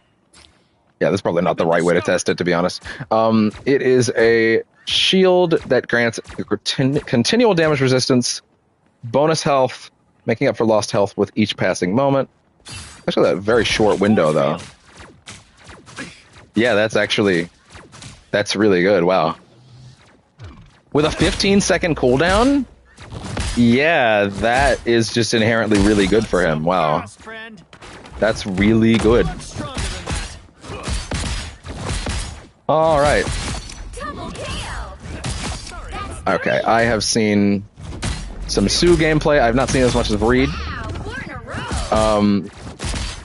I'm very excited to get my hands on Sue. Everything I have seen tells me that she's stupid busted in the best way. And it is time for Sue Storm, the Invisible Woman. Mommy. Anyway. So, by default, she is invisible. When she is in combat, she can be knocked out of it only by taking damage. If she double jumps, she can immediately re-engage the invisibility. She also has this. Sorry, we're jumping ahead too much. So let's start with this thing. She has this like little boomerang thing that pierces. Does a lot of damage. A lot of wow, it's a lot. Holy shit! Is this all three? Is that the range on it? Hold on. Let me see. Is this got all three? That hits all three. Holy shit! Whoa. Okay. And it does. Wow, that's a lot of healing. Wow. That's a lot. Okay, interesting. And again, it pierces, so like you can heal like a line of people like this. Wow. Oh, she's good. She's really good already. Stay out of combat for how long before the passive engages? Okay, so if you stay out of combat for that long, the passive will engage. Oh, you can totally outpace the healing on that. Wow. There we go. Interesting. They look like they mean business. And as a result... Yeah. So, and whenever she wants to disengage from combat, like she can be getting hurt. Ow, I'm being hurt. Jump. Invisible. Healing. Now, ideally, you need to be... You can't do it stupidly, right? If the enemy team knows where you are and they know where you're going to jump to, they can just shoot there. So you need to be unpredictable about where you're going to jump. Otherwise, they'll shoot you and you're no longer visible, right? So that's the big thing. Also, she's not invisible whenever she does an ability, right? So a passive healing state, that's going to make her really, really good. Wow. And again, she can engage it whenever she wants with just a simple double jump on a 6-second cooldown. It's really good. Wow, that healing is crazy! Next up is the shield. So she can put up a shield. It's a forward-facing shield. It blocks 250 damage. It heals your ally while they're in it. I'm curious to know the range of it.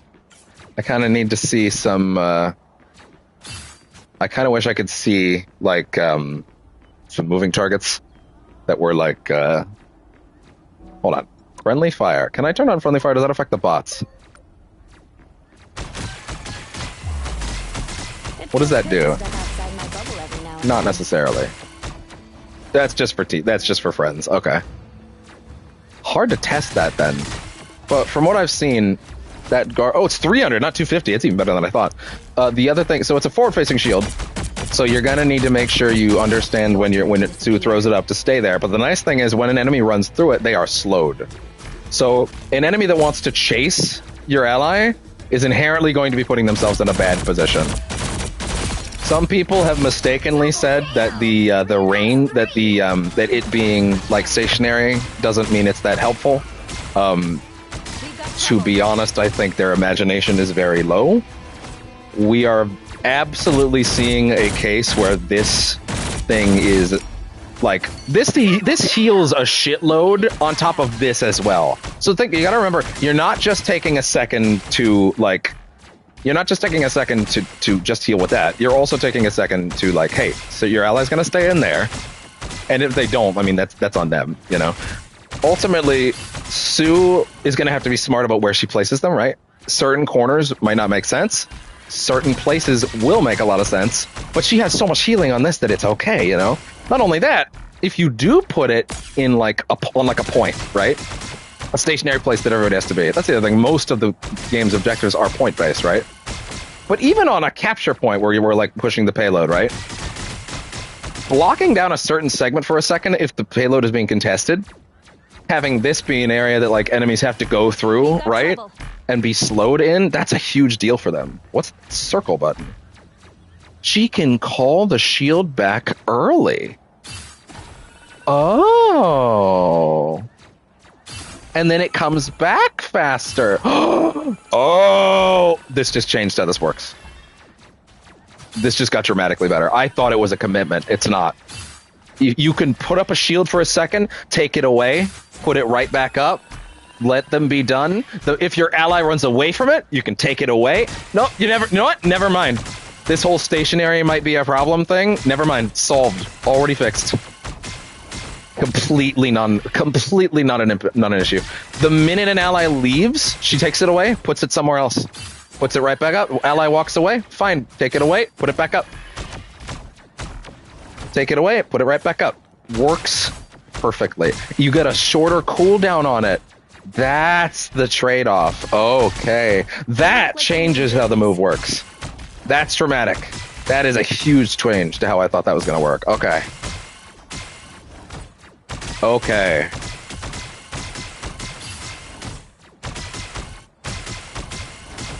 Wow. Okay. That's crazy. Next up. So let's see. Failed step. So, Psionic Vortex is a move that you cast this out and it'll drag enemies towards the center. Constantly try to drag them in. Does constant damage. Now the nice thing about it is if you miss it,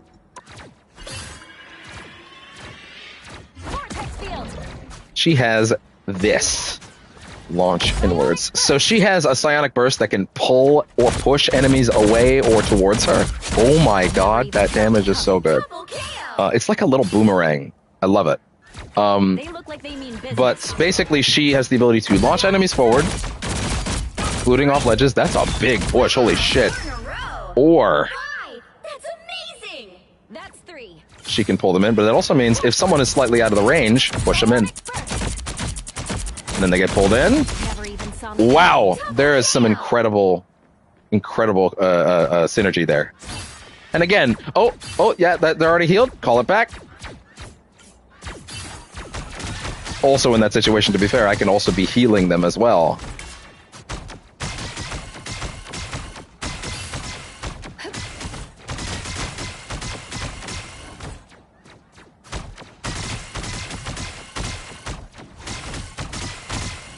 Wow.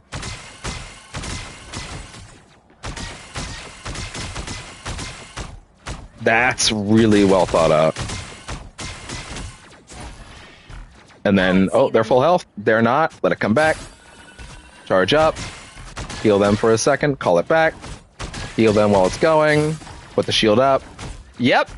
That callback on that shield, like, that's all she needs. She doesn't need to be able to move it.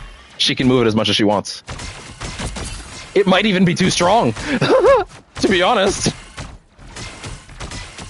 She doesn't need to be able to call it back right away. It only needs to stay up for a second. Wow. That's crazy.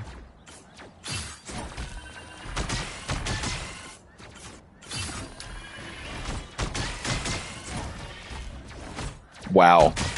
That's nuts. Okay. Next up. She also has a 3-hit combo.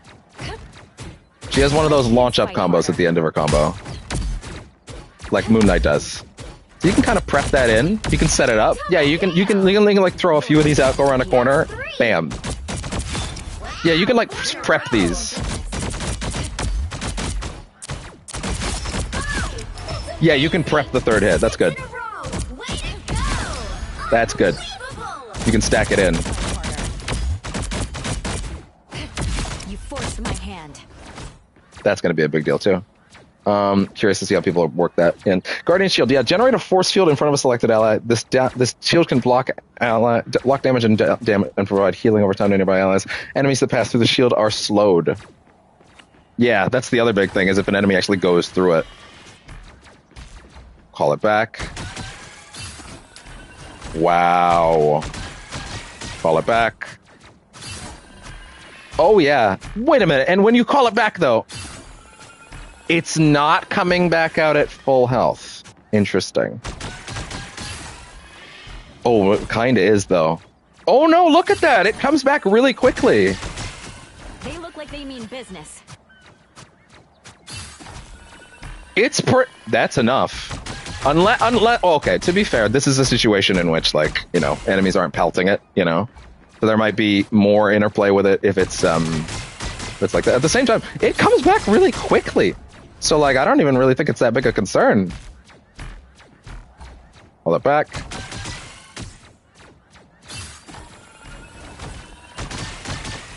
All right. Wow. And then her ult is also crazy, stupid, ridiculous. So, Invisible Boundary. Manifest an unseen force field within a chosen area, rendering allies inside undetectable by enemies that provide healing over time. Enemies that pass through the field are slowed. So, any allies that are in this field cannot be seen from outside the field by enemies. They are completely invisible. What happens in the field stays in the field. Also, enemies that come in get slowed. So, like in the trailer, they show an Iron Man that's like shooting in at everybody, and then she puts up the field, and now he doesn't know where to shoot. And it's a big field, too. Like, it's a big field, you know? Oh! It's actually crazier than I thought. It's actually way crazier than I thought. You don't have to cancel it first. I thought you had to cancel the shield first. You can just get to move it around freely. Oh, wow. Now, how does that work with... Okay, what I need to test right now is I need a moving ally that I can test this on, and I want to see... I somehow need to get an ally that can move, and I need to be able to, like, see how easily I can reposition it on them. I guess we'll find out in a match, but still. I guess we'll find out in a match. Yeah, but it doesn't even matter. You don't even have to call it back first. You just fucking... Wow. And then the minute you don't need it, let it recharge for a second. You forced my hand. And of course you could do this. Double KO. But you can swap it liberally. Wow. That's really good. That's so generous. And then of course, anybody in the field is invisible. They can't see where they are. Obviously that doesn't matter because of what the bots are actually set up to do. But like it's a big deal. What I want to do is I want to set up... Hey, real quick, actually, on that vortex field. Or not the vortex field, on this. Those buttons are the same either way. So what I want to do, not read, Sue. Interesting that they consider her a melee type. I wonder if they'll change that. Let's go force physics on... I mean, actually, I can see that making sense.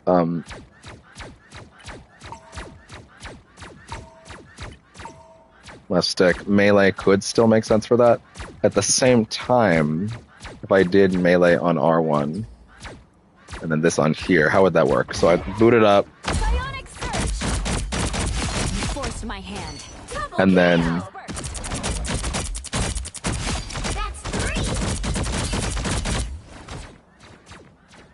And then L2 is her shield, so that's what's constantly coming out, right? So that, yeah, it's her bread and butter, so she has easy access to it on the trigger. That makes sense. Never even saw me And you can call it back so easily. Swap it from target to target easily.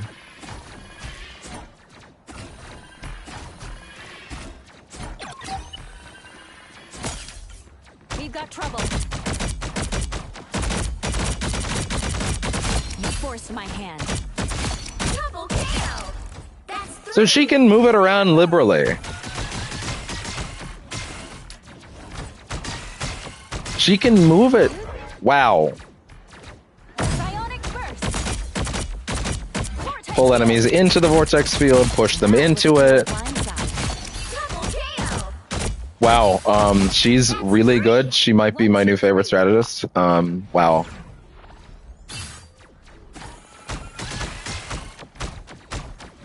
She might be my new favorite strategist, to be honest. I don't really know if I had anyone I ultimately gravitated towards, but I think it's her. She's ridiculous. I love her. The outcome is clear. Double KO. That's 3. And there's no cooldown on that. As many times as you want. They look Keep like they mean swapping. business. And the cooldown is only based on getting it back to full health. Wow! It's even crazier than I thought. Now, again, my question is simply, and again, this is something I'm going to need to see in a regular match, I guess, is can I swap the targets easily, right? Can I jump the shield from someone? Sorry, can I take the shield from a moving target? I wish I could move my guys somehow, you know? Clear the way. Unfortunately, I can't. I wish there was a way I could move my allies a bit. Is there any team up that'll simulate that at all? Not really, especially because if I simulate a team up, I'd be doing it without her. Not to mention the invisibility, like being a panic thing, she could do it anytime. Bionic surge. That was a total Even blindside. having this melee thing that she can pepper in, Double KO. Fight harder. That's 3. little knockout. Wow, 4 in a row. Prep it, bake it into the combo. Here. 5. That's amazing. Do the 2 hits early, Way to bake it go. in, My bake it in. Triple. Wow. Yep, that's my new favorite strategist. Absolutely. Disappear. I need to see how it behaves in matches, but literally, if I can just take, if my teammate moves from that spot and I can just reapply it to him, if he moves like here, then there's absolutely nothing wrong with that ability. It's great. bionic burst. That's the only thing I need. That's the only thing anybody could really ever need. Like, if you can move it that freely, I thought it was tied to the spot, and that might be a little limiting. But no, if it can move that painlessly, then no, there's absolutely nothing going on there. That's just like maybe the best projectile shield in the game, which is fitting for Sue. You needed a timeout. All right, KO. That's 3. that might be the best projectile shield in the game. Holy shit! I need to see more. Also, her damage is crazy. Double KO. Never even saw me coming. Bionic That's burst. 3. Everyone saw that. How embarrassing. Wow. Being able to pull enemies in, then knock them in with that, like that's a really solid setup right there. Like if I can, yeah, throw this down, pull you in. You needed a timeout. Oh, that's just really good. Wow. And then being able to disengage from combat at any time, get out. Long as they don't shoot you. Clear the way. How long does that take to get that jump back? 6 seconds. See, if you fail to get out of combat that time, you can still do that. Wow. Oh boy, boys and girls. Wow, she's fucking awesome. They look like they mean business. So here's what we're gonna do now. Because I wanted this to be because I wanted this to be a labbing stream. we are going to cut the stream briefly. I'm going to bring the stream back up in maybe 10 minutes. Maybe not even that. I'm just basically going to check a few things and restart it right away. And then we'll be doing matches for the rest of the day. I have to do this at some point because otherwise YouTube will eat it when it hits to 12 hours. And based on when I started, it will, based on how long I plan to play today. So I kind of have to do it at some point.